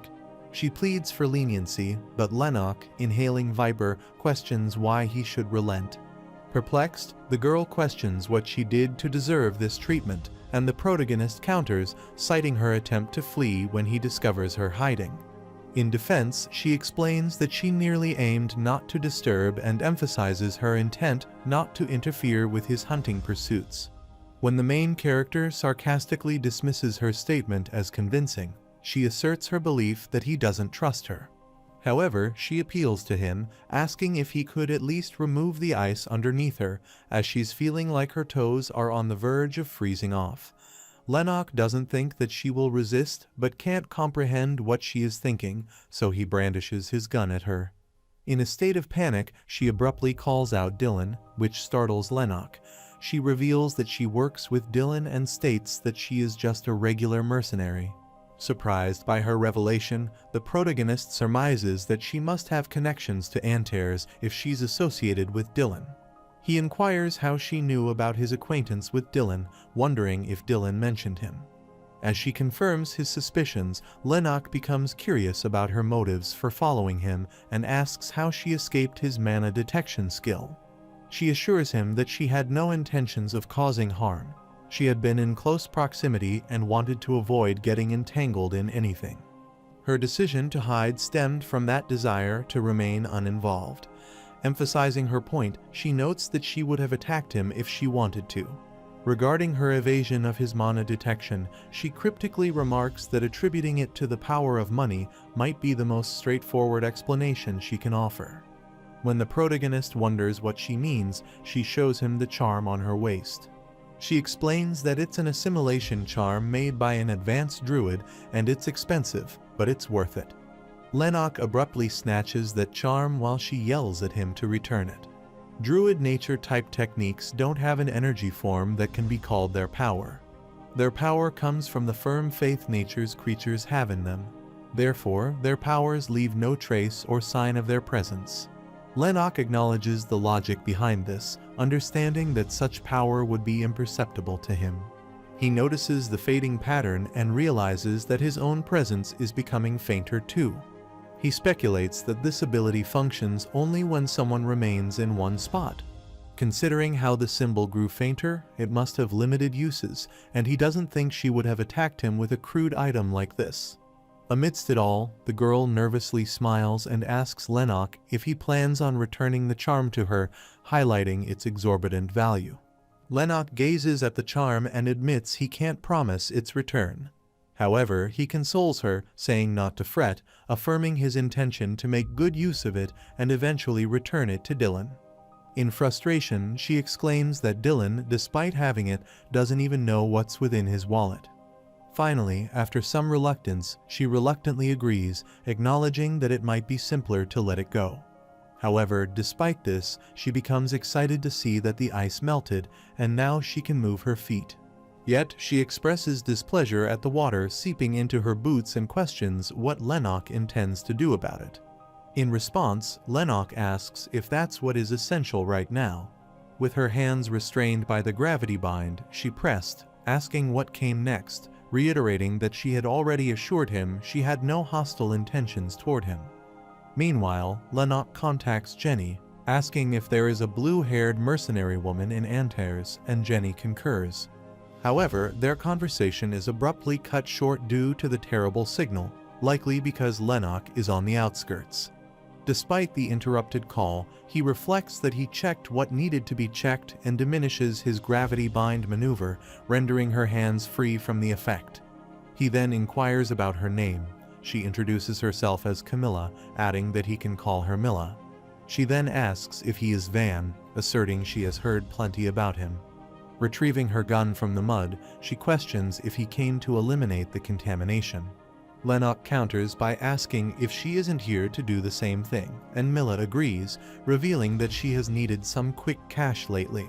She adds that the boss was saying something about the deep web and how they can't take quests for a bit, so she came here instead. When the protagonist doesn't respond, she anxiously asks what's up and if something is wrong, but Lennox denies her assertion. She tells him there is a way to kill a bunch of the contaminated at once, seeking his help, and asks whether he is interested. She proposes splitting the money 50-50 and asks what he thinks. Instead of agreeing to an equal split, Lennox offers her a 7-3 division, which infuriates her, and she anxiously asks what she should live off. Lennox responds that it sounds like he would be killing the contaminated in the end, adding that he has more things to do, so it's a given that he would take a larger share. This response intensifies her frustration, and she sternly questions the fairness of the situation, highlighting that the idea was hers and urges the importance of upholding business ethics. She suggests a 6-4 split by proposing a compromise, expressing her inability to compromise further, deeming it a fair arrangement. Lennox comments that he's uncertain about the idea's brilliance. Nonetheless, he agrees to the 6-4 split, which startles Milla, and she anxiously urges that he can't change his mind later on. Enthusiastically, she turns around, urging him to get moving. When Lennox questions if they'll have to walk, she dismisses the notion. Excitedly, she reveals that she had retrieved something earlier, claiming that she will give him a nice ride. Later, they ride on the forklift truck, and as she drives, Lennox sarcastically remarks that it goes better than it looks. She revealed that she had just retouched some of the wires and it started working again. Suddenly, Lennox's attention is diverted to a contaminant, and he abruptly attacks it with his magical fox, which pursues the contaminated creature and overpowers it. The protagonist then collects that creature's eyes, and as he rides the vehicle, he inquires where to go next. Miller responds that he wouldn't know, but the contaminated usually search for signs of life to chase after. To her surprise, Lennox already knows that it's the place where vagrants live. When Milla ponders if he already knows, Lennox clarifies that he just assumed, and then contemplates that it's not like he hasn't thought of the possibility of vagrants living out here, except looking for them is almost a waste of time. He asks if she hasn't considered that other mercenaries might have the same plan, as everyone's probably around that area. He then moves to disembark from the vehicle, stating that if Milla doesn't have an alternative plan, she should drop him there. She anxiously halts him, assuring him that she is aware of that, and reveals that she kept a secret that no one knows about. She says that her boss, Antares, has much interest in the vagrants, so she has to volunteer sometimes because of her boss. According to her, they helped the vagrants move and are the only ones who know their current location. Lennox considers the possibility that if her words are valid, they won't encounter any other mercenaries, which he deems as not necessarily a bad outcome. Upon reaching the location, Milla adds that the contaminated creatures likely haven't found this place yet, as the vagrants must be caring for the ones that come near. When the protagonist asks if she hasn't gone inside the building, she remarks that if it weren't for his boss, she wouldn't even go near them, and instead go around with scavengers. She halts the vehicle there, stating that they should wait here for a bit, adding that they don't see any contaminated right now, but she is sure they will come here drooling. However, her attention is diverted to a bunch of people arriving at their location. She remarks that there seem to be more than 10, but they are too far. Lennox informs her that they are 18 in total, and they are all mercenaries. Milla then expresses her disdain that she came here because she didn't want to come across any of them, while the protagonist responds that if they know how to handle mana, they probably had an easy time finding this place. As he consumes his viper and exudes mana, she asks if he is going to fight them and asserts that they came here first, so they can probably tell those mercenaries to screw off. Lennox responds that it would be nice if they just listened, revealing that he knows some of them. She finds it nice as they can tell them to go away nicely, but the protagonist denies it, stating that he doesn't know them well. The mercenaries approach them, and the protagonist's former team members are shocked to see him there.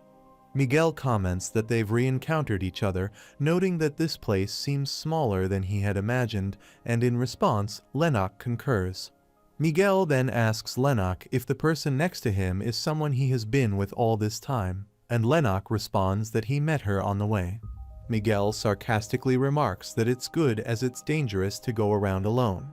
When the protagonist asks what he is trying to say, Miguel explains that they had their eyes on this place first and feigns to be friendly, suggesting they could relocate elsewhere if it's okay with Lennox.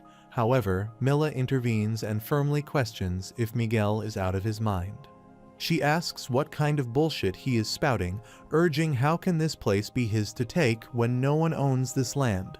Miguel starts to explain that when a mercenary claims a spot first, but before he finishes, Milla angrily interrupts, shouting at Miguel whether this is his place, emphasizing that she was the one who assisted the vagrants in relocating here initially. When Lennox attempts to calm her down, she urges him not to stop her and brandishes her gun at Miguel. She frustratedly urges Lennox how she cannot be pissed when the bastards that got here after them are telling them to leave. Miguel sternly remarks that she should calm down as they can choose the violent route too. He calculates that there are only 2 of them, while nearly 20 mercenaries are on his side, so if a fight begins, they have the advantage. Meanwhile, Lennox wonders if that guy believes in the strength of numbers.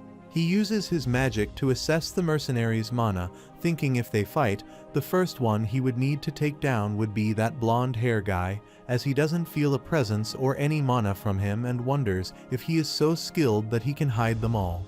Conversely, that blonde-haired guy named Mayoran steps ahead and suggests Miguel should stop right there.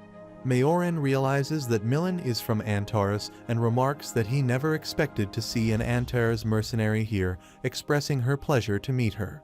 He introduces himself, revealing that he is Mayoran from Platon and is guiding these mercenaries today. Miller realizes Platon is another mercenary office as it works alongside Antares in this field. They are said to scout talented mercenaries using their incredible wealth, although she doesn't know where they get their money from. Mayoran then states that everyone knows Antares is interested in the undeveloped districts, and he assumes the residential area here is also Antares' doing. He adds that it would be rude to ask her to leave this place when she is from Antares. He humbly asks whether she at least permits them to rest a bit. When she anxiously asks for rest, Mayoran concurs, adding that if they come across some of the contaminated creatures, they can get rid of them. Lennox realizes he is telling them he won't leave and contemplates that if they react aggressively to this, it will lead to a fight.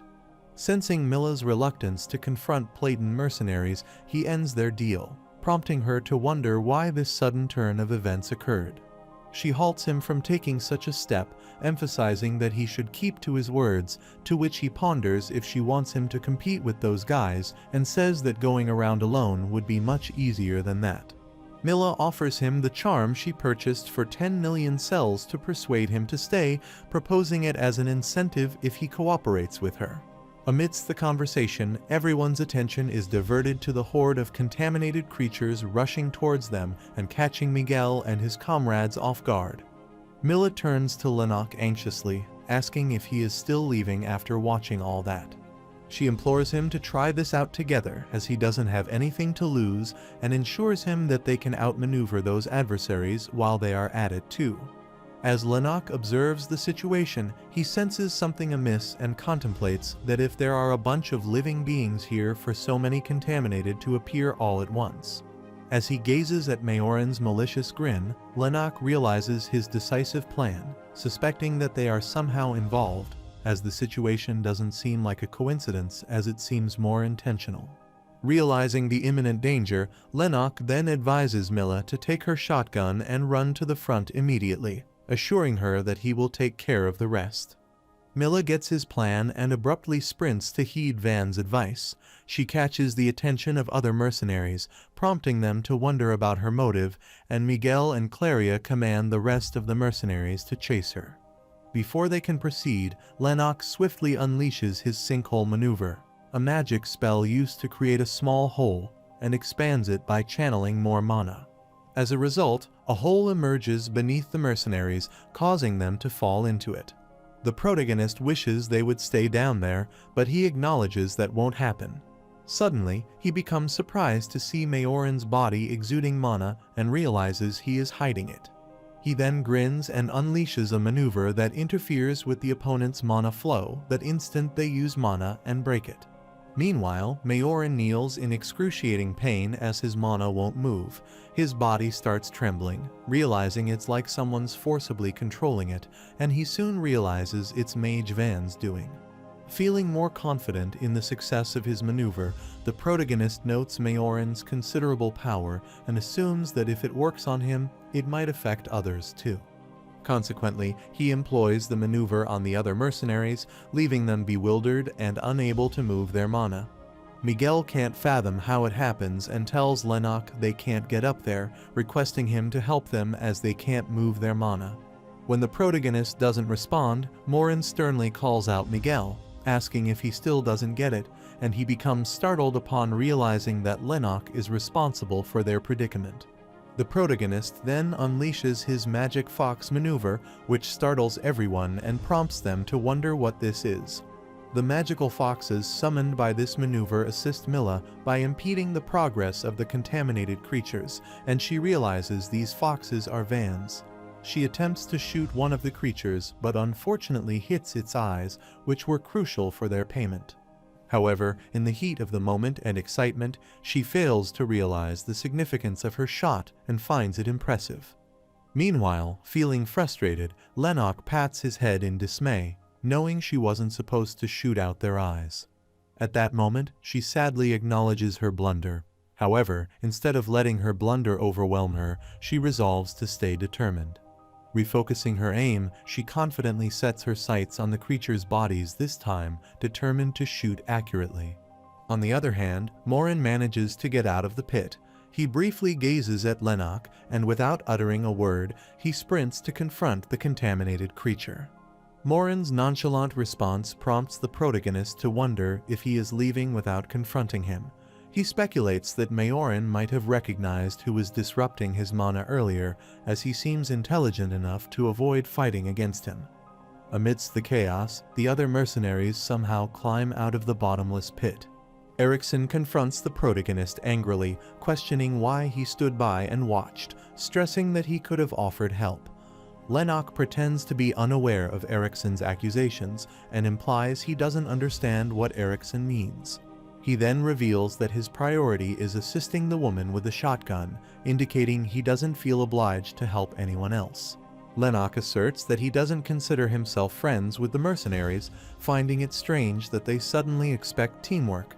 However, his statement infuriates Erikson, who impulsively lunges to attack the protagonist physically. Lennox remains unfazed and unleashes the elemental magic he tested after seeing Grimes' shock magic, prompting Erikson to tumble aside and spew up. The protagonist then employs bolt magic, rendering Erikson unconscious and catching his comrades off guard. After a while, as Lennox walks aside, Miguel inquires why he hadn't revealed his skill earlier, suggesting they would have treated him differently had they known. Lennox sternly responds that he didn't come to the undeveloped districts seeking special treatment and praise. Meanwhile, Milla and Morin individually continue to overpower those creatures. Conversely, when Lennox reminds them of their earlier agreement to tally their kills, Claria requests him to wait. She remarks that she doesn't know about Miguel, but doesn't consent to that agreement and intends to explain further. However, before she can complete it, Milla, thoroughly drenched with the creature's blood, intervenes. Milla sarcastically remarks that she understands that Claria intends that she needs money. However, she criticizes the notion of abandoning their teammates to prioritize personal gain. Claria attempts to deny Milla's accusation, asserting she wasn't thinking that way. In response, Milla sternly questions Claria's intentions and suggests that it would be more profitable for Claria to align herself with the mage rather than her friends. Feeling ashamed, Claria reluctantly admits that Milla's observation is correct. Milla mockingly pats Claria's shoulder. Meanwhile, Majorin arrives and acknowledges his defeat. He expresses that he cannot even be angry because Mage Van is mighty and commends that what happened today was very impressive. Majorin extends his business card to Lennox, mentioning that it's the only thing he has to offer, and asks if Lennox would accept it. Lennox understands that Majorin doesn't wish to continue arguing about the contaminated creatures and agrees to take his card. In response, Majorin expresses his gratitude to Lennox, hoping for the chance to meet him again. Later, as they calculate their kill count, Milla becomes frustrated, having taken down only 7 creatures while Lennox managed to eliminate 12. Lennox remarks that it would be higher if they counted the one where she accidentally blew its eyes off, so it's her own doing. Despite this, he still praises her efforts, acknowledging her work. In return, Milla compliments his magical abilities and extends her hand for a handshake. She suggests he visit her sometime, prompting Lennox to wonder why, to which she explains that Dylan always talks about him, so their boss is curious and must come by if he ever needs work with fat rewards. After Lennox mentions that he'll consider her suggestion, Milla walks away with a cheerful smile, reminding him that he promised, and confidently states that she'll see him next time. As she departs, Lennox contemplates that he got 19 million cell from the contaminated hunt. Although it's a bit short of his 20 million goal, he considers this enough to buy his much-needed Stimonia miracle drug and hopes it will be compelling. Upon returning home, Lennox meticulously reinforces the protective barriers encircling his apartment through a focused meditation session. Completing his preparations, he eyes the Stimonia encased within the crimson cover, a tangible reminder of the entire amount he invested in winning the bid. Contemplating its potential, he admits the possibility that the Stimonia might not yield the desired results, cautious of the potential adverse effects that excessive energy infusion might bring upon his body. Despite harboring reservations, he ponders the slim chance of mitigating his current penalties through its consumption. Cradling the Stimonia in his palm, he deliberates on balancing the medicine's benefits and possible drawbacks. Determined to explore its effects, he swallows the pill. However, soon, a surge of anxiety grips him, leaving him in a state of unease, and he anxiously wonders if his body is too weak when compared to the effects of the miracle medicine. He aimed to steer clear of forcibly infusing mana into his body, recognizing the impracticality and riskiness of that approach. Despite this awareness, he realized that dwelling on the consequences of a mana overdose was futile at that moment. The looming danger of losing consciousness or facing life-threatening rises in body temperature pushed him to make a crucial decision: to fortify his body by gradually introducing mana and building up his tolerance to prevent such dire outcomes. Amidst heavy sweating and discomfort, he determined to continue drinking the fluid until his fever subsided, primarily to stay alert. The following morning, upon awakening, he realized he had unexpectedly stayed awake through the night. Yet he did not experience any discernible improvements due to the medicine. Observing stains resembling toxins on his blanket with an odor reminiscent of viper venom, he speculated whether these marks were remnants of toxic materials discharged by the viper, mingled with other harmful substances expelled from his body. He considers it was worth the money, plus despite reinforcing his body with mana throughout the night, he is not sore or anything. Initially, he would have felt like he was being painfully stabbed by needles as soon as he stopped reinforcing his body with mana. Since he had no symptoms, the mana overdose must have eased up a bit. Although it doesn't seem like any other effects, just being able to offset the penalty's effects temporarily is enough for now. At least he checked that there is a way to mitigate the penalties. For a week after that, he could experience the miraculous effects of the medicine, as he could sleep without taking any sleeping pills, so he felt like he was getting some proper rest. Now that he has sufficiently rested, he intends to pursue another job request since he spent all his money on the miracle medicine. He tries to contact Jenny but becomes bewildered when the system notifies him that this number is currently unreachable, so he plans to see her then. Later, he takes on Van's persona and heads towards the bar to meet her. On his way, he notices the city is oddly quiet. He realizes something's off as the internet hasn't worked and wonders if something serious is happening. As he enters, he asks bartender Jordan about Jenny as she isn't in the bar. The bartender informs him that she was summoned and is probably at some random office. Lennox then asks if something is going on in Balkan right now. The bartender becomes startled at his lack of information, asking if he was sleeping for a week or something, as it's bizarre for him to ask this.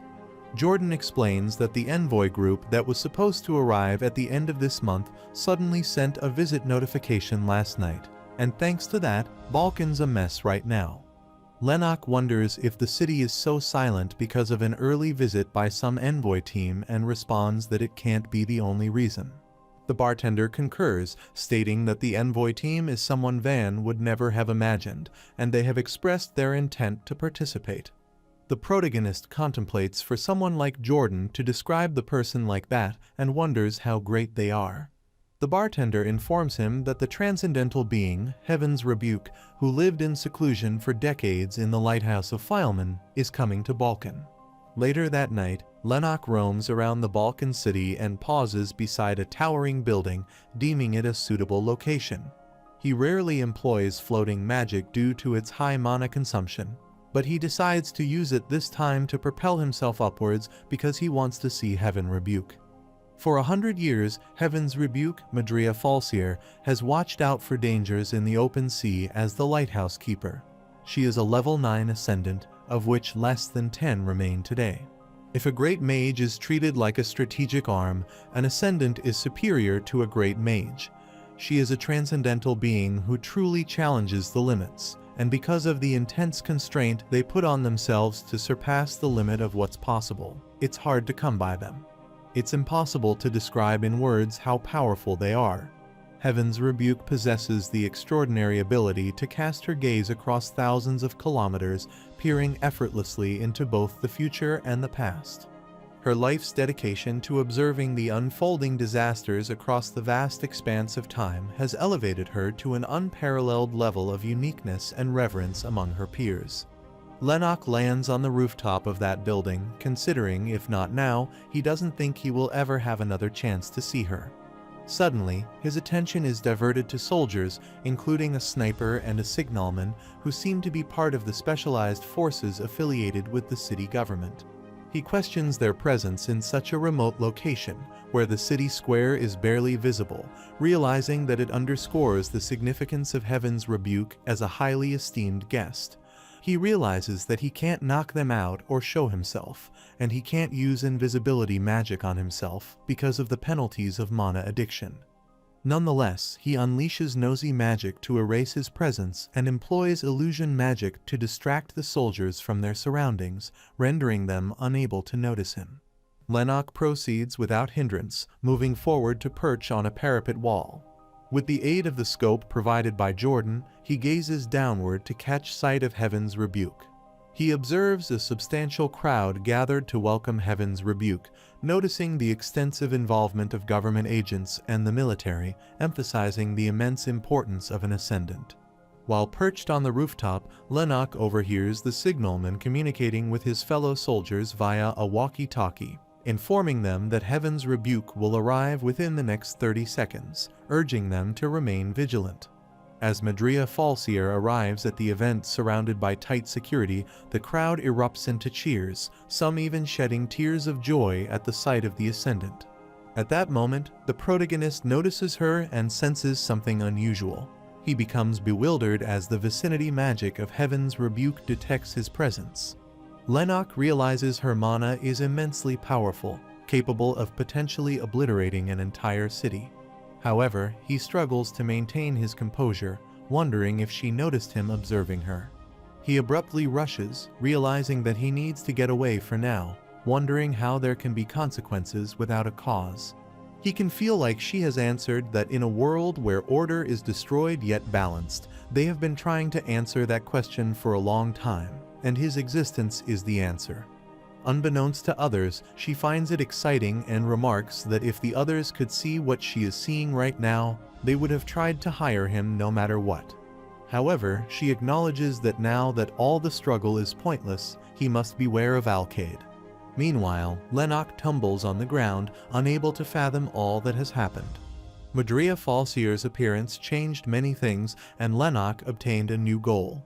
It was to reach the peak of ascensions, through that he could find out why he woke up in this world.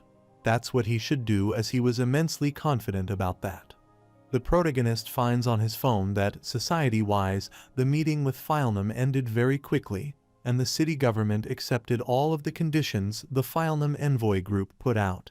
This was decided as soon as the Ascendant decided to help Filenum, and 4 days later, he discovered that Madria Falsier, Heaven's Rebuke, failed to ascend and died.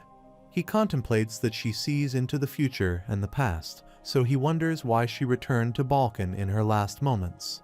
Later, seeking insight, he discusses this with Jenny, who suggests that Madria Falsier's alignment with Filenum might hold the key to her return. According to her, the top-secret project, Black Consumer, was carried out in the undeveloped district. Evidence surfaced revealing that this project involved utilizing captives from Filenum as subjects for experimentation or testing purposes. The bartender, Jordan, intervenes, stating that the problem started because the person leading the agreement is now gone. The protagonist wonders if Jordan is saying that the Balkans will return to their word. Jordan responds, indicating that it might not happen immediately. However, the city government is unlikely to uphold this unfair agreement for an extended period.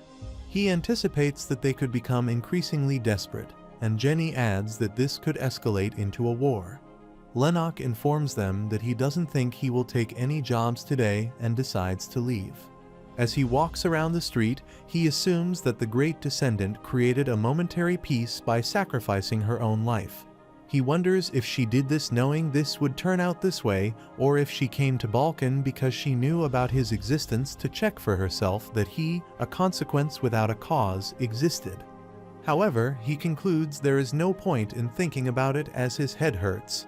While reaching for his viper in his blazer, Dyke's cutter, which he previously took from some hooligans, accidentally falls onto the road. As he bends to retrieve it, an older man steps on it and refers to Lennox as a skinny bastard. The man endeavors to claim ownership of the gadget and angrily questions Lennox's right to pick up his belongings that carelessly fell to the ground. He raises his voice, demanding to know if Lennox heard him. However, Lennox finds the man's words a flimsy excuse and considers the situation somewhat ridiculous, pondering whether the man believes this tactic will be successful. He then gathers his magic and sternly walks forward, catching the man off guard, who abruptly kneels to apologize and begs not to kill him. After retrieving his belongings, Lennox questions the man's claim that the item belongs to him. The man agrees, stating that he crafted it in his shop. Therefore, it's his possession, and he inquires if that means something different to Lennox. He adds that it would have become his thing if he had adjusted it. The protagonist gazes at the gadget, reflecting how the hooligan requested him not to point this at them, and the person he rescued had mentioned it was a Dyke's laser cutting machine that had been illegally modified into a weapon. Lennox then points out that if the man sells these things for money, they become the private property of the person who bought them, so he questions why the man is claiming ownership. With a deep sigh, the man remarks that he can't talk to fools who don't understand literalism. Then he adds that since Lennox has it now, he is his client and requests that he visit his shore if he needs anything. When he turns around to depart and again apologizes to the protagonist for what happened, Lennox realizes the man has left without providing any details. He acknowledges that he doesn't know the man's name or the name of his store. After 2 days, he heard that a request had reached Jenny through the dark web, so he visited their office seeking further details. As Lennox has a seat, he notices a green-haired client who looks very stark and asks the client if he has ever seen a magician. In unsophisticated behavior, the guy remarks that it's the first time he has seen a worthy among those who worked alone. He sarcastically adds that encountering someone who is not an idiot and has a decent character isn't unusual. Lennox then asks the client if he has prior knowledge about him, and he sternly urges why that guy acts like this with people he sees for the first time. Lennox strangles the guy, and he menacingly brandishes the Dyke's cutter at him, stating that if the client wants him to take the job, he must learn tact in speaking. Lennox warns him not to get on his nerves and test his patience, and his stern demeanor catches the guy off guard. The guy understands that he is the type who wants to know if the opponent or person in front of him is weaker or stronger than him. Once this is known, the priority in dealing is determined, and he should pressure him at first so he doesn't even think about manipulation. As the protagonist moves his gadget aside, the guy takes a sigh of relief and attempts to maintain his composure, stating that he didn't expect his style to be heavy on anyone. Lennox becomes bewildered to see that guy laughing despite nearly choking and finds it suspicious. He wonders if that guy really comes to deliver a mission and considers it evidence that the boundaries between enemies and allies are bleak. Lennox gazes at the guy, thinking he looks more like a beast than a human from the outside. The guy notices the cutter in Lennox's hand, pondering if that older man adjusted it, and remarks that he thought the man died long ago, but is still alive and doing it. He then hands his business card to Lennox and introduces himself as Killian, revealing that he works as part of the support company that made this cutter. Killian informs Lennox that their headquarters wants to hire him directly, prompting Lennox to ponder if Dyke is looking for him. The guy takes him to the Dyke's headquarters to inform him further about the mission, and then asks if the protagonist knows the nature of their company's work, and Lennox responds that he slightly knows. According to the information he heard from Jenny, Dyke initially started as a factory manufacturing industrial tools. Over time, the company expanded and ventured into the arms trade due to its substantial capital, and because of this, it is said to be at war with the current arms manufacturer Arkels. Meanwhile, as they step out of the elevator, the guy informs him that if all goes well, he will be given a temporary position as part of the support team. However, Lennox responds that he hasn't heard a word about what he is supposed to do in this mission, and Killian says that he brought him here for that. The guy takes him into an office, informing Manhwa that he has got the mage here, but the girl there asserts that she has instructed him to call her before the arrival. Manhwa greets Lennox, expressing her gratitude for coming here, and requests him to have a seat. She remarks that it's a pleasure to meet him and introduces herself as Manhwa Bellucci, the planning team leader at Dyke. Lennox introduces himself as Van and asks if she is the planning team leader, suspiciously inquiring about her position in this company. The lady anxiously asks why he is inquiring about this, and Lennox responds that he wants to know who the mastermind is and what he is capable of because he hasn't heard anything from this werewolf. Manhwa asks if he knows Killian is a werewolf, wondering if Killian tells him. Lennox clarifies that it's just his instinct, urging that he could sense it after killing one. Manhwa assures Lennox that their company strictly prohibits internal power struggles, emphasizing their commitment to a conflict-free environment. Maintaining a reserved stance, Lennox intends to decide on his involvement based on Manhwa's information. Apologizing on Killian's behalf for any perceived rudeness, Manhwa acknowledges Lennox's query and emphasizes that her position grants her direct authority over the company's strategic direction. Additionally, she discloses that the project was her initiative, implying a significant personal investment and commitment. According to Manhwa, following their venture into the weapons industry, their company has been seeking opportunities to broaden its customer base, aiming to reach citizens in their 40s and 50s and those in the outer districts. Lennox expresses his lack of confidence in marketing, to which Manhwa clarifies that marketing isn't what they require from him. She explains their intention to expand their business into the 40s district, but outlines a need to address a few obstacles before product sales commence. She hopes Lennox could assist with overcoming these hurdles.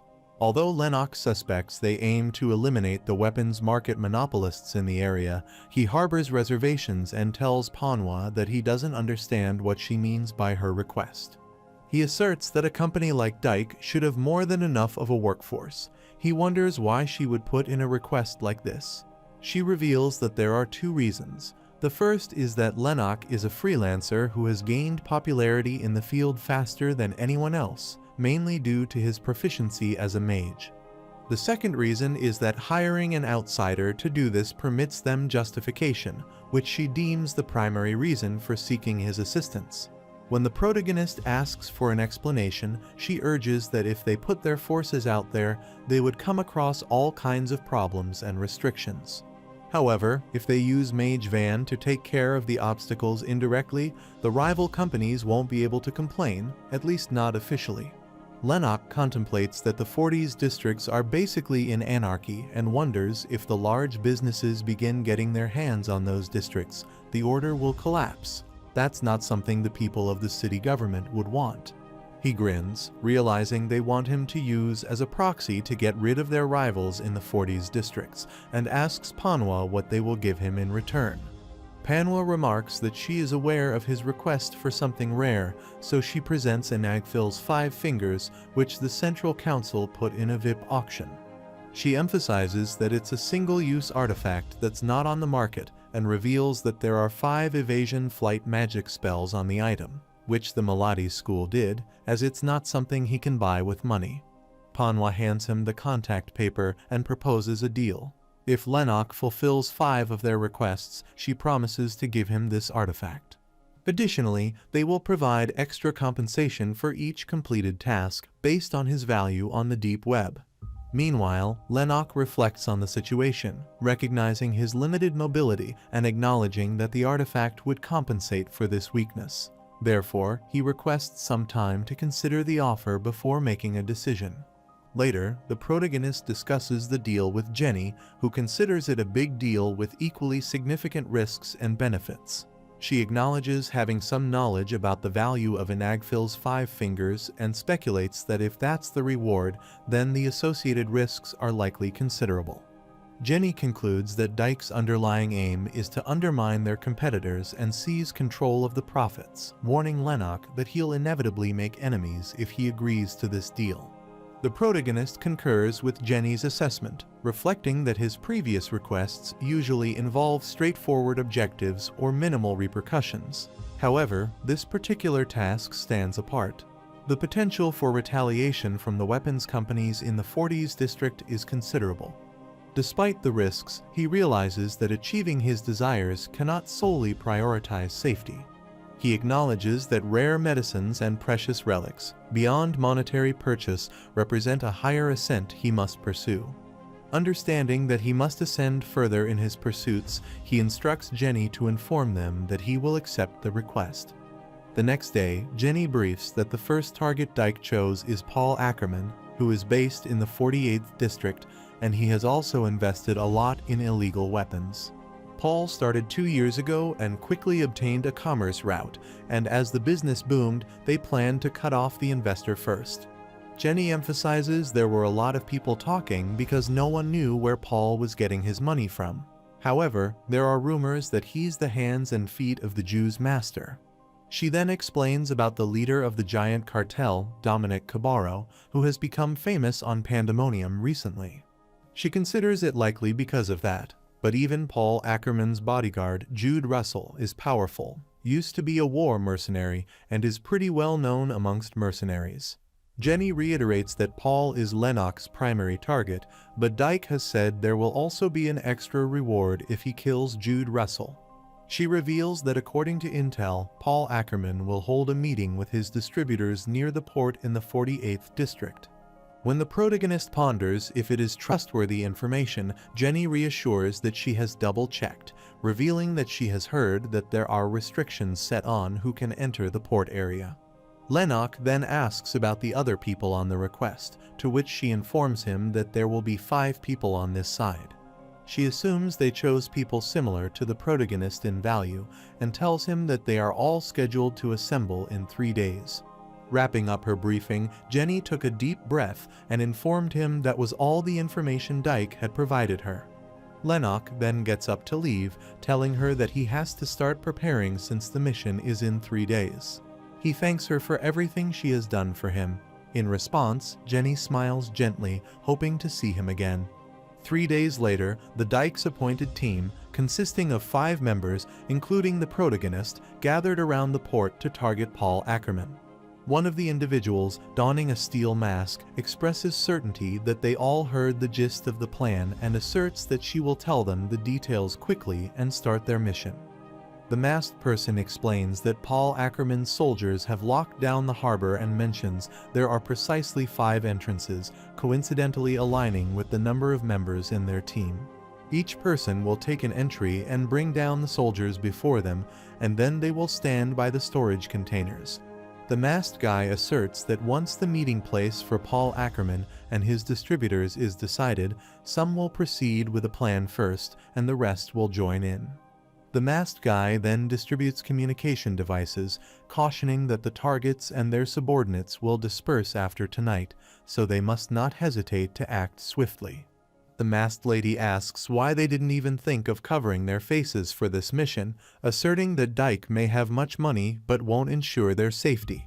The short-haired girl sarcastically asks if both the steel-masked individuals don't work in this field. She emphasizes that they need to reveal their face and name in this field, whether they like it or not, to increase their value. The masked individuals walk away, urging her not to get in their way. As they depart, the big guy of the team asks the short-haired girl which way she will go, to which she sternly responds that it's none of his business and emphasizes that she will take care of his job alone. That guy then turns his focus to the protagonist, remarking that he doesn't seem to be the physical combat type, commanding him to follow them to the harbor. He sternly urges that if the protagonist makes it hard for them by being slow, he will rip out his appendages. Lennox doesn't respond and turns around, contemplating that he is tired of threats like this, considering it won't be too late to show that guy who is more robust. Later, with a count of 3, they all get into action through a different entrance and knock down Paul's guards as much as possible through their preferred means. Lennox refrains from physically engaging the soldiers instead of unleashing his magic against them. He reasons that since they are merely soldiers, they would likely be vulnerable to illusion magic, leaving them susceptible to his magical manipulation. When he notices that Paul Ackerman isn't here yet, he decides to lessen the number of soldier heads before Paul arrives. Employing his illusion spell, Lennox manipulates the soldiers' perceptions, creating auditory illusions and visual distortions, directing them toward a specific location. Using his mana-infused bullets, he overwhelms and incapacitates the disoriented soldiers. Moving on, Lennox continues to employ similar tactics against others present. Lennox continued to move around the area while the other team member issued instructions over the communication device, emphasizing that anyone who spotted the target should report it immediately.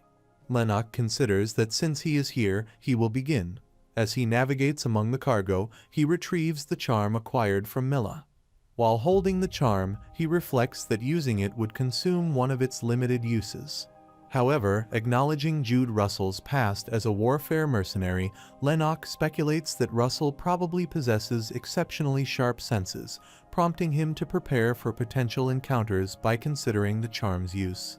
He uses this to stay hidden from that warfare mercenary, and while hiding behind a cargo, he notices some guys there, wondering if they are the distributors. Soon, a car halts near the distributors, and Paul Ackerman and Russell come out of it, while Lennox immediately reports that Paul is in his area in Area F3. Paul greets his distributors with a broad smile, noting the perfect weather for discussing business, although the men around him appear visibly apprehensive. He places a hand on one of the men's shoulders, expressing gratitude for facilitating the meeting, emphasizing the importance of their discussion and the difficulty he faced in arranging this opportunity. As the fearful man anxiously asks what Paul means, as he doesn't understand his implications, Paul's tone shifts. He reveals his frustration, highlighting his extensive investments in money, gifts, and efforts to maintain favorable relationships with public servants to ensure smooth operations. Disappointed by the lack of reciprocation, Paul's frustration escalates, leading him to forcefully tighten his grip on the distributor's shoulder in a rage. As the man attempts to apologize, Paul reacts harshly by striking him and pushing him aside, subjecting him to a physical thrashing. He expresses his frustration, angrily berating the man for what he perceives as wasting his time and resources. The violent outburst sends shivers down the spines of the remaining distributors, instilling fear and apprehension among them. While observing the escalating situation, Lennox realizes he is called for his teammates, but cannot stand idly by. Swiftly, he retrieves his gun, intending to initiate the first strike. Employing tactical maneuvers such as aim assist, along with cover-up techniques like spin-up acceleration and trajectory cover-up, he incorporates silence magic to conceal the sound of the shot. Lennox aims at Paul, intending to fire without alerting others and directing the aim towards him. However, before the bullet reaches its intended target, Paul's vigilant bodyguard reacts swiftly, using his sword to deflect it, averting the danger. The sudden turn of events sparks tension and panic among the distributors. Meanwhile, as the head of the distributors rushes to save himself, Russell persuades him and assassinates him for being a coward. In the heat of the moment, Paul ferociously commands the rest of them to take action against the intruder. Suddenly, everyone's attention is diverted to a surge of light, which catches Paul and his distributors off guard. Lennox realizes it is a laser attack that the steel-masked lady employed at the target. The lady standing atop a cargo remarked that getting rid of all the garbage at once was lucky and wondered if that concluded the mission. The short-haired girl approaches that lady, queries if she's making assumptions without even checking the corpses, and informs her that the attack didn't affect Jude Russell. The masked lady suggests moving on, reminding the group that their initial plan was to eliminate Paul Ackerman and then depart. This prompts the short-haired girl to question whether the decision is being made unilaterally by the masked lady. Meanwhile, Lennox, eavesdropping on their heated argument amidst the precarious situation, realizes the need to prepare for an additional attack, regardless of their dispute. Conversely, the short-haired girl anxiously warns the masked lady that if she continues to act like this, she will complain to Dyke, as she must not think she is the only one getting special treatment for this case. Out of the blue, Russell intervenes by stabbing the short-haired girl, which catches them off guard and urges that ladies shouldn't be chatting so loudly this late, emphasizing that his client doesn't like it. Curious about Russell's infiltration, the masked lady wonders how he got through her detection radar. Russell, casually wiping the blood from his sword with his tongue, mocks the masked lady's lackluster skills, highlighting that she failed to notice his presence until he attacked the girl. Sampling the taste of the blood, he comments on its irritating flavor, but admits that for his first kill of the night, it's not too bad. Hiding behind the cargo, Lennox notices the sudden turn of events and contemplates Russell's demeanor, particularly noting his blood tasting. He speculates that Russell might be of the same kind as that retired scavenger soldier based on his actions and behavior. As that lady attempts to attack, Russell remains unfazed. He casually remarks that she has an accurate modern arm there and sarcastically asks if she is a part of the Sybreed Echo. The protagonist is taken aback to hear Russell's claim about Sybreed Echo, as it's a term that refers to types or organizations that push the limits of humankind by combining the human body and magic engineering. Lennox reflects on his past knowledge that they are not easy to encounter in real life, but now he guesses that wasn't true. On the other hand, Russell expresses disappointment, commenting that blood mixed with oil is messy, and firmly states that the masked lady is destined to die. Undeterred, the masked lady upholds her composure and readies herself to confront Russell. She remarks that she doesn't think Russell is really backed into a corner here, emphasizing that Paul Ackerman is already dead, and this will all be over as soon as he dies. Russell sarcastically remarks that he doesn't think about that and tilts his head toward Paul Ackerman, standing down inside his magical shield, unruffled by her prior laser attack. Paul asks if she thinks he wouldn't have known about the unwelcome guests coming today, catching the masked lady off guard. He adds that he even invited another guest, and with a snap of his fingers, he calls out the big guy who has deceived Dyke's group and comes up with a Sybreed Echo's head in his hand. This revelation unsettles the masked lady, as the big guy had initially pretended to be affiliated with Dyke's group at the beginning, causing a chill down her spine. Paul adds that she didn't think he could pay off the ones on her side and get them to act as traitors. He refers to them as idiots, asserting that Dyke should have known that nothing is impossible with money. Paul mocks her, stating that the Dyke's mercenaries are so worse with their work, considering it's hilarious, and brandishes his gun at her. Paul reveals that he will open that mechanical head of her and get all the information out before getting to her client. However, before he can take any action, Lennox intervenes and shoots Paul's head with his long-range barrel gun, rendering him dead. The unexpected presence of the protagonist enrages the big guy, who abruptly lunges to assault him. Meanwhile, as Russell attempts to kill that lady, Lennox realizes that Russell is planning to kill the woman first, so he plans to get rid of that big guy first. The guy abruptly leaps, yelling if he is hiding all this time, and refers to Lennox as a little rat, urging he must not be thinking about running away. Meanwhile, the protagonist acknowledges that it is impossible to run away as soon as he reveals himself, so he prepares to defend himself by using a magic shield to block the impending attack as much as possible. The guy forcibly hits the shield and easily shatters most of the layers of Lennox's shield, which bewilders him. Lennox realizes 4 of his shields have been broken, acknowledging the formidable strength behind the guy's punch, comparable to a heavy weapon's.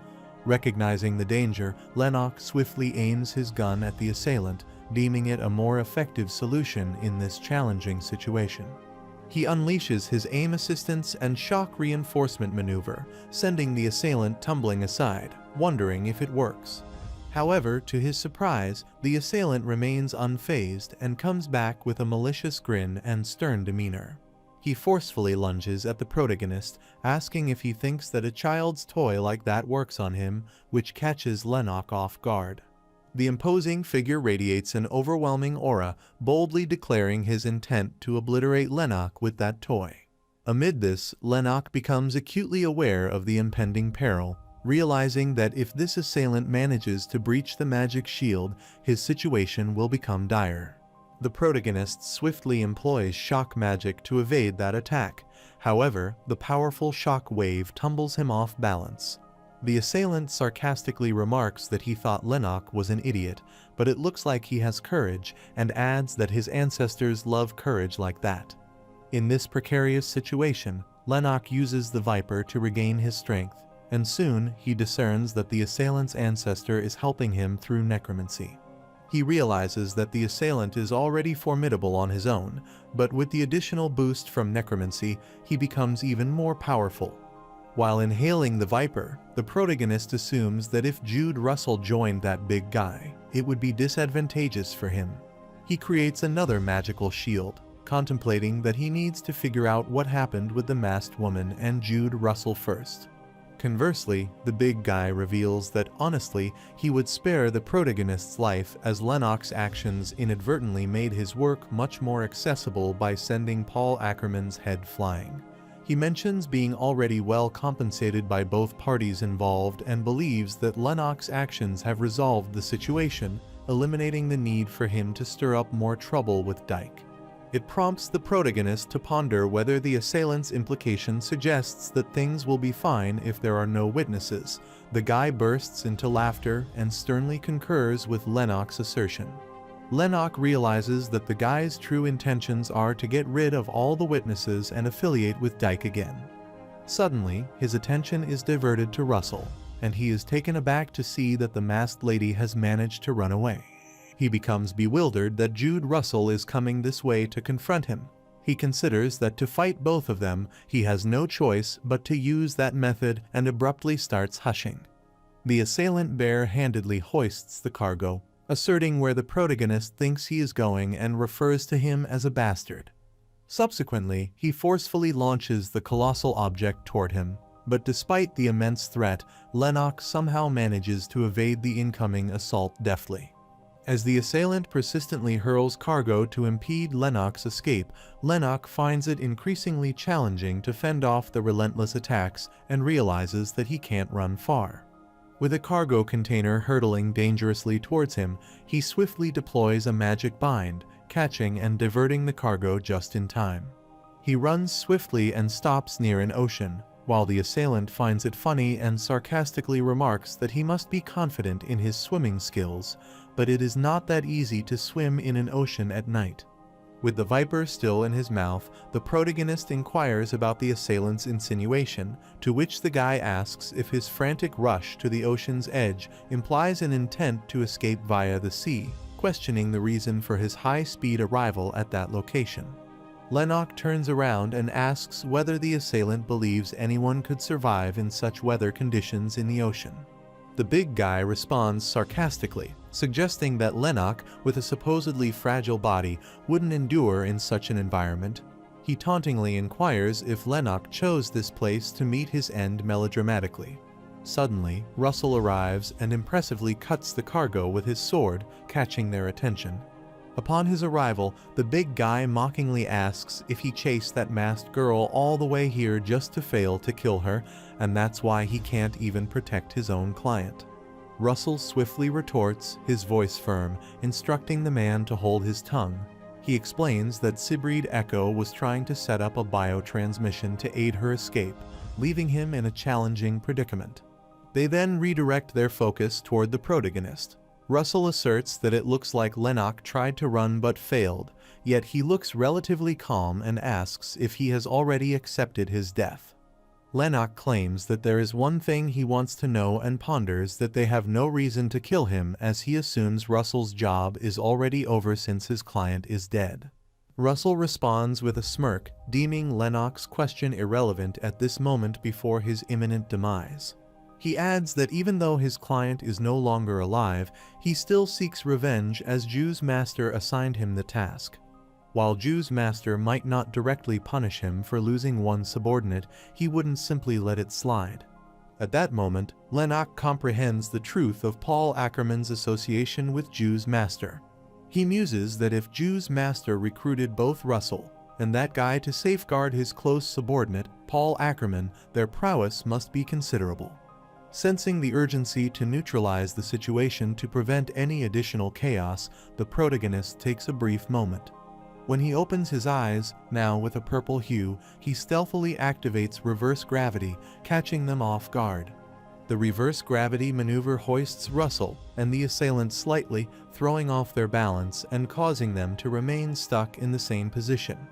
Russell reacts swiftly by pressing his sword against the ground for stability, while the assailant attempts to regain balance using his fists. Lennox grins, acknowledging that he wouldn't have readied his next move if he believed they were weak enough for this to work. Suddenly, a powerful gust of wind sweeps everything aside, but both opponents remain fixed due to Lennox's maneuver. A chilling sensation runs down their spines, and Russell, sensing the nearby hurling cargo and the direction of the wind, suddenly realizes the imminent threat. Simultaneously, with sarcasm, Lennox acknowledges Russell's quick perception. The protagonist conjures a colossal wave of seawater, prompting them to grasp the urgency of escaping its reach. However, Lennox is determined not to let them flee. With swift precision, he seizes control of their mana, leaving them bewildered and unable to manipulate their mana energies. Lennox reflects that he had multiple opportunities to kill that guy on his way here. However, the reason he deliberately held off until he came here was for this precise moment. Suddenly, that enormous wave splatters all around, forceful enough to hurl everything, catching them off guard. However, due to the protagonist manipulating their mana, they cannot take protective measures or defend against the impact. Meanwhile, Lennox strategically erects a magical shield for self-protection and calmly assesses that he needs to aim for the perfect timing to defeat two people as skilled as them at the same time before the wave goes out completely. He swiftly unleashes the ice round maneuver, which freezes the water around them and creates sharp ice bristles around them. Simultaneously, the protagonist readies his firearm, leveraging the aim assistant and outburst reinforcement to take a precise shot at the assailant's head.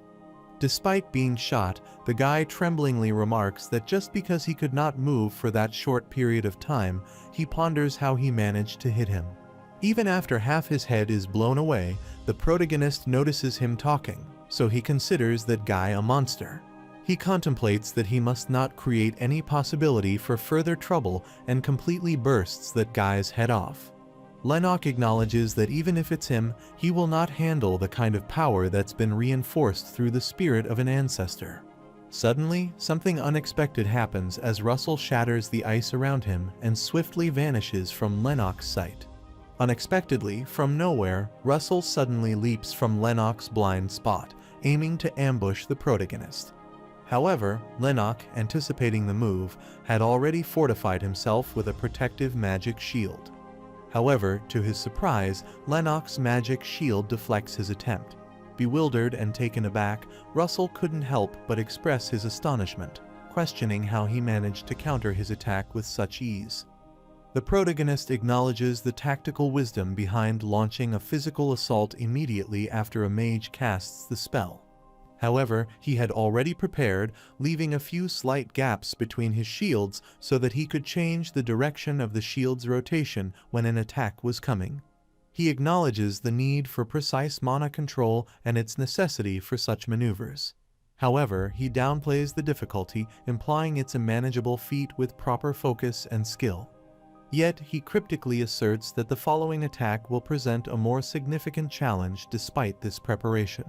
Suddenly, Russell adopts a swift and evasive movement pattern around the protagonist, rendering his intentions challenging to predict. After his initial attack failed, Lennox quickly recognized that Russell's change in tactics signifies an intent to avoid direct confrontation. Remaining vigilant, Lennox keenly observes Russell's agile maneuvers, hopping and darting between cargo containers. With a knowing grin, Lennox anticipates Russell's accelerated approach to an attack. Swiftly and decisively, just as Russell closes the distance, Lennox executes a maneuver that forcefully knocks him down onto the icy ground, causing Russell to bleed profusely. In that crucial moment, Lennox swiftly employs a gravity bind, ensnaring Russell's body from various angles, rendering him immobile. Dark tendrils of mana coil around Russell's neck, constricting and intensifying his incapacitation. In his distress, Russell wonders aloud how Lennox can precisely anticipate and counter his movements. The protagonist calmly discloses that he was aware of Russell's presence from the very outset, affirming that it was impossible for him not to detect his mana. He further explains that he had extended his own mana in the vicinity where Russell was positioned, prompting the adversary to wonder what he meant. Lennox swiftly executes the Shadow Raid maneuver, seizing Russell's legs and detaching them from lower limbs while the guy shouts out loud in excruciating pain. The protagonist reminds Russell that he licked blood in front of him, yet he wants him to be deceived. In a desperate bid to escape, Russell unexpectedly transfigures into a mist of blood, suspending himself in the air. Unperturbed by this sudden transformation, the protagonist calmly remarks that he has already discerned Russell's true nature as a vampire. Reflecting on Russell's distinct traits, such as his robust physique, arrogant strategic intellect in battle, an inherent thirst for blood, and the ability to manipulate a shroud of blood fog, Lennox affirms his certainty about Russell's vampire identity. Lennox acknowledges that it's a beneficial skill, but it makes him very weak to attack, and considering that he took on that form during an escape means that this is Russell's final struggle. Anticipating this crucial moment, Lennox executes the Thunder Calling maneuver, a strategic move that obliterates and destabilizes Russell's blood fog. The protagonist sighs, acknowledging that he overworked his body, and inhales his viper, realizing it wasn't easy. Meanwhile, unbeknownst to him, a round flying robot-like device approaches him. Later, at Dyke's office, Killian sees the exclusive video of Lennox's last encounters video on his iPad and expresses his certainty that he has foreseen this outcome. He tells Manhwa that this is why he already told her things would get annoying if she picked someone solely based on performance. In response, Manhwa acknowledges this prediction and remarks it's something she had expected to happen, prompting Killian to ask if she anticipated a traitor in the group. He stresses his belief that they should have assessed the candidates, asserting the necessity of establishing a method to select the correct individuals if they admit people whose identities are uncertain. Manhwa questions whether implementing a selection test would have resulted in assembling a team as proficient as the previous one. She also emphasizes the probable necessity of offering higher remuneration for their efforts and wonders how Killian can propose such an idea given their current predicament. Killian asserts that this very issue might have influenced their current situation. Manhwa sighs deeply, acknowledging their estimation of the 40th District's capabilities fell short. She thought it would be okay if they brought together guys who hadn't caused any trouble, and she never expected them to turn their back on them so quickly. In response, Killian reminds her that she is working with criminals without records, so she needs to take a bit of a risk. He then presents Lennox's picture via holography, highlighting his exceptional skills and underlining the necessity of retaining him for the success of their plan. Manhwa discloses her decision to allocate a portion of the promised reward meant for the other four to Lennox, hoping it would satisfy the protagonist's needs and ensure his cooperation. She informs him that she also asked Manya to look for more freelancers, and that it's probably a good idea to test freelancers beforehand, like Killian said, even if it takes more money. He shouldn't have tried to save money on this kind of stuff. Meanwhile, in that exclusive video, Lennox's body seems to be bleeding profusely, and the footage ends there. The next day, standing in his bathroom, Lennox applies an ointment of Amnak on his injury, considering that the reaction is pretty dramatic. Meanwhile, on the call, Jenny relayed information that it looks like Paul Ackerman was investing in quite a few places for the guys he was investing into, as they got their financial lifeline cut overnight. She considers it a big deal that Lennox has killed Juice's master's subordinate. When the protagonist asks if Dyke said anything else, Jenny reveals they have sent a long message apologizing to him, as they are probably anxious about this whole thing. According to Jenny, they requested him to revisit the headquarters. Lennox then ponders whether he should visit them. In response, Jenny suggests ignoring them and expresses her uncertainty, stating that she doesn't know what Dyke is thinking when stepping into this field. According to her, it's strange for them to want him to continue working with them after forming such a poorly planned endeavor. She proposes that it's not too late for Lennox to respond, especially after seeing what additional rewards they might offer, assuming it could be quite a sum of money. Lennox hopes her assumption is accurate, to which Jenny comments on the difficulty of the recent job. She suggests that if he's injured anywhere, he could seek assistance from Jordan, the bartender who previously worked as a medic. The protagonist is surprised and questions if Jordan is a doctor. Jenny clarified that Jordan didn't possess a license, but he likely had some skill if he was confident enough to disclose that information to her. Lennox acknowledges this and will inquire about it the next time they meet. After the call with Jenny, Lennox ignored all the calls from Dyke and just focused on recovering. Thanks to his rash efforts at escaping, his condition was so bad that it was even hard to eat. Later, after getting a bit better, he focused on magic research during breaks and has improved his magic through meditation until now. He experimented with the magic-bound maneuver during his meditation, but changed it and tried analyzing the spell patterns. The protagonist decided he would collect data to create spells in case he didn't have an inherent magic system that would satisfy him in the future. Lennox gazes at the scattered pages with different mana patterns, like 3 big bursts of mana, 7 spins, and 2 compressions, wondering whether he should draw the mana patterns. A few days later, he visited a supermarket, acknowledging that he couldn't give up on a diet even if he were busy. He considers it more admirable if he could go to a market closer to home, but he can't go to that place because of the city government agent Evelyn. As he browses the vegetables, he's taken aback to find Evelyn casually eating an apple, remarking it's been a while. Lennox can't believe it, wondering how unlucky he can be and if she has moved her shop. He recalls his last encounter with Evelyn, in which she asked what a mage like him was doing there in a place like this. Lennox abruptly realizes the urgency to change his mana first. Although he isn't sure if she memorized his mana pattern, there is nothing terrible about being careful. He greets her with a casual, long time no see, discreetly tweaking his mana pattern. However, it seems Evelyn astutely senses it and thinks his mana pattern has changed slightly. Nonetheless, Evelyn dismisses her assertion, stating that she must have imagined it, and the protagonist remarks probably. Deep down, he contemplates how sharp Evelyn's eye must be to catch the subtle shift in his mana pattern within that short span. He recalled Evelyn's daring encounter with Krogan. He acknowledged her impressive skill set and recognized the need for greater caution in his interactions with her. After handing her 10,000 cell, he wishes her well with her sales, and as he turns around, Evelyn halts him. She asks him about his name, prompting the protagonist to ponder why she wants to know that. Evelyn reasons that because his mana pattern is elegant for someone who's a level 4 mage, and someone like him could make their way up the social ladder quickly. She then smiles, stating that they might meet another time, so it would be nice to know each other's names just in case.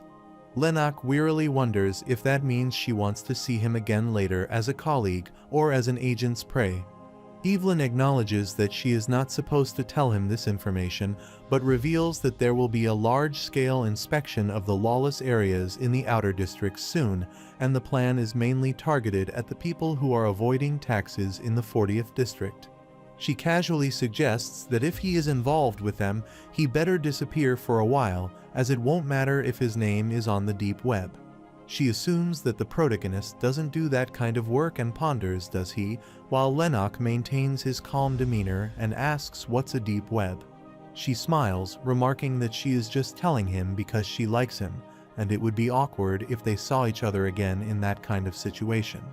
The protagonist contemplates the possibility that it wouldn't end up being awkward if he got caught in such an inspection. She then introduces herself as Evelyn Marcia, and Lennox introduces himself as Ed James.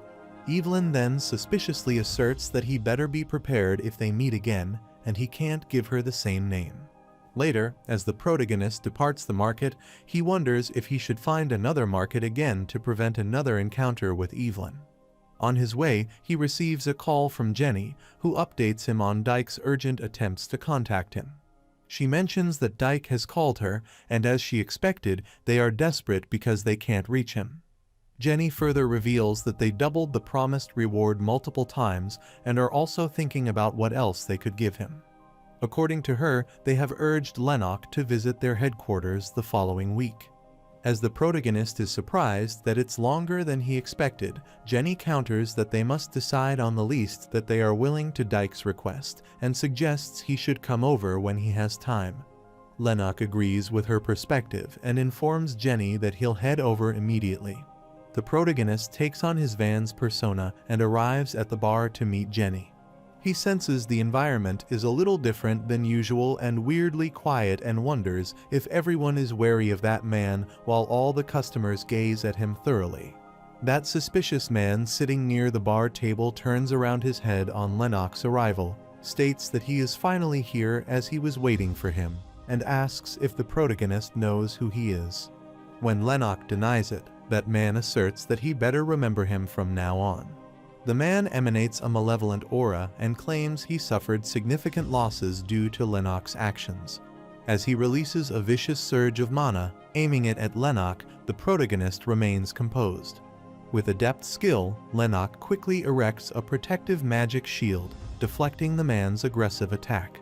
Inquisitive, Lennox questions whether the man collaborated with Paul Ackerman, to which the man reveals that Paul used to invest in his business. The protagonist sarcastically deduces that the man might deal in arms and question if he seeks revenge.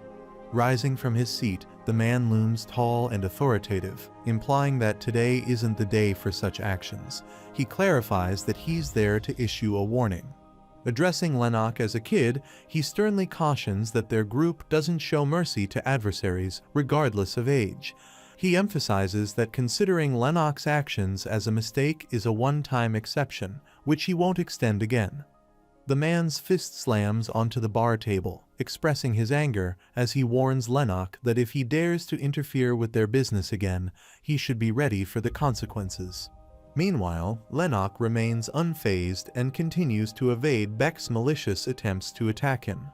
The protagonist realizes that the man is trying to intimidate him, but he stands firm, refusing to make it easy for him. He counteracts the man's mana attack with one of his own, but the man appears unaffected, leaving Lennox hopeful that he won't misinterpret his actions. Lennox warns that if the man continues to resolve issues in a chaotic manner, his client won't simply stand by and watch it unfold. He further inquires Beck whether he believed the absence of bodies was because of Paul Ackerman's stupidity that no bodies were left behind. The man pauses for a while, then remarks, "Let's pretend this never happened," and turns his attention to Jenny. She, too, keeps in mind that the only reason he leaves her bar alone is because of Kaiser. When Beck asserts that if she tries to defend this guy, but before he can complete, Jenny intervenes firmly, urging that's enough babbling, he must get out of here.